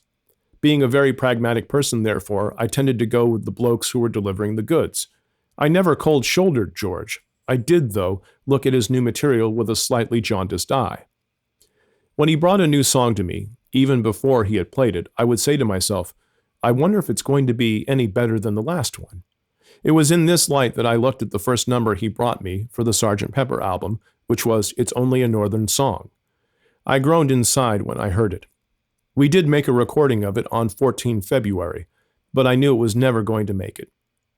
I had to tell George that as far as Pepper was concerned, I did not think his song would be good enough for what was shaping up as a really strong album. I suggested he come up with something a bit better. George was a bit bruised. It is never pleasant being rejected, even if you are friendly with the person who is doing the rejecting. It's Only a Northern Song did see the light of day in the end on Yellow Submarine. When he came up with Within You, Without You then, as a replacement, it was a bit of a relief all around. He'd composed it after an intense late-night conversation with his mate Klaus Voormann about the meaning of life. This song was really different, and although George had experimented with Indian music quite a bit before Sgt. Pepper, the sitar in Norwegian Wood springs to mind, this was the first time he devoted an entire track to his obsession. Within You, Without You demanded Indian musicians. It was nothing whatsoever like anything John or Paul could have come up with, and in that lay much of its appeal for me. I still didn't think of it as a great song, though. Many do now. The tune struck me as being a little bit of a dirge, but I found what George wanted to do with the song fascinating. It was cosmically different, weird. The lyrics touched on what you might call the metaphysical, the inner meaning of life, and all that kind of thing. And it was deeply anti-establishment. Within You, Without You, like Paul's She's Leaving Home and Yesterday, was a distinctly solo effort. Looking back, these one-offs were early signs of the group's disintegration. The Beatles had been prisoners of their Fab Four straitjacket for about 5 years, a very long time in pop music, even then. Look at today's charts and see how many people last as long as 5 years. 5 months in some cases, if that. When he first played it to me on his acoustic guitar, George made rather a mournful sound, but I was intrigued. He had a host of Indian musicians who were friends of his, some of whom he called in to play a guide rhythm track with him. George loved working with these musicians, and it was fascinating to see how his ideas grew and how easily he communicated the complex music to them. Indian rhythms can be extraordinarily difficult, and I have a fond memory of George speaking in a strange tongue, emphasizing the accents with a wag of his head, ta-ta, tiki-ta, tiki-tik-ta-ta, and so on. The Indian musicians cottoned on instantly. It was most impressive. I, too, knew a few of the musicians from the Asian music circle in London because of my previous work with Peter Sellers. After producing Goodness Gracious Me, Peter's big 1960 cod Indian hit, I'd had the idea to repeat the formula with the song Wouldn't It Be Lovely from My Fair Lady. Peter thought this was a great hoot. We'll give it an authentic Indian backing, I said. I contacted the Asian Music Circle, who provided us with sitar and tabla players. There was only one small snag. The sitar player spoke no English. When I explained that I wanted her to play along with the rhythm track of the song we had already recorded, she would start playing as I was speaking. When I called down from the control room for her to play, she would stop. We got it right eventually, but it took a while. I learned a great deal about the sitar and about Indian music in the process. But the Dilruba player for Within You Without You I had not met, nor had I come across the bowed instrument he was playing. It is a kind of one-string fiddle, which makes characteristic slurps and swooping sounds. To me, it was a completely closed book. This one is going to be meaty, I thought to myself. There is pop music in India, of course, as there is anywhere else. It tends to be film soundtrack music. There is also a rich tradition of folk music in the subcontinent, and North and South Indian classical music, each with its own further subdivisions. George had looked into all this pretty thoroughly and had homed in on Hindustani North Indian classical music as the thing that appealed to him most. This was one of the most ancient forms of music in the world, he told me, mentioned in India's ancient Vedic literature. What really appealed to George was the sound, the unique sound the instruments made when used in this very ancient tradition. In some mystical way, he told me, he recognized that sound. It was as if he had heard it before. George understood that in any song written according to the rules of the Vedic tradition, the voice and the Dilruba should accompany one another in unison. This was true even of what was basically a Western pop tune. It was the instrumentation, not the melody, that made it sound Indian. So George and I had a difficult task ahead. My job was to add Western strings to the song, that is, to find classically trained European fiddle players, frequently of Jewish stock, and get them to mimic their Indian counterparts. This intrigued me no end. I couldn't wait to see the titanic clash of cultures in the studio. When it came to it, the European string players mingled pretty well with the Indian players, but musically, the Europeans were sliding around all over the place. This was especially true in the second or middle section of Within You Without You, where the tabla changes rhythm from a 4/4 to a much more Indian-feeling 5/4 tempo. Here, too, the song gets quite fast and tricky. We had a lot of fun getting that right. We started working on this strange song, which was, incidentally, one of Jeff Emmerich's favorites. He loved George's music, on 15 March. It was a long one, at just over 5 minutes, and it was split into 3 main parts. Right from the first note, it brims over with Indian instruments, the dilruba, the tambura drone, the tabla, and the sword mandel, the zither-like plucked instrument we had already used on Strawberry Fields Forever. When the Indian instrumentalists arrived hotfoot from exotic Finchley, they changed the studio scene. Bare walls, bare floor, hostile fridge, pretty dramatically. They scattered carpets on the floor, spread hangings, hunkered down, and generally made themselves at home. Suddenly we had color, life, and warmth in our normally cold and featureless surroundings. George, as usual, set joss sticks smoldering in the corners. He looked a bit like the Lone Ranger with his Indian friends. Although the other Beatles were there, they stuck around for the fun of it.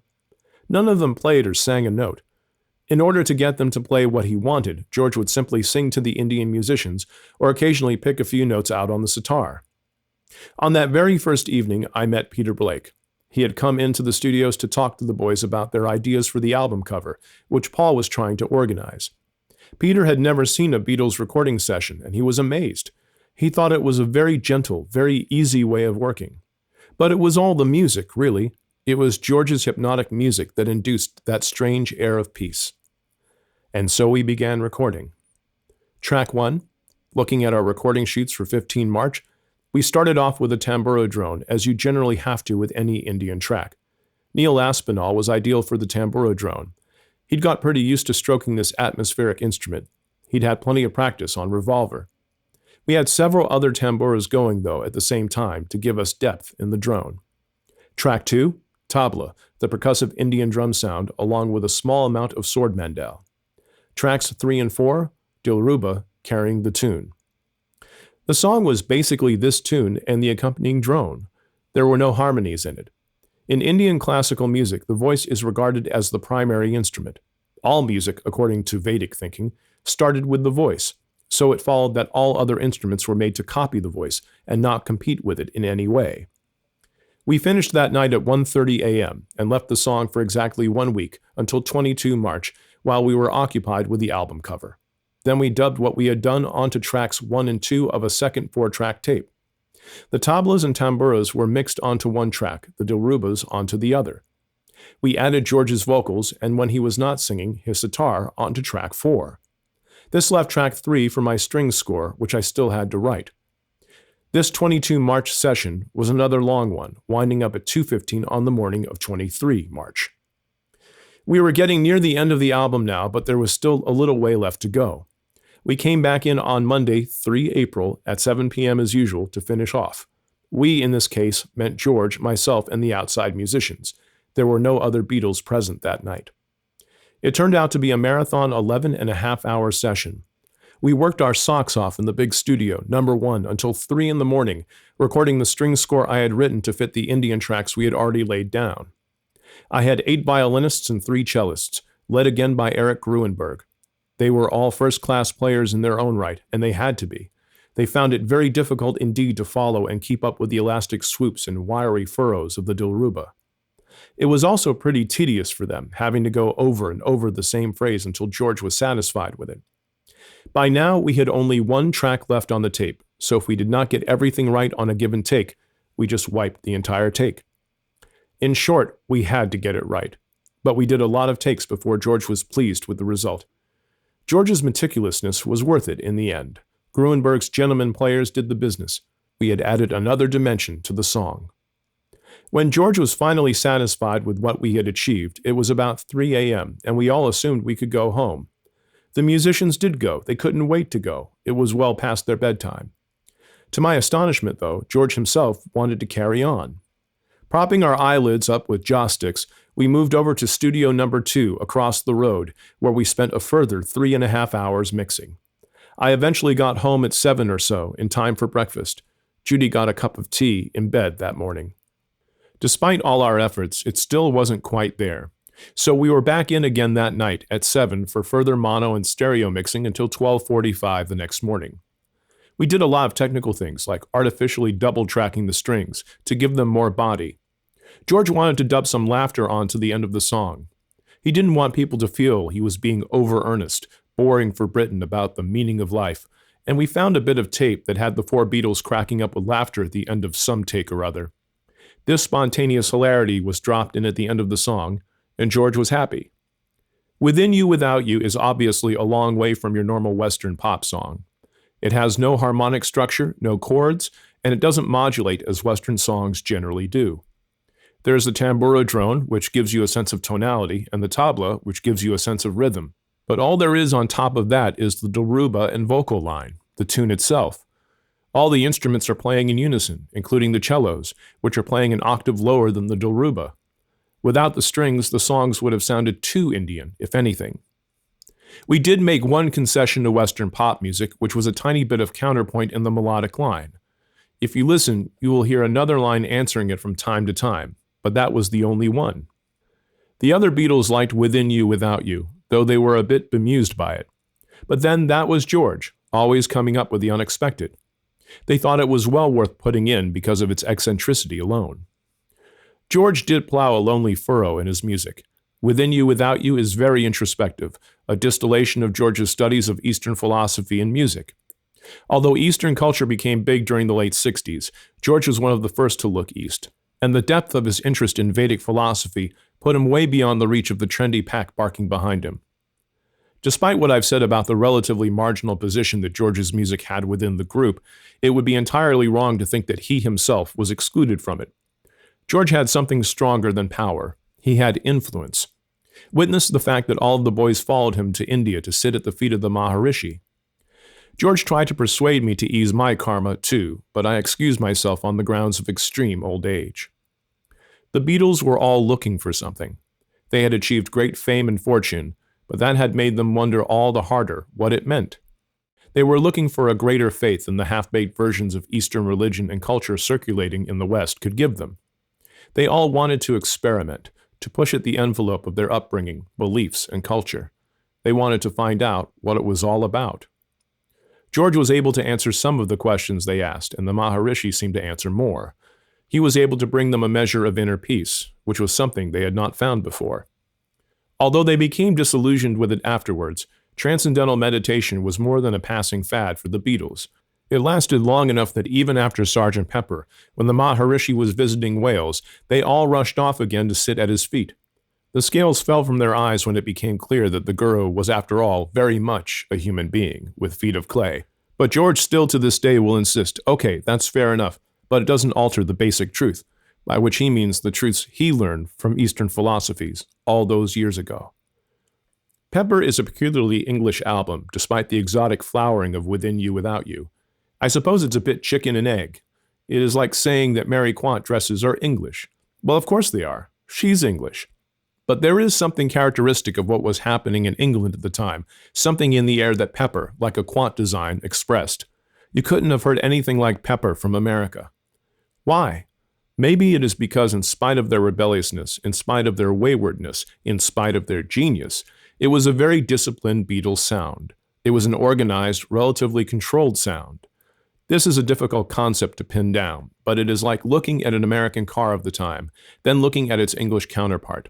The American product was often, overblown, oversized, gross even, like a Cadillac, all teeth and fins.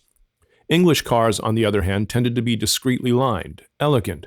The Rolls-Royce Silver Shadow of the time still looks good today. Pepper has style because it was restrained. It knew when to stop. Chapter 16. She's Leaving Home is one more example of Paul working away at home, coming up with another beautiful ballad that tells its own little story. Like Getting Better, Paul says the song first came to him as he was walking Martha on Primrose Hill. John added some telling lines in the chorus. Against Paul's sustained "she is leaving," he was to sing the beautiful contrapuntal lines, "we gave her most of our lives." But there were to be no other Beatles on it. Paul wanted the backing to be strings alone. By this time, Paul had developed quite a taste for orchestras and classical twirly bits generally, which may be why even he does not play an instrument on this track. She's Leaving Home is not, strictly speaking, a Beatles song at all. It is pure McCartney from start to finish with a little help from his friend John. And apart from their two voices, all we hear is a harp, a string non-tet, 4 violins, 2 violas, 2 cellos, and a double bass. Because Paul wanted to have a string section playing on the song, he rang up to ask if I could come round, take notes from him, and then write up a score. It so happened that I couldn't. I was already immersed in a recording session with Cilla Black. Even though the Beatles were the number one thing in my life, I still had a huge roster of other artists to record. These artists understood very well that the Beatles took priority, but there were moments, and this was one of them, when I just couldn't drop everything and come running. I was very surprised and rather hurt that Paul picked up the telephone and got hold of a fellow called Mike Leander, after I'd said I couldn't go round on the spot. Mike was a good arranger, and Paul engaged him to do the score. Until that moment, I had done everything that either Paul or the Beatles had wanted in the way of orchestration. I couldn't understand why he was so impatient all of a sudden. It obviously hadn't occurred to him that I would be upset. Years later, in fact, he said, "I couldn't understand why it was so important to you. It was in my mind, and I wanted to get it out, get it down. That's all." It was just Paul being Paul. People have been very kind to me and said that the orchestrations I have done for Beatles songs always seem to work, while the ones I didn't do work less well. In the event, Mike Leander did a good workmanlike job on the score of She's Leaving Home. I did not change it a great deal. 20-odd years of hindsight make me wish I'd been tougher on it, though. At the risk of being accused of sour grapes, I find that on hearing it today, the harp part is a little bit too tinkly, the voicing of the strings a shade too lush. Could it have been a little more astringent?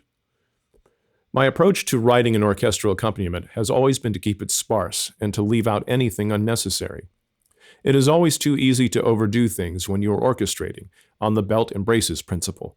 By this I mean the "will this work? I'm not sure, so let's just add to it in case it doesn't" syndrome. In other words, orchestrators sometimes get a thick and heavy end result because they do not have the courage of their first conviction that something simpler will work. You must be very careful what note you write for a given instrument in the orchestra. What will suit the cello will not do at all for the trombone. You must also be wary not to write too many notes, as Mozart was once accused of doing, or to use too many instruments. If you can write well for a string quartet, which is what we did for yesterday, you can write well for a string orchestra. A lot of people tend to think of their fingers on a piano keyboard when they are writing for orchestra, and try to write that way for strings. You have 10 fingers, though. If you have 10 notes over a string orchestra, it is going to sound extremely busy and risks sounding muddy. If you have only 4 notes over a string orchestra, it is likely to sound much better. After all, one note on its own sounding over an entire orchestra can be tremendously effective. I know this because Paul came to me one day and said, "I've been listening to Beethoven, George." "Yeah, good, Paul," I replied. Ignoring my dryness, he went on, "I've just sussed it out. You know the beginning of the Fifth Symphony? It's only unison. There are no chords. Everybody's playing the same notes." "You're right, Paul," I said. "But that's fantastic," he enthused. "It's a great sound." "Of course it is," I rejoined. "The whole orchestra speaks with one voice. That's genius. Bum, bum, bum, bum." Most people probably don't even realize that it is the whole lot of them, all playing single notes at once. We weren't doing anything like the Fifth, but I booked a small orchestra anyway. 4 violins, 2 violas, 2 cellos, a double bass, and a harp for Friday, 17 March. The harpist was Sheila Bromberg, the first woman to appear on a Beatles record. We worked at it all evening, recording the ensemble live and getting through 8 takes trying to get it the way Paul wanted. I filled up our first 4 tracks with a layout as follows. Track 1, harp. Track 2, double bass. Track 3, 4 violins. Track 4, 2 violas and 2 cellos. As we worked away in reverse roles, Paul in the control room and me in the studio directing the orchestra, I made a mental note that there was not much wrong with our first take, and take 6 was pretty good too. In the end, we did choose take 1 as best, so all that extra work was for nothing. To prepare for the vocals, I did a 4-track to 4-track transfer the following day, mixing the original tracks down to stereo, 2 tracks on a new tape. On the Monday, we set about doing the vocals. Now that we had recorded our orchestral backing in stereo, we had only 2 tracks left to play with. I wanted to double-track the voices, and Paul agreed, but because I preferred not to go to a 3rd tape, Paul and John had to record their voices together, sharing the same track. To achieve the answering effect you get in the chorus, where Paul sings, "She is leaving," and John sings, "We gave her most of our lives," in counterpoint, the 2 of them had to sing their parts perfectly at the same time. I wanted a distinct perspective on each voice, so different echoes were added to each at the time of recording. And of course, I still wanted my double-track vocals. Once we had a good performance on track 3, they had to sing it again exactly the same way for track 4. Pretty hard to do, but the Beatles by this time were masters of their craft. They had had plenty of practice over the years. We still spent most of the night on it. She's Leaving Home is one of Paul's greatest. The counterpointing of the voices is economical, clear, magical. It is a song with a lovely narrative of the type he began with Eleanor Rigby. On that song, I had noticed that the phrase, "Oh, look at all the lonely people," would work if it were sung against the end of the main tune. Counterpoint. So I suggested we did an overdub. They were knocked out with the result. "How did you know that would work there?" Paul asked. They themselves had an instinctive feeling for this kind of writing, requiring no spurring from me to create the 2 opposing lines in Help, for example, which came earlier that year. But the experience of Eleanor Rigby undoubtedly made Paul watch out much more actively for places to use this little trick. She's Leaving Home is one of the songs where he uses counterpoint to its best effect. In 1967, I thought that classical music was dying, or was dead. Classical music by its very nature is dead music. It is written by people who have been dead for 50 years or longer. As to contemporary classical music at the time of Pepper, there wasn't really much of it around. There were very few living classical composers. The ones that did exist tended to be more cut off than they are now, and they were certainly poorer. It was a very closed and a very small world. People didn't listen to avant-garde classical music in any significant numbers, so there was very little money in it. Nowadays, we accept it more. People write about it and listen to it a bit more.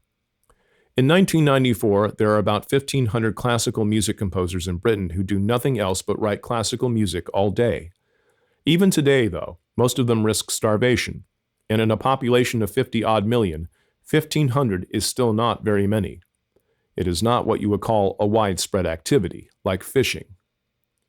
Classical music conversations tend to run along the lines of, "Have you heard Bruckner interpreted by Karajan as opposed to Klemperer? It's most interesting." The interpretation may well be interesting, but it's still Bruckner.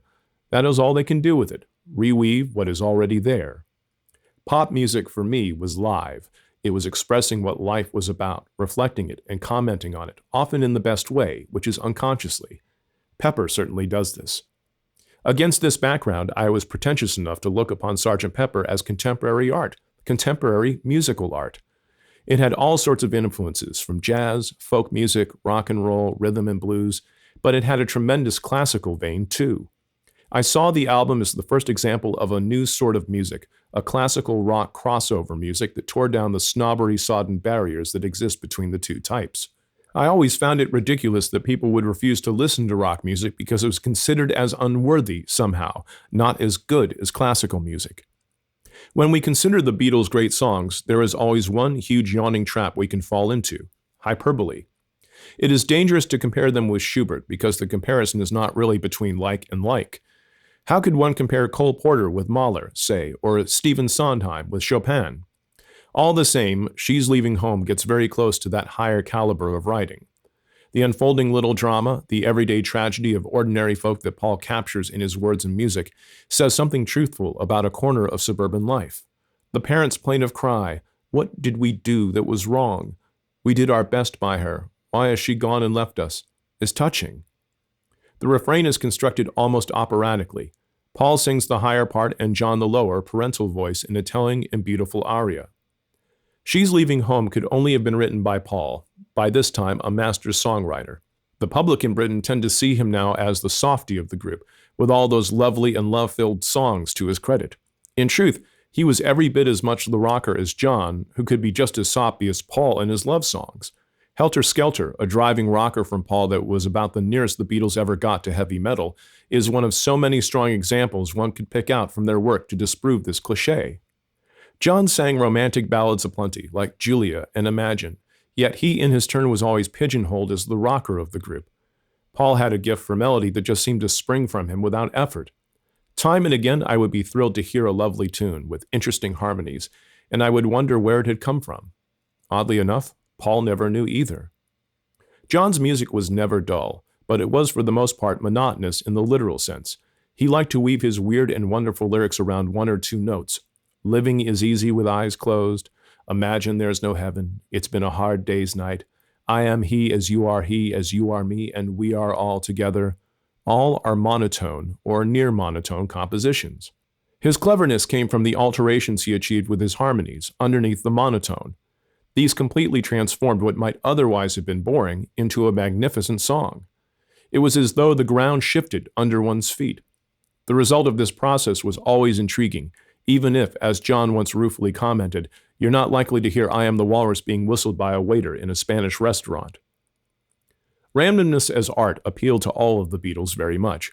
The idea that a silent movie selected at random could link up with a piece of music equally randomly picked out was a great wheeze. They loved playing around like that.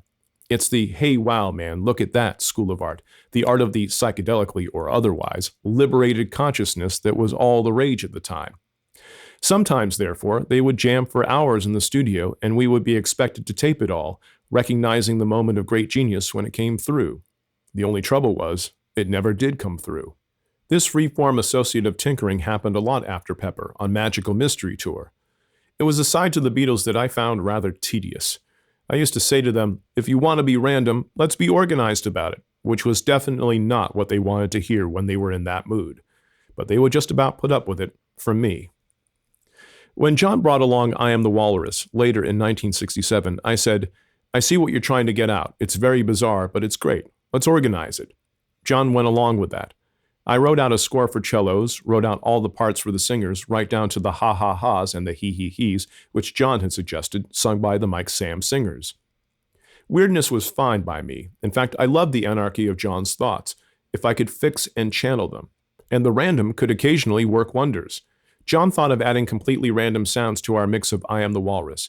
He took a leaf out of John Cage's book, who long before had used a radio broadcast to create a happening. So we had a radio brought in, hooked it up to the recording console, and gave John the tuning knob to twiddle. In no time, he found what he wanted, a Shakespeare play, King Lear, in full flow, going out live. It was by then so late in the evening that we were probably the only people listening to Will's drama, but it went into the mix all the same, and is there now, forever. I thought John had liked all the production techniques we had pioneered on Pepper, but no sooner was it finished than he rebelled against them. He wanted to get back to what he called honesty in recording. In other words, we wanted to make them as near to live performances as possible. I reckoned we were making little movies in sound, not stage plays. If a little artifice gave a better result, why not use it? After all, we were honest and upfront about the tricks we used. I was saying to them then, think symphonically. Think of themes that you can bring back in different keys. Think of counterpoint. Think of putting one song against another song so that each gives something extra to the other. There are all sorts of things you can do. But John would have none of it. That's not rock and roll to me, George, he said. Rock and roll is grooving to a good song. Paul, on the other hand, really took to the notion of the seamless symphony, if I can call it that, which we had come up with for Pepper. This is why Abbey Road has a side of what John wanted, the very distinctive individual tracks like Come Together, Something, and even Octopus's Garden on side 1, while Paul and I got a much more continuous work in the style of Pepper on side 2, Because, You Never Give Me Your Money, Sun King, and so on. The Golden Slumber sequence to the end of the record remains one of my favorite tracks. By the time we came to do Abbey Road, the Madness years were over, and John was happy to help us with the second side of the album. He wrote quite a bit of it. Because is one of his masterpieces. No, there were no problems, but he still preferred his out-and-out rockers. Long after John died, Yoko said to me, I wish you'd worked with John on his last album. It would have been so much better. I thought Double Fantasy was pretty damn good as it was. Well, I replied, you didn't ask me. But I was surprised and rather touched that she really believed that. Chapter 17. Paul and John wrote with a little help from my friends, especially for Ringo. But the tradition that Ringo always had a song to sing on an album was nothing to do with the others being kind to him. Perched up behind his drums at the back of the stage, Ringo occupied a special place in the hearts of many Beatles fans. The most common adjectives you heard about him were cute and cuddly. Having him sing something on every album then was extremely good marketing. Simple as that. Ringo was definitely not interested in singing the words, Would you stand up and throw tomatoes at me, which is how the second line of this song originally went. So Paul and John had to change it to, Would you stand up and walk out on me? It was bad enough, as Ringo quite rightly pointed out, that they were pelted half to death on stage with jelly babies after George confided a liking for them in an unguarded interview. But if the fans started throwing tomatoes... A Little Help from My Friends was designed to flow out of the album's title song, Sgt. Pepper's Lonely Hearts Club Band. By the time they came to write it, the idea of an alternative Beatles, of a make-believe band in which they could be what they wanted to be, had taken firm hold. Their Billy Shears character was another stab at making the whole Pepper idea a bit more real, giving it a bit of solid flesh. The obvious person to be this Billy Shears, then, was Ringo. It was somehow his kind of song. Work on Badfinger Boogie, its original working title, began on 29 March. The boys had booked the studio for 7 p.m. as usual, but on this occasion they arrived really late. They had been off doing the photograph for the Pepper album cover at Chelsea Manor Studios in Flood Street. They turned up at about 11 p.m. With this song, Paul and John had really come up with the goods. Ringo's voice is extremely distinctive, warm and memorable, but he would be the last person to claim that it has much range. So Paul wrote a beautifully simple melody for him, again based around no more than 5 notes. All Ringo's voice had to carry was one little phrase. Terribly simple, terribly effective. Economy is the mark of genius. I played the smidgen of Hammond organ that underscores the Billy Shears introduction just before the song proper begins. Paul played piano, George lead guitar, and Ringo drums. Nothing unusual in that. For this track, though, John was relegated to cowbell. Track 1, piano, Paul. Track 2, guitar, George. Track 3, drums, Ringo. Cowbell, John. Track 4, empty. We put down the piano, guitar, and drums that night, transferring them to another 4-track tape. Next day, 30 March, we added more of George's lead guitar, Paul's bass guitar line, and Ringo's tambourine. They had to play together because all this went onto a single track of the new tape. We recorded John and Paul's superb backing vocals next before we got to Ringo's solo voice, throwing in a tad more guitar from George onto these vocal tracks for good measure. John could be insecure about his voice, but Ringo made John look brazenly confident. Regardless of the lyrics, Ringo was extremely diffident about singing such a major piece as he saw it. Paul and John coaxed him and cajoled him, and in the end, they sang along with him when he did his stuff. It was a brilliant 3-way live performance, that recording. In the last seconds of A Little Help from My Friends, when he had to hit the last dangerously high note, Ringo did it wonderfully well. It was one of the best performances he ever turned in, perhaps the best track he has ever sung. Though he had worked all night from 11 p.m. until 7 a.m., it was worth it. He came up trumps. He really was Billy Shears. If George had a slight burden to carry in being the third man within the group, Ringo had the burden, initially at least, of being the replacement man. To this day, Ringo has never forgiven me for not allowing him to play on his first Beatles recording session. He joked about it when we were shooting the South Bank Show documentary about Pepper in 1993, but beneath that joking was the feeling that I shouldn't have done it, that I should have let him play. The incident dates back 31 years to 1962, and yet it still makes a little wave when we meet. It is amazing how these things persist. There are two versions of Love Me Do, the single which did feature Ringo on drums, and the album version which had Andy White on drums and Ringo playing tambourine. It wasn't until the issue of a Rarities album in the United States that Ringo's drumming saw the light of day. In retrospect, I can understand how bitter he must have felt about his recording debut with the band, but it was all down to communication, or rather, lack of it. On the 6th June Beatles session, I decided that Pete Best had to go. I said to Brian Epstein, I don't care what you do with Pete Best. He is not playing on any more recording sessions. I'm getting a session drummer in because above all else, these guys need a good drummer. I was not aware that in the meantime, the other three Beatles had arrived at the same conclusion, although not necessarily for the same reason. Brian had somehow neglected to tell me. He may, of course, have been as ignorant as I was. So for that first recording session, I had booked a top session drummer, Andy White, as a replacement for Pete. When Ringo turned up, I wondered who the hell he was. When I found out he expected to be the drummer on the track, I jibbed at the second possibility of losing a good driving beat for the band and insisted that Andy play. I had never met Ringo before and obviously hadn't the slightest idea whether he was good, bad, or indifferent, and I wasn't going to waste precious studio time finding out. Consolation prize for Ringo was tambourine. By the way, my own version of events differs again slightly here from some accounts. My diary shows that I did not oversee any Beatles recording sessions on 11 September, only the one on 4 September. Later, I did get him to play, and I realized he was excellent, but it was hardly the best way to get off on the right foot. There is nothing in life quite like good communication. Ringo always got and still gets a unique sound out of his drums, a sound as distinctive as his voice. This was slammed home to me in Montserrat many years later when Paul came out to record Tug of War in my own Air studio. Ringo agreed to play drums on the album, and we also engaged a New York-based session drummer, one of the very best modern drummers, Steve Gadd. Steve is a very clean and enormously precise drummer, a great technical performer. We had Steve and Ringo play drums together on one track, same microphone setup, but they had their own drum kits. The difference in sound was quite amazing. Ringo gets a looser, deeper sound out of his drums that is unique. Quite often, because Ringo wanted his bass drum to sound deeper still, we would have to alter the tape speed. This detailed attention to the tone of his drums is one of the reasons for Ringo's brilliance. Another is that although Ringo does not keep time with metronome accuracy, he has an unrivaled feel for a song. If his timing fluctuates, it invariably does so in the right place at the right time, keeping the right atmosphere going on the track and giving it a rock-solid foundation. This held true for every single Beatles number on which he played. Ringo was also a great tom-tom player. A Day in the Life features Ringo heavily on the toms, and is probably his best performance on the album or anywhere in the recordings he did for the Beatles. Most of the other tracks on Pepper include tom-toms somewhere too. But the most remarkable thing Ringo has is this unique and very funny way of looking at the world.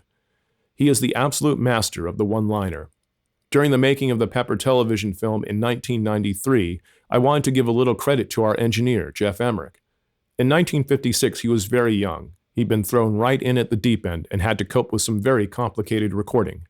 He came on board when Norman Hurricane Smith gave up being the Beatles engineer following the release of Rubber Soul. Jeff gave us wonderful service, making sure the tapes were well engineered during innumerable all-night sessions. When people say to me, "How did you ever manage to record Pepper using only 4-track tape recorders?" I answer glibly, "With great difficulty." The truth is that had Jeff Emmerich not been Jeff Emmerich and managed to stay awake during all of those overnight sessions, the quality of those tapes could easily have been bloody awful. I reckon he deserves a lot of credit for that. The Beatles, though, did not really see how important Jeff was. They certainly did not appreciate that he was a fundamental part of the team. During filming, when we asked Ringo, "Have you got any memories of Jeff Emmerich?" he answered, "Yeah, he sweated a lot." Ringo's quirky vision comes out particularly in his use of language. Everyone knows that the title A Hard Day's Night was taken from a Ringo comment at the end of a particularly grueling overnight session. But Tomorrow Never Knows was his title, too. It was just the way his mind worked, with a little twist that could make a brilliant difference. Chapter 18. The reprise of Sgt. Pepper's Lonely Hearts Club Band was another Neil Aspinall brainwave. "You've given a concert," he commented. "Why don't you wrap up the concert with another version of Sgt. Pepper?" Everyone thought that was a great idea, so on 20 April, that was what we did. This time, we really went hammer and tongs for a live performance. This version of the song is much better, up-tempo, faster, pulsating with energy, much livelier. The Beatles knew the song inside out by now, and there was a sort of end-of-term feeling in the studio. We had never made a second recording of a song on an album before, and that was exciting in itself. We finished the whole recording, vocals, solos, the lot, in one overnight session of 11 hours straight work from 7 in the evening until 6 o'clock the next morning. We were in the big studio at Abbey Road, number 1 for this one, and the natural acoustics of this vast, cavernous room lent something to the live, bright quality of that recording. Jeff Emmerich had a problem sorting out the balance between the various vocal and instrument inputs, but he fixed it, and the electrifying football stadium atmosphere comes through. We had to use an isolation booth for the heavy stuff. That is, we had to shut away the drums in a sort of portable, sound-absorbing cabinet. Had we not done that, the recording would have been a cacophony, the instruments spilling into one another as though being played in a cathedral. Remarkably, we recorded the whole song on one 4-track tape only. Track 1, rhythm and lead guitar. Track 2, bass guitar. Track 3, vocals. Track 4, drums and percussion. 9 takes, 4 false starts, 5 performances, no overdubs. Take 5 was marked the best. For the first time on a Beatles album, Paul's bass guitar was recorded not with a microphone and an amplifier, but through a direct injection box plugged directly from his guitar into the recording board. It was a lash-up cobbled together by our unsung behind-the-scenes technical genius, Ken Townsend. DI was a first for us, a real breakthrough. It meant we could cook the bass guitar any way we wanted. Always one for novelty, John said, "Hey, that's gear. Why don't we do that to all our instruments? In fact, I'd like to sing like that." "Well, John," I replied, "we could inject your voice directly into the board, but there's just one small thing. You'll have to have a minor surgical operation to implant a jack plug into your neck." We reconvened the next night, recording a master vocal from Paul together with the backing voices on track 3. And that was it. Done, in a twinkling. The reprise was a neat way of rounding off the original concept. Okay, you've had your show, now it's time to go. We had an album. The running order of the songs on the finished album was pretty much left to me to decide, with the Beatles giving final approval. We had to start with the song that gave the illusion of a concept, Sgt. Pepper's Lonely Hearts Club Band. That has to be the first track, naturally. The reprise of the song, for the same reasons, had to go last, except that the final chord of A Day in the Life was so final that it was obvious nothing else could follow it. So the reprise of Sgt. Pepper's Lonely Hearts Club Band was put back to second to last. That took care of 3 of our tracks already. My old precept in the recording business was always make side 1 strong, for obvious commercial reasons. Since the last line of Sgt. Pepper's Lonely Hearts Club Band introduces the fictional Billy Shears, i.e., one Ringo Starr, a little help from my friends had to come immediately after the title track. 4 down. Lucy in the Sky with Diamonds was a great song. It had to go on side 1. It could hardly be more different in atmosphere and mood from a little help from my friends, so why place it after that?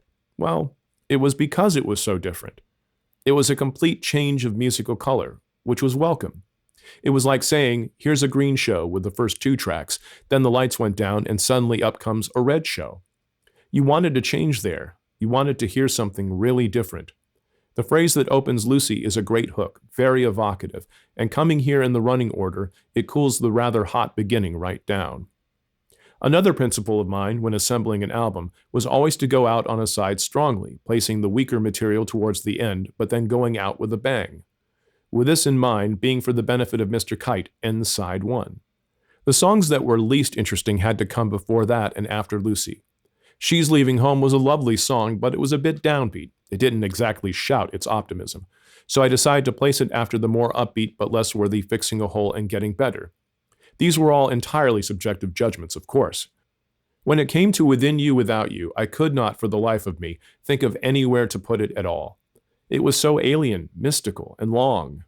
There was no way it could end aside, nor did it sit comfortably next to anything else on the album. The self-deprecating laugh George had added at the end of his song gave me a bizarre idea. It could start a side, and I could follow it with a jokey track, When I'm 64. A lot of people like Lovely Rita, but it was not my favorite song, as I've said, so that one went into the middle of side 2 as a bit of padding.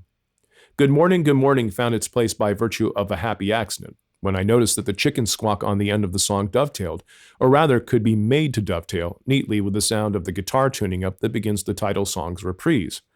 Finally came the big blockbuster that ends the album, A Day in the Life. Nothing could come after that final, numbing, 42-second chord. When we were putting the album together at the end, it struck me that we had such a funny collection of songs, not really related to one another, all disparate numbers. Looking them over, I really did start to worry that we were being a bit pretentious, a bit clever. What helped me have confidence in the album was that the imperious Alan Livingston, the head of Capitol Records, flew over to London to find out what we were up to. This was just after we had finished recording A Day in the Life. This sudden visitation from on high came well after Livingston's company had turned down the Beatles 3 times, when we had been trying to break into the US market some 3 years earlier. The Capitol label agreed to sign the Beatles only at our 4th attempt, when their success could no longer be denied, or resisted.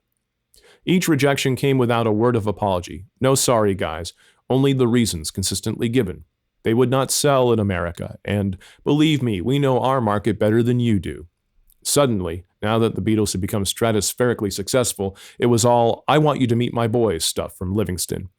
He regarded the success of the Beatles in the US as his own. I played him A Day in the Life. It knocked him sideways. He was completely flabbergasted by it. He was in no way perturbed by any aspect of the song, by its relatively bizarre lyrics or its avant-garde production, only speechless with admiration. I knew then that we were home and dry. I suppose I had been worried that we might be leaving our public behind, getting a bit too fast in front. If Alan Livingston liked it, though, if we had not given away Strawberry Fields Forever and Penny Lane for the double A-sided single of 1966, but had included them on Pepper, what would we have dropped from the album instead? Maybe Within You, Without You. But that would have broken the golden rule that George Harrison always had one of his songs on an album. So it would have to have been Lovely Rita and When I'm 64. When it came to compiling the album, I tried to edit it together in a very tight format, and in a funny kind of way, when I was editing it, it almost grew by itself. It took on a life of its own. Chapter 19. The album was released on the first day of June. With the failure of Strawberry Fields Forever and Penny Lane on the previous year's Christmas market fresh in our minds, we all held our breath to see what the reaction to it would be. Would it sell? Would the critics savage it? I was downright scared, but not half as worried as the Beatles. John and Paul in particular were on the telephone to Tony Barrow, the Beatles press officer, all the time. Had advance copies of Pepper been sent out to the radio stations in time? Would it be a good idea if they were to dress up in Pepper gear and false beards and march on Buckingham Palace with a brass band playing behind them? Would that attract enough publicity? They were full of ideas like this for crazy stunts, a symptom of their nervousness. We were apprehensive that we had gone too far with Pepper. Too far and too fast, that is, for the buying public and the critics. 5% of me was thinking, this is never going to work. We've been too pretentious. It's all too complicated and uncommercial, far too different from what the Beatles have done before. The other 95% of me was thinking, this is brilliant. They're going to love it. We worried needlessly, as things turned out. Pepper sold 250,000 copies in the first week of going on sale in the UK. Within 1 month, it had sold more than 500,000 copies. By the end of August, it had sold over 2.5 million copies in the United States. In Britain, it stayed at number 1 in the album charts for 27 weeks, in the US for 19 weeks. It just kept on selling and selling. Instead of going for a massive all-singing and dancing press launch extravaganza for the album's release, Brian decided on a listen-in, as it inevitably got called, at his Chapel Street flat. A select few journalists and friends were invited along, and it was the hottest ticket in town. Brian laid on copious quantities of fine food and drink and played Sgt. Pepper at full volume for the duration of the feast. Writing in the 27 May 1967 edition of Melody Maker, journalist Jack Hutton described the scene as he surveyed the merry gathering thus. Downstairs, a long, genuine antique table groaned, as they say, under huge dishes of cold meats and vegetables served by white-jacketed waiters. To drink there was a choice of gazpacho, a cold soup, or champers. The champers won handsomely. The boys were in fine fettle. Lennon won the sartorial stakes with a green flower-patterned shirt, red cord trousers, yellow socks, and what looked like cord shoes. His ensemble was completed by a sporran. With his bushy sideboards and national health specs, he resembled an animated Victorian watchmaker. Paul McCartney, sans mustache, wore a loosely tied scarf over his shirt, a striped double-breasted jacket, and looked like someone out of a Scott Fitzgerald novel.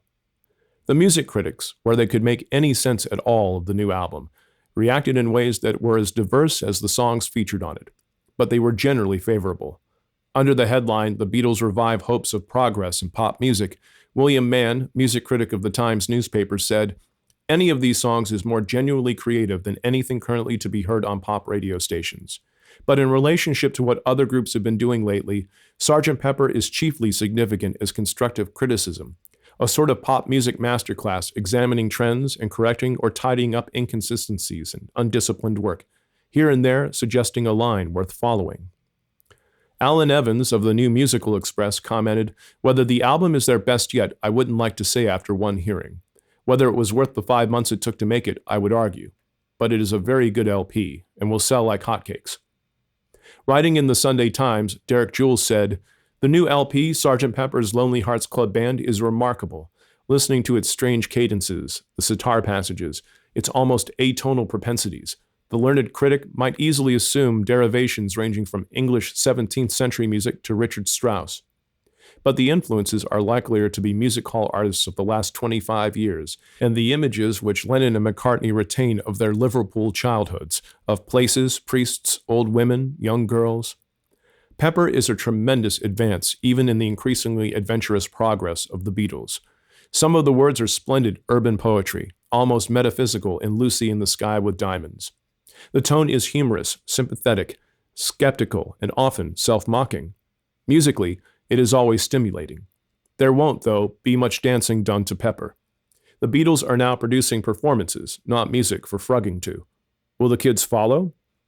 The New Statesman's Wilfred Mellors opined, "The new Beatles LP, Sgt. Pepper's Lonely Hearts Club Band, continues the trend initiated in Revolver and Penny Lane. Though it starts from the conventions of pop, it becomes art, and art of an increasingly subtle kind. For one thing, the beautifully produced disc isn't just a collection of numbers, but a whole of which the parts, if remarkably various, are related.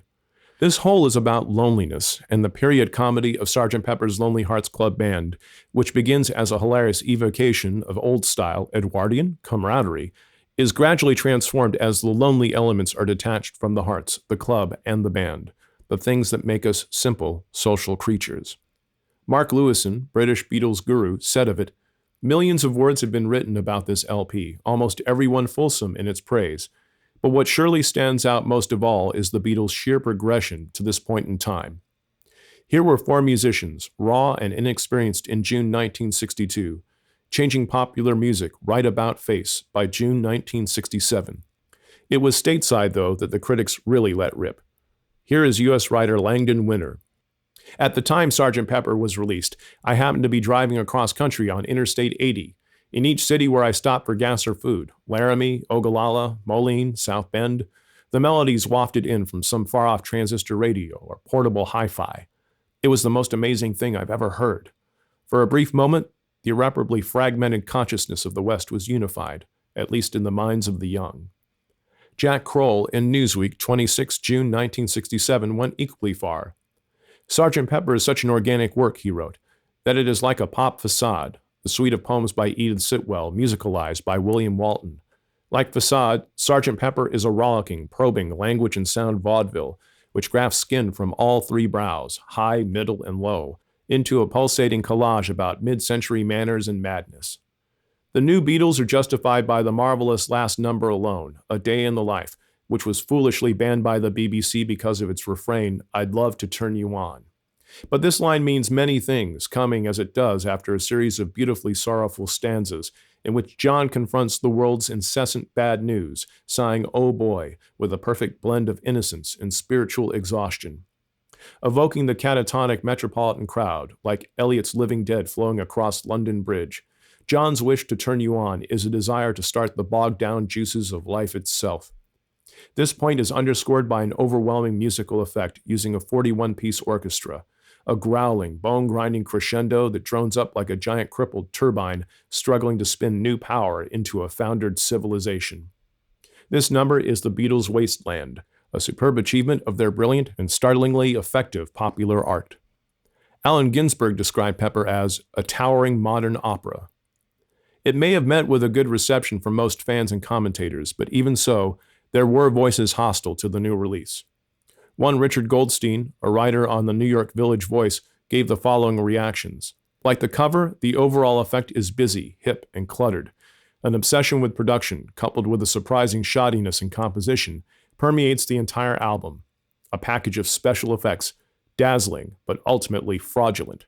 Ouch, that hurt. The most spectacular and extreme reaction came from the British Broadcasting Corporation.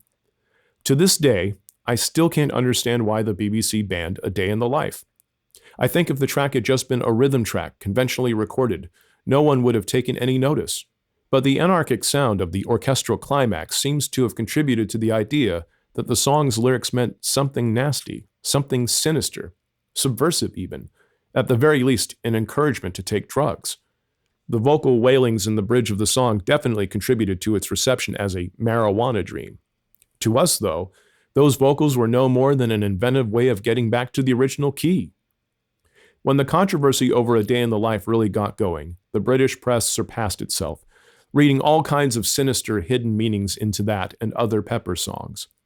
The newspapers fed the frenzy by looking endlessly for drug allusions, not just seizing on Lucy in the Sky with Diamonds as a supposed acronym for LSD, but harping away on a persistent line of innuendo that the whole album was drug-inspired, adding fuel to the BBC's already near-hysterical stance.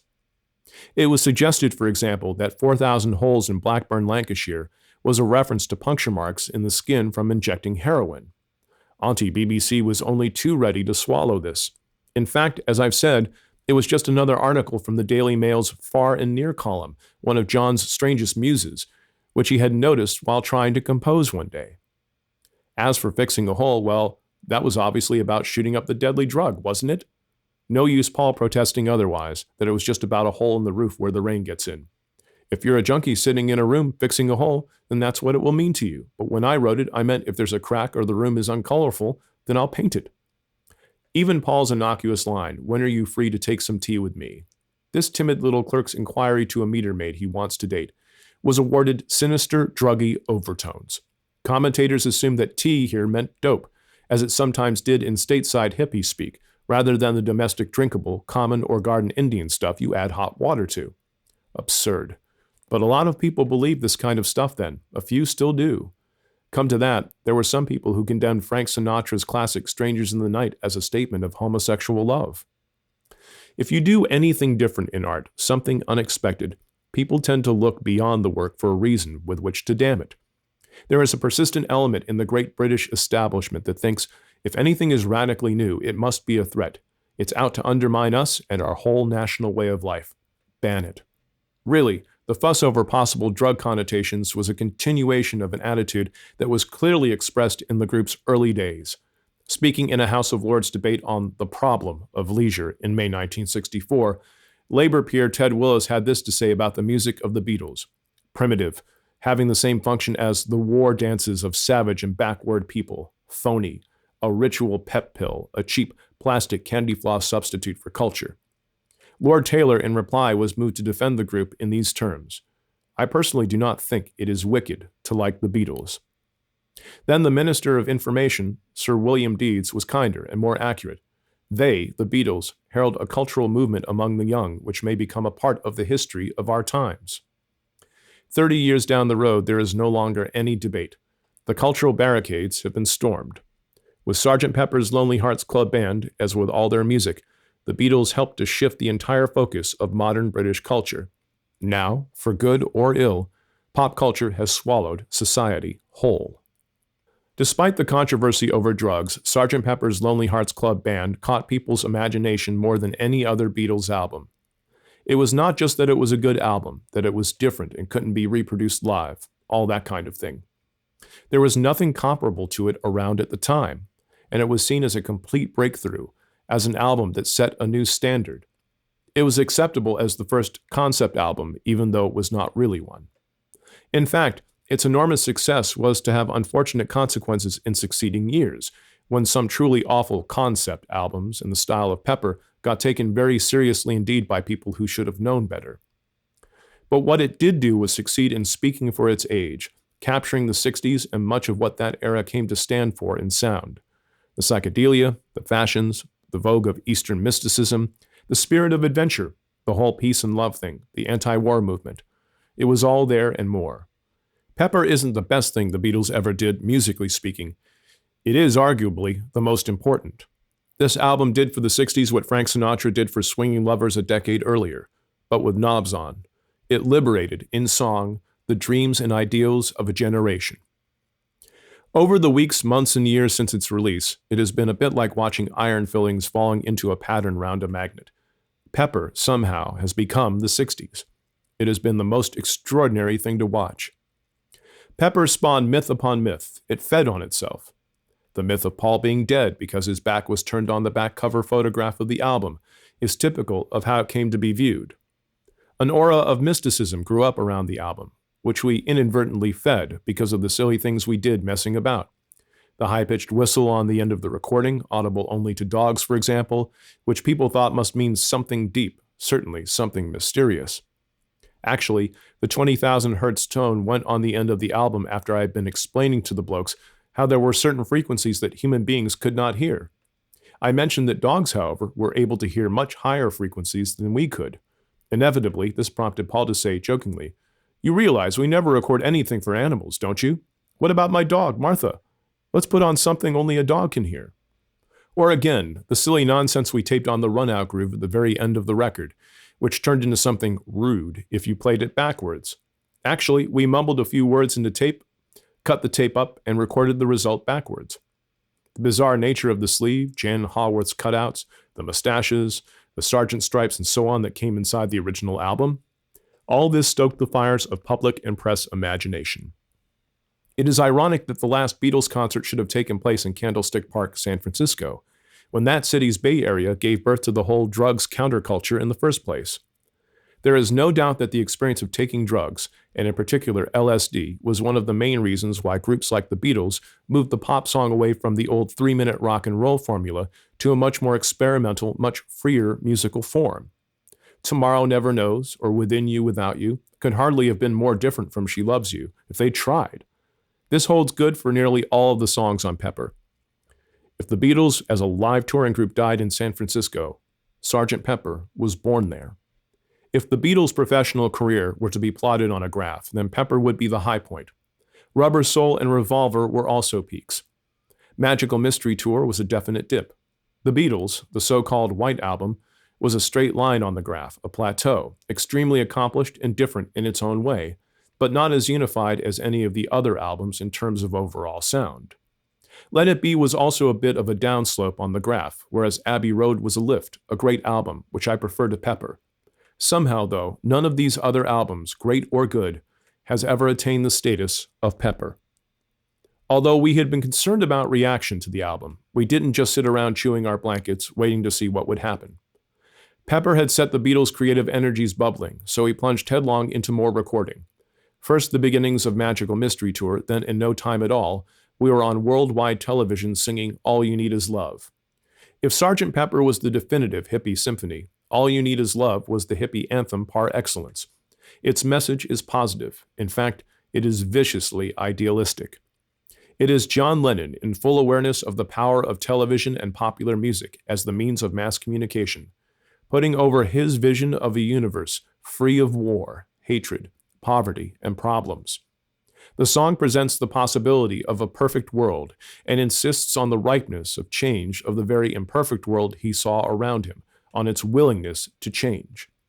It is an extremely simple song written around a 6-note span, its message correspondingly direct. All You Need Is Love came out just after Pepper, as the UK's contribution to the BBC's Our World television program. Transmitted by satellite on Sunday, 25 June 1967, Our World was the world's first ever globally networked television show. It was seen by an estimated 400 million people.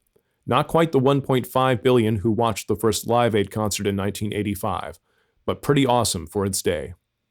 The BBC press release said our world was, for the first time ever, linking 5 continents and bringing man face to face with mankind in places as far apart as Canberra and Cape Kennedy, Moscow and Montreal, Samarkand and Soderfors, Takamatsu and Tunis. Phew. The huge success of the Beatles' live performance of All You Need Is Love on that show is important. It shows how they had become, in the words of the little rhyme John had long ago composed to keep up group morale on those endless drives to dreary dance halls, the toppermost of the poppermost. Important, too, is the fact that the Beatles were the automatic choice to represent Britain worldwide. All You Need Is Love is the swan song of this golden period for the Beatles, their time of innocence, their time of happiness, their time of ultimate success. Musically and philosophically, then, it is of a piece with its immediate precursor, Sgt. Pepper's Lonely Hearts Club Band. For me personally, that broadcast came at the end of a crazy and terrible 7 days. Judy and I had moved that week from the tiny little flat we had, a space we knew would be entirely unsuitable for the child that was about to appear. I'd saved up all the money I'd been paid for the music to the film A Hard Day's Night and put it as down payment on a house just off Hyde Park Square. We moved in on the Saturday, 24 June. My father, a marvelous old man of 84 who had been fit all his life, had been taken into hospital on the previous weekend with a chest complaint. I had been going in to see him every day, and he seemed to be getting along fine. He was weak, but in good spirits. On the morning of 20 June, I turned up to visit him in hospital as usual. As I went into the ward, the sister called me aside. "I'm afraid your father died early this morning," she said. And that was it. A whole part of my life, gone. In a sentence. I could not believe it. I stumbled out, blinded by tears.